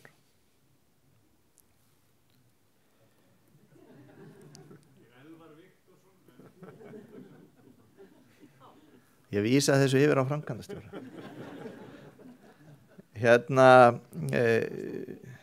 Nú hef ég áhyggjur af því að öll nöfn hér eftir séu röng. En við kjósum þá bara eitthvað annað fólk, sko. Birgileifur Hafþórsson, Ragnar Baldursson, Karin Sævarsdóttir, Hjördís Björnsdóttir. Hún er ekki. Ég held að gólfsveit GSI verði svona þokkaleg ef hún tekur þátt í einhverjari keppni. En já, þetta sem sagt þeir sem í framboði til kjöri stjórnar. Nú, þetta eru 10 nöfn í 10 sæti, þannig að stjórnin er sjálfkjörun og ég býð ykkur að gefa þessu fólki gott klapp og býð þau velkomin til starfa.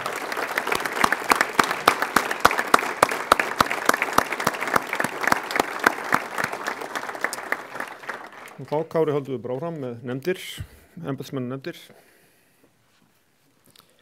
Já, þá eru hinnar ýmsu nefndir. Ég les upp bæði aðalmenn og varamenn. Endurskoðendur eru aðalmenn Ómar Kristjánsson og Helga Harðardóttir og varamenn Birna M. Rannversdóttir og Ólafur M. Ólafsson. Takk, þetta eru þrautreyndir endurskoðendur sambandsins, eitthvað fleiri tillögur. Svo er ekki, þá lýsum við þau rétt kjörin. Í dómstól Golfsambands Íslands, áfrýjunardómstólinn er fyrst. Það er Helga M. Óttarsdóttir, Bergþóra Sigmundsdóttir og Sigur Ingi Halldórsson. Til vara Hrannar Jónsson, Þórir Bragason og Cecilia Árnadóttir.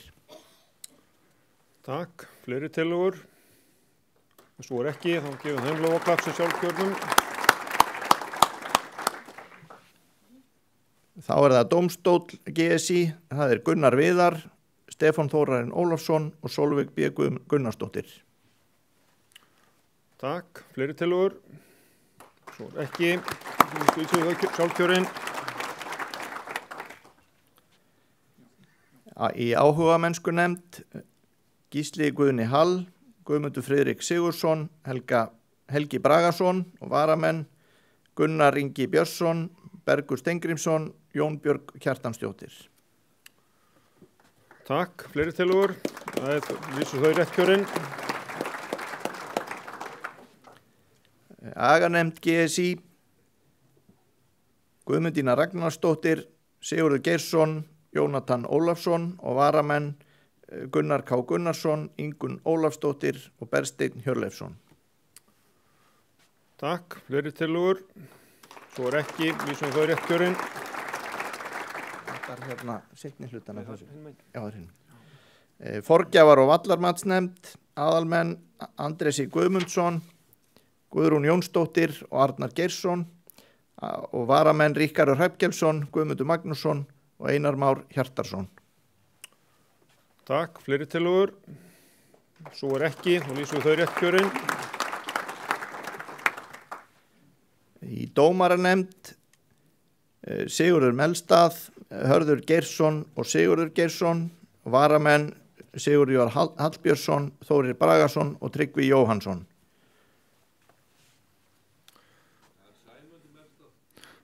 Sæmundur Melstað, já, stendur hérna. Það leiðréttist ég með.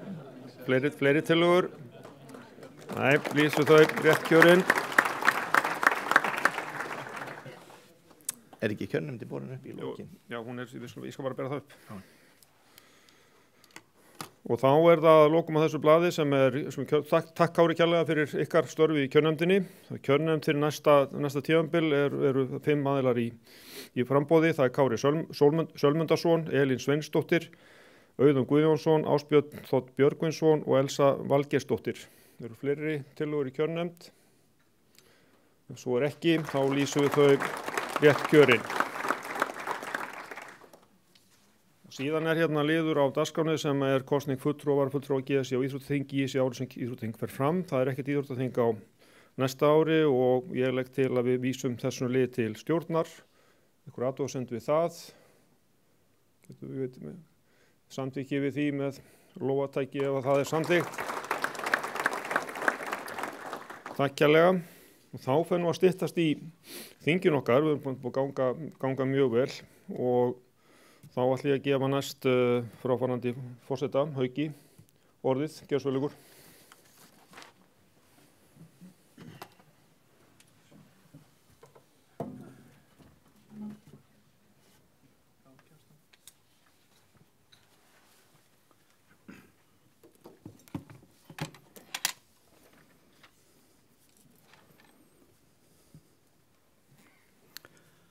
Forseti Golfsambands Íslands, þingforseti og aðri góði gestir. Ég vil óska nýkjörnum forseta hjartanlega til hamingju með kjörið og auðvitað allri stjórninni velfarnaðar í sínum störfum. Mér langaði að segja svona nokkur orð af þessu tilefni og en fyrst Huldu. En Hulda Bjarnadóttir, hún gekk til liðs við stjórn Golfsambands Íslands árið 2017 og hefur frá þeim tíma starfað af miklum krafti. Hún hefur leitt starf sambandsins á sviði útgáfu, kynningar og útbreiðslumála og hefur verið algjör hafsjór þekkingar þegar kemur að þeim efnum, bæði þekking og reynsla sem hefur nýst okkur mjög vel. Það hefur alltaf verið ánægjulegt að starfa með Huldu og það er augljóst að hún hefur mikinn drifkraft, hún hefur gríðarlegan áhuga og mikinn metnað fyrir framtíð golfíþróttarinnar á Íslandi. Golfsambandi er þess vegna að mínu viti í virkilega góðum höndum næstu árin og ég óska henni eins og ég sagði á hann velfarnaðar í sínum störfum. Ég líti á það sem mitt hlutverk næstu árin að starfa sem kylfuberi hennar og mun glaður veita henni alla þá aðstoð sem ég get veitt en bara ef hún óskar eftir henni. Ég vona að mér leyfist það svona sem síðustu embættisverk mín að þakka tveimur einstaklingum. Það eru 2 stjórnarmenn að hætta störfum á þessu golfþingi og mér langaði þess vegna að nota tækifæri og þakka þeim báðum fyrir þeirra störfi þá golfhreyfingarinnar undanfarin ár. Og ef ég byrja á fyrri manneskjunni. Þorgerður Katrín Gunnarsdóttir, hún gekk til liðs við stjórn Golfsambandsins árið 2015. Það var sambandinu mikill liðstyrkur að fá hana í lið með sér, algjör keppnismanneskja, fyrrum ráðherra íþróttamála, en fyrst og fremst algjör toppmanneskja. Og það var gott að fá hana í stjórnina. Hún hefur starfað miklum heilindum fyrir hreyfinguna undanfarin 6 ár og hún hefur komið fram að mikill fágun. Það vakti þess vegna athygli mína og eftirtekt þegar ég lék fyrst með henni golf því að þá heyrir maður hana reglulega að bölva eins og togarasjómaður í smugunni eftir 3 mánaða túr. En Þorgerður er samt sem áður frábær manneskja og hún er góður vinur. Og leið og ég þakka Þorgerði fyrir samstarfið og vináttuna undanfarin 6 ár að þá langar mig að biðja hann að koma hingað upp og taka við silfurmerki Golfsambands Íslands.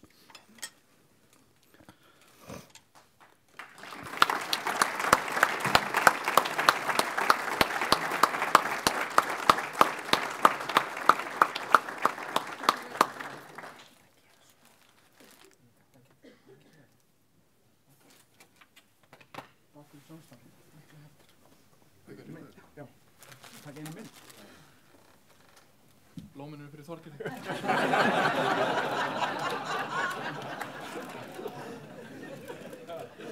Fara honum bara svona.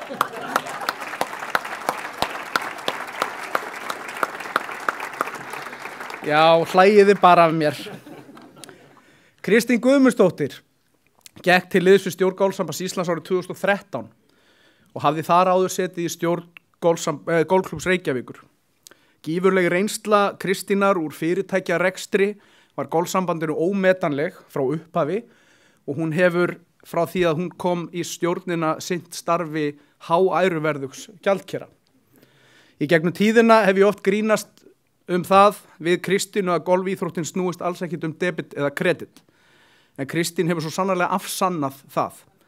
Með skilvirkri fjármálastjórn, ráðdeild og óteljandi vinnustundum í bókhaldi sambandsins hefur hún í nánu samstarfi við framkvæmdastjóra sambandsins tryggt að rekstur GSÍ hefur alltaf verið með besta móti þannig að önnur sérsambönd mega horfa öfundar augum til okkar.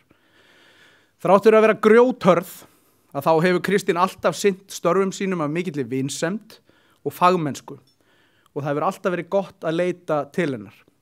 Golfsambandið er að missa góðan liðsfélaga en ég þykist vita að hún muni náið fylgjast með ársreikningum sambandsins ókomna tíð og leið og ég þakka Kristínu fyrir samstarfið og vináttuna þá langar mig að biðja hann að koma hingað upp og taka við gullmerki Golfsambands Íslands.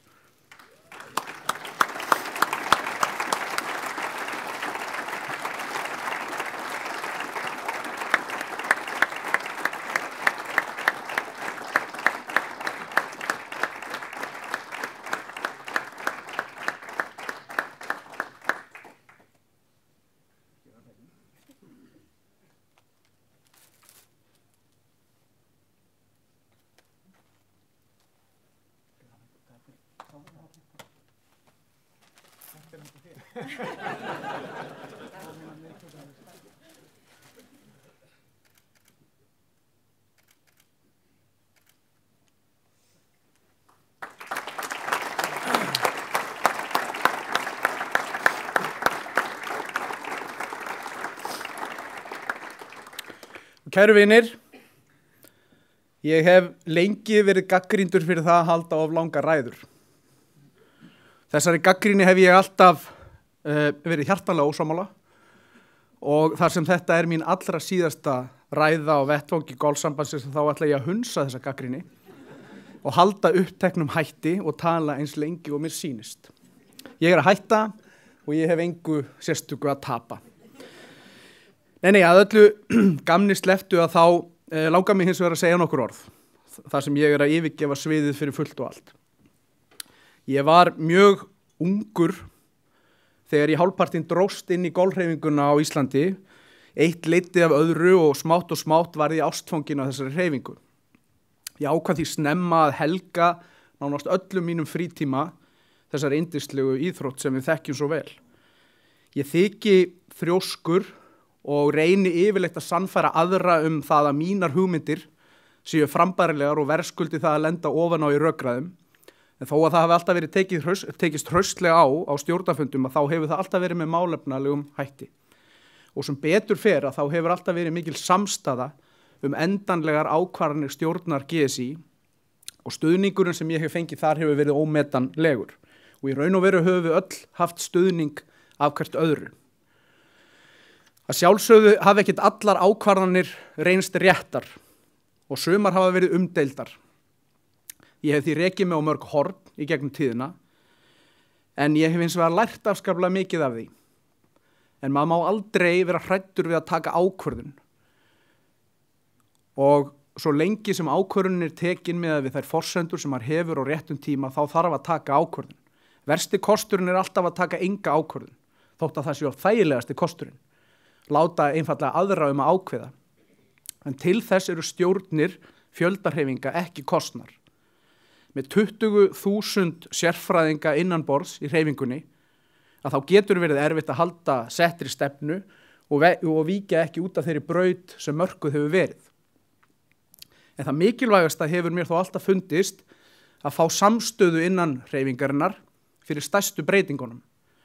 Útgáfa á tímaritinu okkar Golf á Íslandi, fjárfesting í nýju hugbúnaðarkerfi, Golfbox, stefnumótun golfsambandsins og barátta okkar við stjórnvöld á tímum COVID vegna alls konar takmarkana á íþróttastarfi eru kannski ágætis dæmi þetta.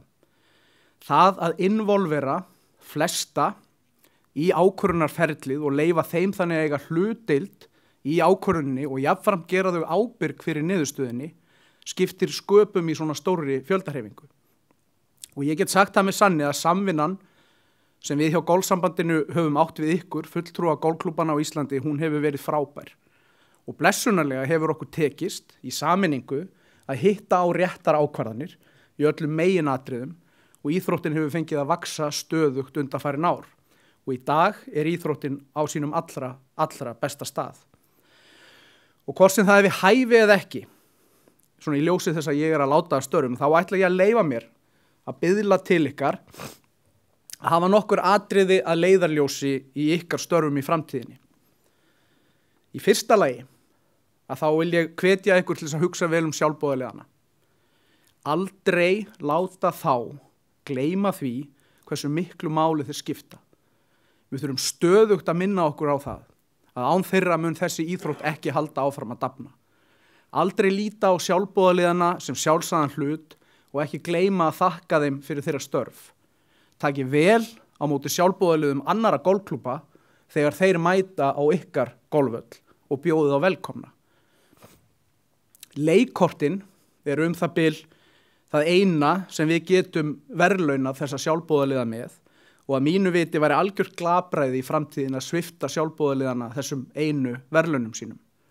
Og jafnvel þó það kosti okkar einhver tekjumissi í formi vallargjalda á hverju ári, þá skulum við hafa hugfast að með hverju einasta árinu sem líður að þá verður erfiðara og erfiðara að fá sjálfboðaliða til starfa til þess að vinna fyrir okkur án nokkurs endurgjalds og við viljum ekki vakna upp við það eftir nokkur ár að sjálfboðaliðarnir eru horfnir á braut.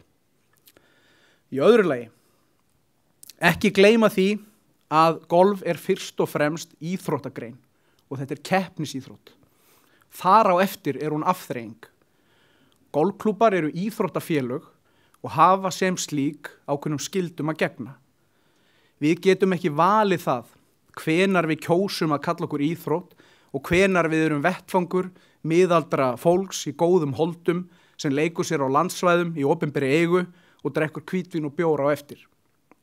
Í samskiptum við þau opinbera að þá erum við í harðri samkeppni við aðrar íþróttagreinar og ef okkar bestu kylfingar ná ekki árangri eða vekja ekki eftirtekt, þá mun okkur ekkert ganga að ná eyrum stjórnmálamanna í því skyni að betrumbæta aðstöðun okkar. Grundvöllur golfíþróttarinnar er keppni afreksfólks, það er það sem íþrótt gengur út á. Og afreksfólks á öllum aldri, við erum svo heppin í golfíþróttinni að hafa afreksfólk á öllum aldri, ólíkt öðrum íþróttagreinum. Og þótt flest okkar leiki íþróttina eingöngu í afþreyingaskyni.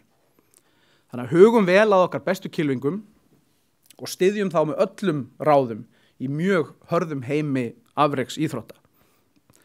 Verið dugleg við að bjóða þessum kylfingum á golfvellin ykkar. Bjóðið golfvellina ykkar undir keppni til þessa fólks og hugsið minna það hvað þið fáið greitt í staðinn. Ef félagsmennirnir ykkar eru að kvarta undan því að vellirnir þurfa að loka í nokkra daga vegna Íslandsmóts í golfi, að þá eru þið ekki nógu dugleg við að sannfæra ykkar félagsmenn að félagsmennirnir eru hluti af íþróttafélagi, ekki sveitaklúbbi. Og í dæmaskinni get ég sagt ykkur það að Evrópumót kvennalandsliða í sumar var haldið á Royal County Down golfvellinum í Norður Írlandi og þetta er sama mót og haldið var á Urriðavelli árið 2016. Fyrir þau ykkar sem ekki vita þá hefur Royal County Down verið valinn besti golfvöllur heims af öllum helstu golftímaritum undanfarin 10 ár, sem þýðir það að hann er óhemju eftirsóknarverður. Allir rástímar á golfvellinum eru uppbókaðir 12 mánuði fram í tíman og eitt vallargjald á vellinum kostar 290 pund eða 51.000 krónur, sem þýðir að það kostar 204.000 krónur eitt hol. Sé miðað við rástíma frá klukkan 7 á morgnana til klukkan 4 á daginn, og eins og áður sagði þá eru allir þessi rástímar löngu uppseldir, að þá gera það 54 rástímar á dag. Vellinum er lokað í 9 daga út af Evrópumóti í golfi. Og það hafði í för með sér í þessu tilviki að Royal County Down varð af tekjum vegna vallagjalda sem námu samtals 99,1 milljón króna. Og klúbburinn, hann hefur óskað eftir því að fá Evrópumót á hverju einasta ári. Og akkur ætli það sé, jú, það er vegna þess að félagsmennirnir telja það skyldu sína að bjóða sinn golfvöll, sem er besti golfvöllur í heimi, undir keppni fyrir bestu kylfinga í heimi. Og þeir njóta þess að fá að horfa á þessa kylfinga leika á þeirra eigin heimavelli. Og af hverju er ég að nefna þetta? Jú, til þess að setja þetta í smá samhengi við okkar aðstæður. Jú, íslenski golfklúbbar tapa peningum í vallagjöldum við að halda golfmót fyrir bestu kylfingan okkar, en það skiptir engu máli í stóra samhenginu. Aldrei kæmi það til greina hjá handbolta eða fótboltafélagi hætta við að halda heimaleiki vegna þess að félagsmennirnir eru að komast ekki í bumbubolta helgar eða það er ekki hægt að leigja út íþróttasalinn á kvöldin. Þetta er einfallega órjúvanlegur hluti þess að reka íþróttafélag. Það kostar peninga en ávinningurinn hann er sá að íþróttin styrkist og dafnar. Og allt eru þetta hlekkir í sömu keðjunni. Hugtakið íþróttafélag er ekki til þess að nota sem eitthvað spari á hátíðisdögum þegar okkur langar til þess að sækja fé í opinbera sjóði.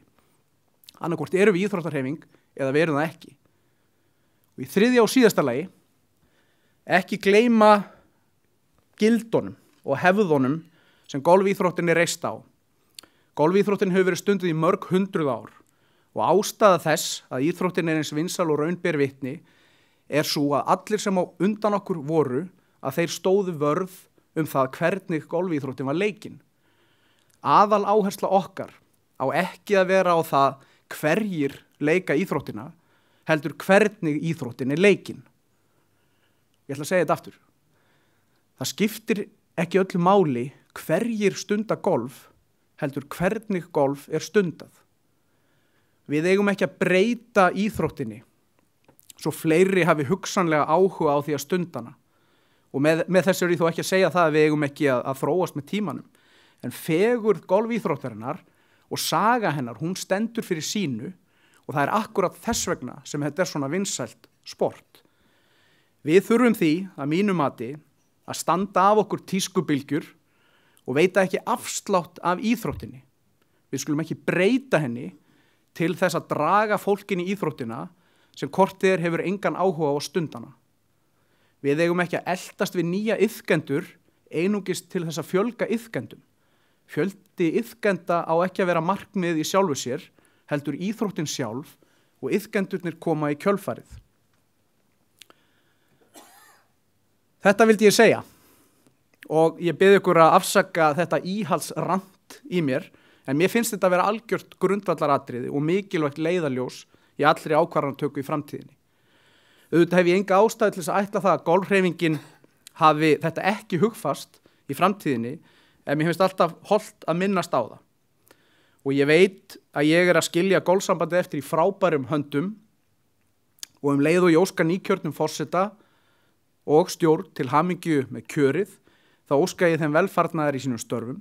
Það hafi verið algjör forréttindi að fá að sinna öllum þeim störfum sem mér hafa verið falin, bæði hér á landi og erlendis undanfarin ár, og hafa verið valin til þess að leiða golfhreyfinguna í allan þennan tíma.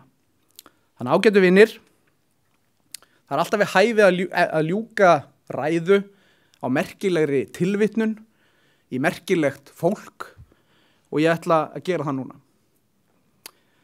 Einn af okkar allra bestu kylfingum sagði við mig í fyrradag þegar ég rakst á hana á förnum vegi: mér finnst bara eins og þú hafir alltaf verið forseti GSÍ. Þetta var Guðrún Brá Björgvinsdóttir. Hún er auðvitað yngri en flestir hér inni og þótt hún hafi auðvitað meint þetta vel og yrði örugglega reið út í mig fyrir að ýja að því að hún væri orðin eitthvað leið á mér, þá fannst mér þetta samt ágætis staðfesting á því að nú væri komin tími til þess að segja þetta gott. Þannig að með þessum orðum Guðrúnar að þá ætla ég núna að gefa nýkjörnum forseta orðið. Þú mátt koma í millitíðinni. Og ég mun láta það í umboði þingforseta í hennar hæfu hendur að slíta þessu þingi. Takk fyrir mig.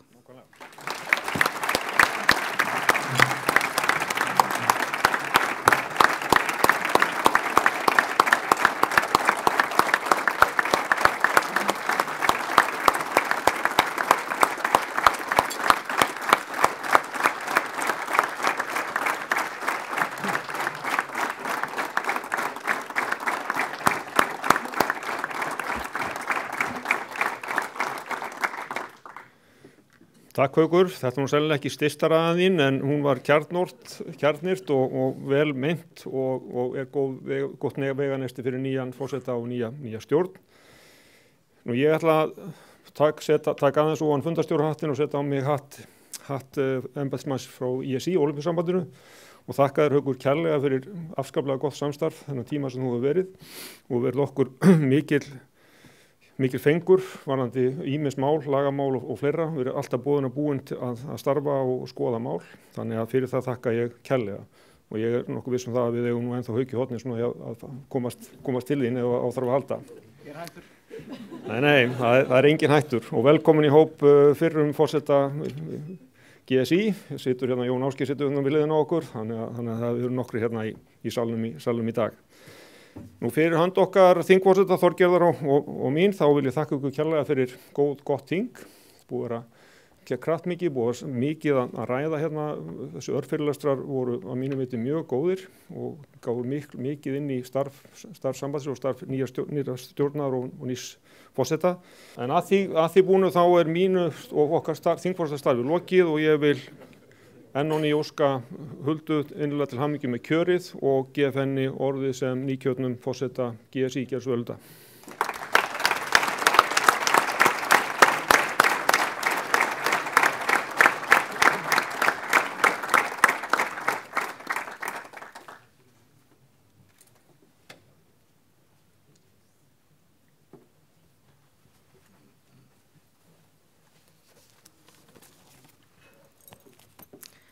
Þetta er svona svolítið tákrænt, við erum með grímuna hérna. En fráfarandi forseti, þingforseti og kæru félagar. Haukur vildi að sjálfsögðu stýra næsta lið, en ég ætla að fá að segja nokkur orð áður en ég held mína þakkaræðu. Haukur Örn Birgisson, hann hóf reglulega iðkun á golfi í menntaskóla og spilar hvívetna og við hver tækifæri sem gefst, hvort sem á Oddinum, á Flúðum eða Royal and Ancient Golf Club of St. Andrews, þar sem hann meðlimur. Hann spilar auðvitað víðar. En fáir þekkja golfhreyfinguna betur en Haukur Örn, enda hóf hann störf á skrifstofu GSI árið 2001, þar sem hann starfaði í 2 sumur meðfram laganámi. Hann vann sem blaðamaður á tímaritinu Golf á Íslandi nokkur ár og fór síðan að láta til sín taka í stjórnarstörfum. Fyrst tók hann sæti í stjórn golfklúbbsins Odds, þá sem varaformaður frá 2002 til 2006 og árið 2005 tók hann sæti í stjórn Golfsambands Íslands. Hann sinnti ýmsum trúnaðarstörfum fyrir sambandið, meðal annars formaður aganemdar og formaður útgáfanemdar í nokkur ár. Og árið 2007 er hann orðinn varaforseti Golfsambandsins. Því starfi gegnir hann til ársins 2013 þegar hann gefur kost á sér til forseta Golfsambandsins og hlýtur kjör. Hann hefur verið farastjóri og liðstjóri í fjölda landsliðsferða fyrir Íslands hönd, en einnig hefur hann sinnt og stýrt fjölda starfa á vegum Evrópska Golfsambandsins, EGA, meðal annars í mótanemnd á þeirra vegum frá árinu 2011, sem á aðstoðar liðstjóri úrvalsliðs Evrópu í St. Andrews Trophy árið 2014 í Barsebäck í Svíþjóð. Árið 2019 var Haukur kjörinn forseti EGA, sá yngsti í sögunni frá árinu 2019. Hann mun halda áfram að sinna störfum á vegum Evrópusambandsins á næsta ári, hann tekur sæti í Administrative Committee hjá International Golf Federation, IGF. Ég gæti auðvitað haldið hér miklu lengri ræðum það sem Haukur hefur gert undanfarin ár fyrir golfhreyfinguna, en það ljóst að golfsambandið í raun allt annað en það var fyrir 10-15 árum og færi við honum þakkir fyrir þann fjölda verkefna og þær fjölda innleiðingar og þær miklu breytingar sem hann hefur farið fyrir og lagt vinnu í, þau ár sem hann hefur leitt Golfsamband Íslands. Kærar þakkir Haukur og það er mér sönn ánægja að veita þér gullmerki Golfsambands Íslands. Við þeim að koma upp.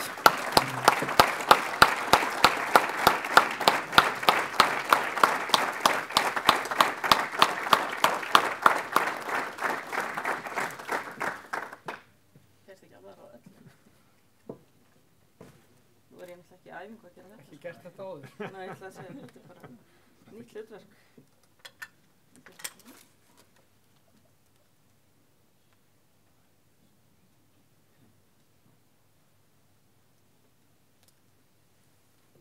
Nú fara blómur, sko. Blómur, kæri vinur. Já, ég fara niður fyrr, hvernig fólk breyta sem fór sér kaffibótt.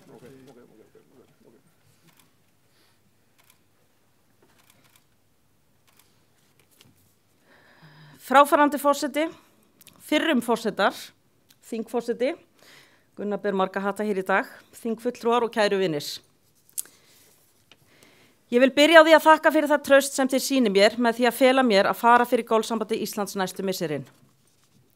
Það er mér mikill heiður og ég tek við nýju hlutverki af auðmýkt en leið með mikilli tilhökkun. Í annan stað vil ég þakka fráfarandi forseta Hauki Erni fyrir hans staðfestu og forystu á undanförnum árum. Hann á miklar þakkir skilið fyrir að koma Íslandi enn frekar á kortið í alþjóðlega samhengi.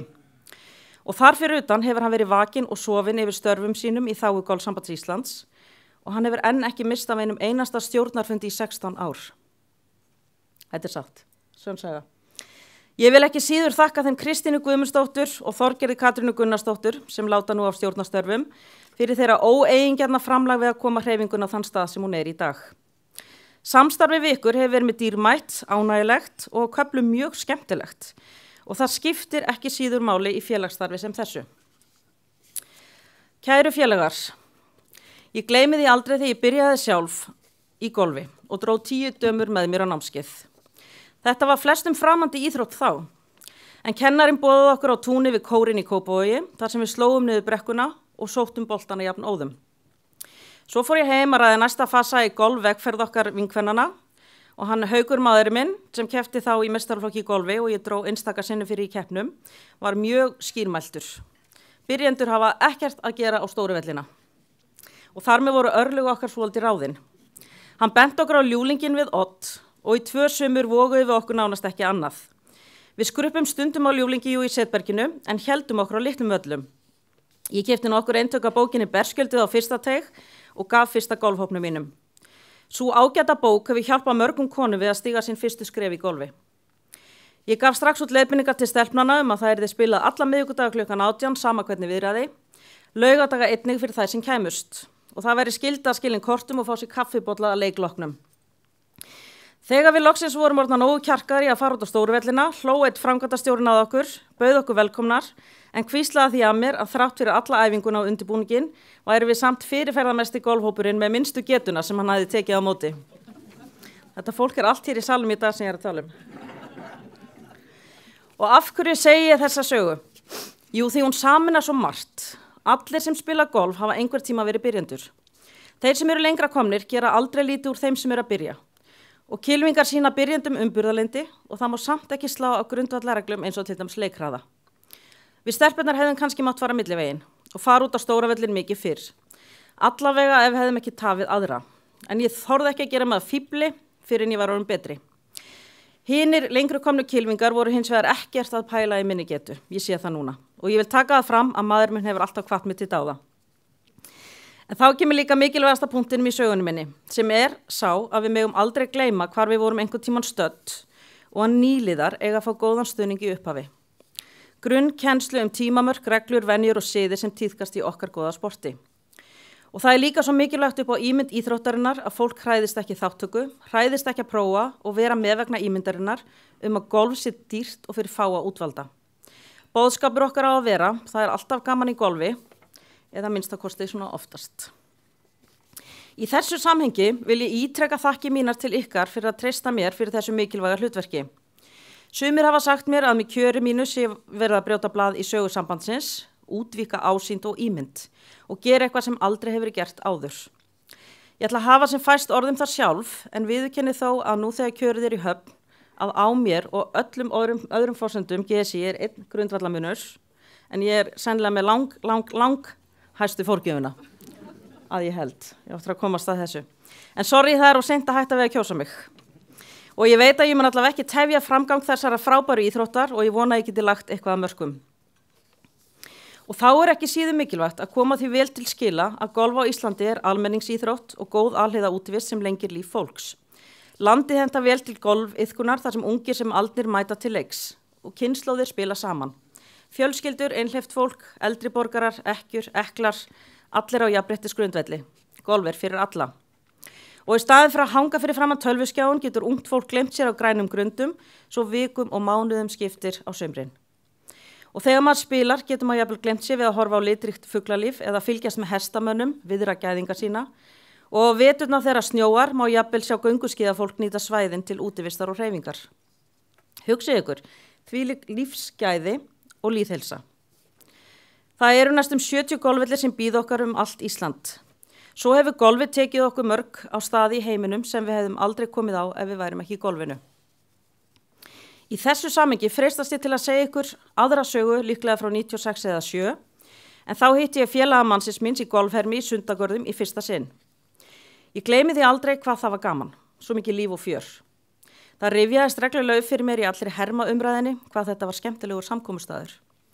Svona svipað og nú í COVID þegar ungt fólk á aldrinu milli 20 og 30 kom saman á æfingasvæðunum til þess að slá. Við megum aldrei gleyma því hvað félagslegi þátturinn í golfi mikilvægur. Höfum það hugfast þegar við reynum að ná til ungs fólks og nýra iðkenda. Þökk sé framsýnum golfklúbbum og einstaklingum fyrir hvað fjárfest hefur verið í mikilvægum nýjungum í golfinu. Það með ólíkindu hvað golfherma umhverfi hefur vaxið og nú að fara að verða raunhæft að líta á golf sem heilsásport sem komið til að vera. PGA-kennurum, kylfingum og afreksfólkinu okkar til mikilla gleði. Já, afrekskylfingunum má heldur ekki gleyma en þessi þróuna eftir að fjölga íslenskum kylfingum sem láta til sín taka á stóra sviðinu. Og með 23.000 félaga í hreyfingunni stöndum við vel að vígi og höfum sennilega aldrei verið sterkari. Þrátt verið þann ólgu sjó sem dunið hefur á okkur undanfarin 2 ár ótrúlegt hvað okkur hefur farnast vel. Sögulegri fjölgun iðkenda á undanförnum árum segir svo margt seglu okkar og þann grunn sem lagður hefur verið að hreyfingunni. Þökk sé ykkur starfsfólki og þeim fjölda sjálfboðaliða sem að leggja klúbunum lið, að þá höfum við lifað það að sjá golfhreyfinguna breytast úr nokkura þúsunda kylfinga samfélagi yfir í 20.000 kylfinga. Og á næsta ári fagnar Golfsamband Íslands 80 ára afmæli og vil ég hvetja alla til að nota tækifærið og safna saman sögulegum heimildum því við viljum endilega fanga minningar golfsins á Íslandi og deila á miðlum sambandsins á komandi afmælisári og aðstoða við varðveisluna. En kæri vinir, þrátt fyrir alveg magnaðan árangur, þá megum við ekki láta hér við sitja. Við verðum að halda áfram að þróa golfið og laga að nýjum kröfum, breyttu samfélagi. Stefna sambandsins sem gildir til ársins 2027 verður leiðarljós stjórnar fram á við og ég ætla að fylgja eftir þeirri vinnu sem hafin og tryggja innleiðingu þessara metnaðarfullu stefnu og eiga öflugt samtal við alla þá sem áhuga hafa. Það er mér einnig hjartans mál að við séum öflugt hreyfiafl með samfélagslega ábyrga hugsun að leiðarljósi. Í því sambandi fagna ég því nú að hér hafi verið veitt söguleg verðlaun á þinginu sem auka veg og virðingu sjálfbærar hugsunar. Sjálfbær hugsun nær ekki bara utan umhverfisþættina. Við erum að tala gæðastjórnun. Við þurfum öll að leggja upp með ábyrga stjórnarhætti og vöndu vinnubrögð þar sem við hugum að jafnrétti, fjölbreytni og nær umhverfi í heild. Og gefum það sem dæmi skýrt til kynna að ofbeldi sama hvaða toga verður aldrei liðið. Með samningi við Klappir sem kynntir hafa verið hér á þinginu og í aðdraganda þess erum við að koma okkur upp mælanlegum kvörðum sem munu sýna fram á svart á hvítu hvernig hreyfingin hefur jákvæð áhrif fram til ársins 2030 og þá í takt við heimsmarkmið Sameinuðu þjóðanna. Ég trúi því að slík vinna muni tryggja enn frekari samtöl við ríki og sveitarfélög og muni einnig skapa okkur tækifæri til að tala máli golfhreyfingarinnar á opinberum vettvangi. Ásýnd og fyrirmyndir skipta okkur máli. Með kjörum mín í dag sýnum við kvenfólki í hreyfingunni að allar ábyrgðarstöður í golfhreyfingunni eru opnar fyrir bæði kyn. Þannig göngum við fram, karlar og konur, og skrifum golfsöguna í sameiningu. Í stefnunni er vilji okkar að tryggja áframhaldandi uppgang íþróttarinnar, tryggja nýliðun með því að sækja ungt fólk og fara með það hlutfall ungliða upp í 20%. Og sem fyrsta konan í hlutverki forseta í elsta sérsambandi íþróttarhreyfingarinnar mun ég taka hlutverki mínu alvarlega. Ekki ég hissa ef að hlutfall kvenna verði komið í 40% eða úr 32% fyrir 2027. Og þegar ég stóð fyrir komu Anniku Sörenstam ásamt fleiri góðum, þá var það undirliggjandi drifkraftur minn að valdefla ungar konur. Það var enn drifkraftur minn þegar ég ákvaði að bjóða mig fram til forseta, en ég vil ekki síður valdefla unga drengi og tryggja það að við sjáum ungt fólk fjölmenna í Íslandsmótin okkar í yngri flokkunum. Auk þess vil ég tala fyrir fjölbreytileikanum í heild, vera á mannlegum nótum og nálgast málin með opnum huga. Ég treysti á gott samstarf við ykkur öll. Ég þrífst á opnu samtali, jákvæðum samskiptum og trúi að gerjun mismunandi skoðana gerir gott starf enn betra.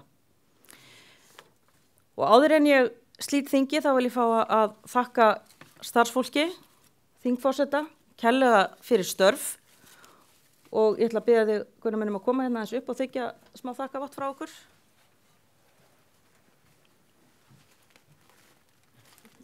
Það er bara færbandi. Ég held að Elva veit ekki eina mynd af... Er það ekki? Það ekki? Það er mikið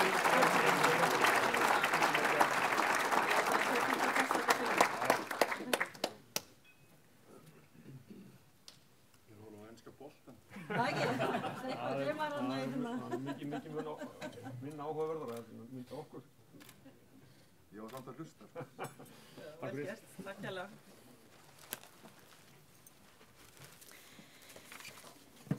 En munum að enginn gerir einn allt. Saman erum við sterk og með gildum hreyfingarinnar, heiðarleika, aga, jákvæðni og lífsgæði förum við langt.